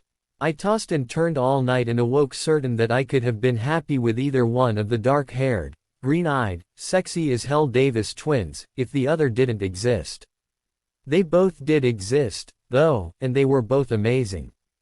I cared about each of them too much to choose the other one. I had royally screwed up any chance with either of them, so I needed to pick up the pieces of my life and move on without them. We would all be better off without the sick love triangle that I had inadvertently created. I showered again in the morning and walked to work on autopilot. A blaring horn snapped me out of my daze when I started to cross the street in front of a car to get to Mek and Drek. Annie was standing just inside the door of the shop and ran out to get me. "Be careful, sweetheart." She waved to the car in apology as she put her arm around me and swooped me into the safety of the shop. "No boy is worth losing your life over. I'm sorry. I wasn't sure why I was apologizing. She seemed concerned about me, though, and I didn't want her to worry. No need to apologize. I just love you, and I don't like seeing you so upset, especially over a boy." Then she added, "Or two boys. Tish tosh." She waved it off, as if it were an everyday occurrence for a person to fall for two men. As if reading my mind, she went on, "You know, I was once in love with two boys." Her revelation surprised me. I had thought I had heard all of Annie's stories. She seemed lost in thought as she continued. "One was my high school sweetheart. Adam was kind, and sweet, and wholesome, and good-looking. He was a star athlete at our little high school." She smiled as she described him, obviously remembering him fondly. "Everyone thought we would end up together." I nodded, wondering about the other boy. She sighed deeply before continuing. "The other boy, JD, was a rebel. He was dark and dangerous, and handsome as sin. I couldn't seem to resist the magnetic pull I felt towards him, even though I could sense that he didn't care enough about me. At one of Adam's football games, JD lifted my skirt, removed my panties and stuffed them into the pocket of his jeans. Then he took my virginity standing behind the locker room." She paused before continuing, lost in thought. "It was glorious, and I couldn't get enough of JD after that. We spent the next few weeks screwing any place where we could find a modicum of privacy. It broke Adam's heart, but I was so enamored with JD that I couldn't help myself. I was desperate for JD to love me, and I kept telling myself that he did. I let myself believe that he felt about me the way I felt for him, until one day after school, when I ran out to jump in his car for a ride home. I had an hour before my mom would be home from the salon, and I planned to enjoy every minute of it naked in my bed with JD. To my horror, I found him in the driver's seat of his cherry red muscle car, leaning his head back on the headrest with the blonde, curly ponytail of the head cheerleader bobbing in his lap. He had the audacity to smile at me as she blew him. I slammed the car door shut, and she didn't even stop sucking his cock long enough to turn and see who had seen them. She was under his spell as much as I had been. I shook my head, uncertain about what to say. I had let lust get in the way of a wonderful relationship as well. Complete sexual attraction to another person was difficult to ignore. Did we all have to choose between steady, dependable love, and hot, frantic sexual desire? Annie's affair with JD had ruined her relationship with Adam, and she had ended up losing them both. It made me curious about why she had encouraged me to choose Sam, and I questioned her about it. "Sweetie, I was never going to be happy with Adam after feeling that intense attraction to JD. Even if I hadn't slept with JD, I would have always wondered about him. You can't deny that kind of pure, animal lust. If you have the chance to enjoy it, you should grab it, even if it doesn't last. Let the consequences be damned. I contemplated her words. It was true, I would never forget my amazingly hot time with Sam, and I couldn't bring myself to regret it. I was sorry for the pain it had caused Seth, but if I could take it all back, I didn't think I would have the strength to do it. Annie continued, saying, what I felt with JD was a once-in-a-lifetime, sensational experience, and I wouldn't give up those wonderful memories for anything, even though it didn't last. It sounds like you feel that sense of complete exhilaration with Sam, and it is a rare and beautiful thing that you should enjoy while it lasts. Besides, just because JD was a cheater doesn't mean that Sam is. I understood now why Annie wanted me to choose Sam. I had tasted the forbidden fruit, just like she had. There was no turning back now. The difference was that I was the cheater in our scenario because I hadn't ensured that things were finalized with Seth. I had ruined my own chance of enjoying that feeling of pure, sexual bliss for a longer duration. At least I would always be able to relive my memories of being with Sam. Annie had a good, fulfilling life without either of the boys from her story. I could and would do the same. Annie ended the story with another of her classic, jumbled quotes. I have found that the sky is sometimes bluer on the other side of the rainbow, but once we experience it, it is hard to go back. Then she patted my shoulder and went to the storage room in the back of the store. I was pretty sure I had seen a tear glistening in her eye. I had never before seen Annie cry. Chapter 42. I went through the next several days in a bit of a haze. I made it to work on time, and I responded appropriately to concerned questions, but I wasn't fully engaged. I just wanted to curl up in bed and sleep for a week. When I saw Courtney walk into the shop and Annie step forward, I knew they were staging some sort of intervention. I didn't want either of them to worry, and I was touched that they both cared so much, but I wasn't ready to be my usual, perky self.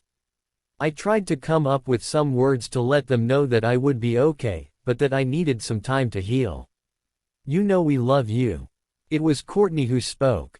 But you have to snap out of this funk. She moved to put her arms around both of us and we stood in a three-way hug. The store was empty of customers, so we were able to speak freely. Maybe the three of us should have a fun night together.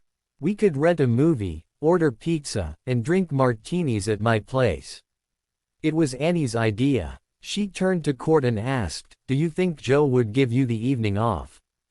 "I'm sure I can work it out. I'll see if one of the other girls can cover my shift." "It sounds fun." I started to nod in agreement, but all I could think about was that I was suddenly overly warm. Sweat broke out on my lip and my stomach started roiling. I tried to swallow away the nausea, but still knew without a doubt that I was going to vomit. I couldn't make it to the restroom in the back, so I ran to the trash receptacle behind the counter and retched into that. Once I was finished, I said, "Sorry you had to witness that. I must be coming down with some kind of flu bug." I saw the concerned look that Courtney and Annie shared. Court said gently, "A-flat, there aren't many flu bugs going around right now." I wondered what she was getting at as I put a hand to my forehead and said, "Maybe it was something I ate." Both of them moved to face me on the other side of the counter. Annie looked at Court before asking delicately, "Is there any chance you could be pregnant?" I shook my head automatically. I can't get pregnant. It hurt my feelings that they would ask me this, when they both knew how much I had longed for a baby during my marriage. Courtney talked slowly when she responded, as if speaking to a young child. "You think you can't get pregnant because it didn't happen during your marriage to that pinky-dicked, cheating scumbag. Right." I drew my words out slowly like she had. His new woman is pregnant, so I was clearly the one with the fertility problem during our marriage. Unless that skanky hoe bag cheated on him. Court's words made my mind reel. I hadn't considered that possibility. I shook my head, trying to process. Could I be pregnant? I had been tired and emotional, but I thought it was just due to my love life being in the toilet and possibly a severe case of PMS. Was my period late? I tried to focus on the date and calculate how long it had been since my last menstruation. Whoa, here. Let's not go jumping to crazy conclusions just because I threw up once. They looked at each other, and I could tell they were both thinking the same thing. Did you use any protection? It was Annie who voiced the question out loud. No, I didn't think I could get pregnant. I almost screeched the answer. That was the true answer for why I hadn't used protection with Seth, but embarrassingly, I had been so hot for Sam that the thought of needing protection. Could I have been so ridiculously irresponsible? Suddenly, my stomach sank. If I am indeed pregnant, how will I know who the father is? I voiced the fear aloud. I slept with identical twins within a week of each other.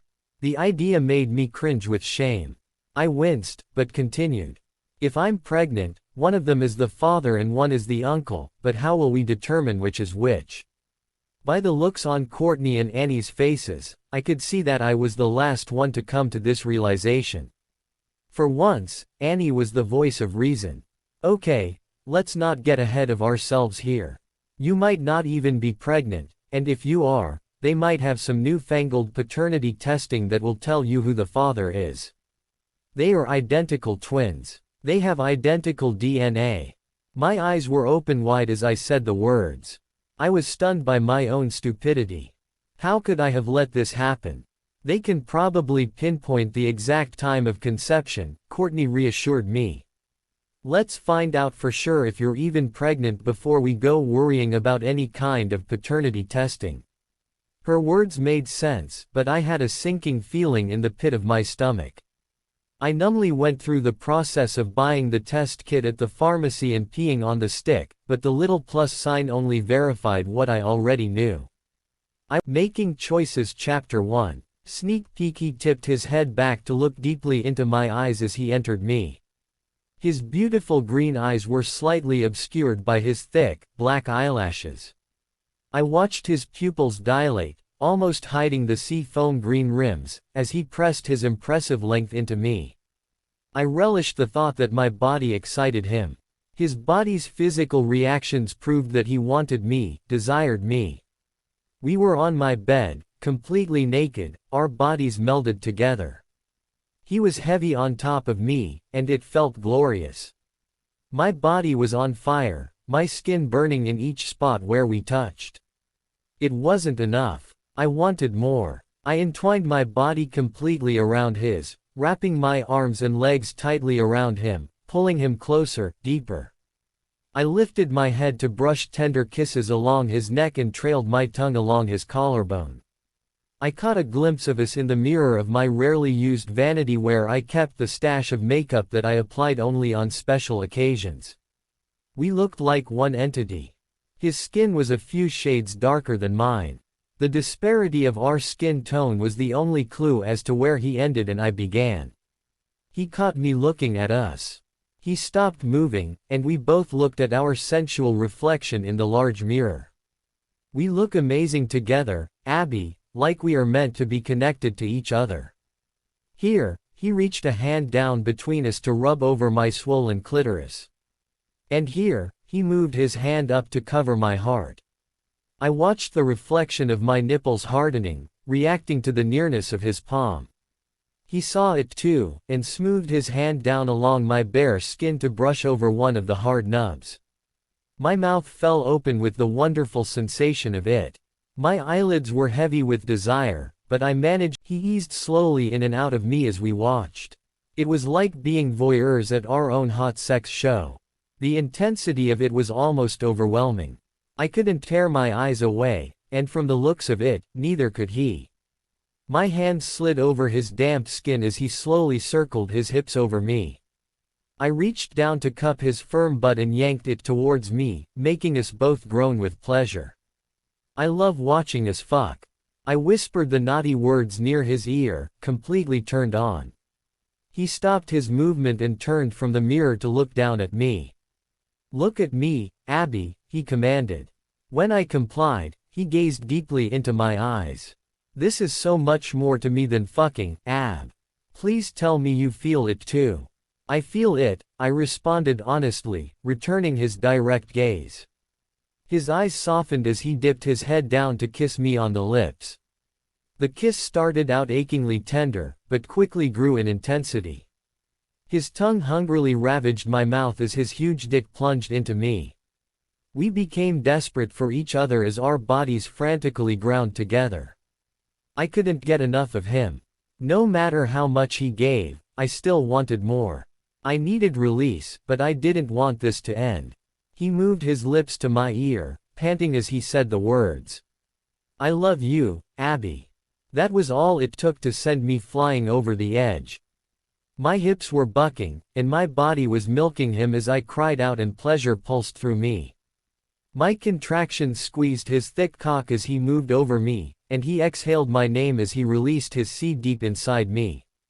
I knew that I was dreaming, caught somewhere between the state of sleeping and being awake. I wanted to stay in this fabulous dreamland where the reality of my confusing situation didn't exist, where I knew exactly whom I wanted and he wanted me back. Where I felt loved. I fought to stay on the brink of sleep, even as my brain started to become aware. I tried to go back to my perfect dream, but it was already fading. I desperately attempted to return to it. My subconscious had made a choice between the Davis twins. It knew which man I truly wanted to be within the deepest reaches of my soul. I fought my way back to the dream by picturing us lying together, spent and exhausted from ravaging each other. His penis was still inside me, connecting us. He was dead weight on top of me.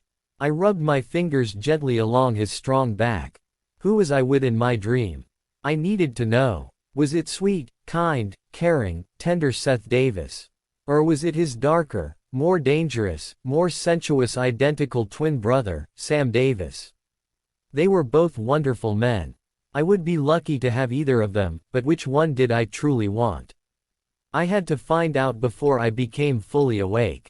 The shoulder scar was the easiest way to tell who the man in my dream was. Sam had a scar on his shoulder from saving his twin during a swimming accident on the lake. Seth didn't have a scar. I eased my hand up to my dream partner's shoulder. I didn't feel anything. Would I feel it, if it were there, though? I wasn't certain if Sam's scar was raised. I didn't remember feeling it before. I knew that it was visible, though. I had seen it. I turned towards the mirror and strained to see his shoulder. The mirror was on the opposite side of where the scar would be, so it was difficult to see the correct area. I lifted my head, craning my neck, trying to see the right spot. I peered around trying to get a clear view, but the area I needed to see was just out of sight. Suddenly, my eyes flew open, and I was fully awake. I hadn't been able to glimpse the area of shoulder that I needed for confirmation, but I knew without a doubt whether I had wanted to see the scar. Looking for a new book to read. Check out the keys to my diary. Get ready to be enchanted by the personal diary of Fern Burns. Yes, she knows her name is ridiculous. If you met her flighty mother, you would understand. Fern is 42 years old, lives in the beautiful, tropical Florida Keys and is not your typical contemporary romance heroine.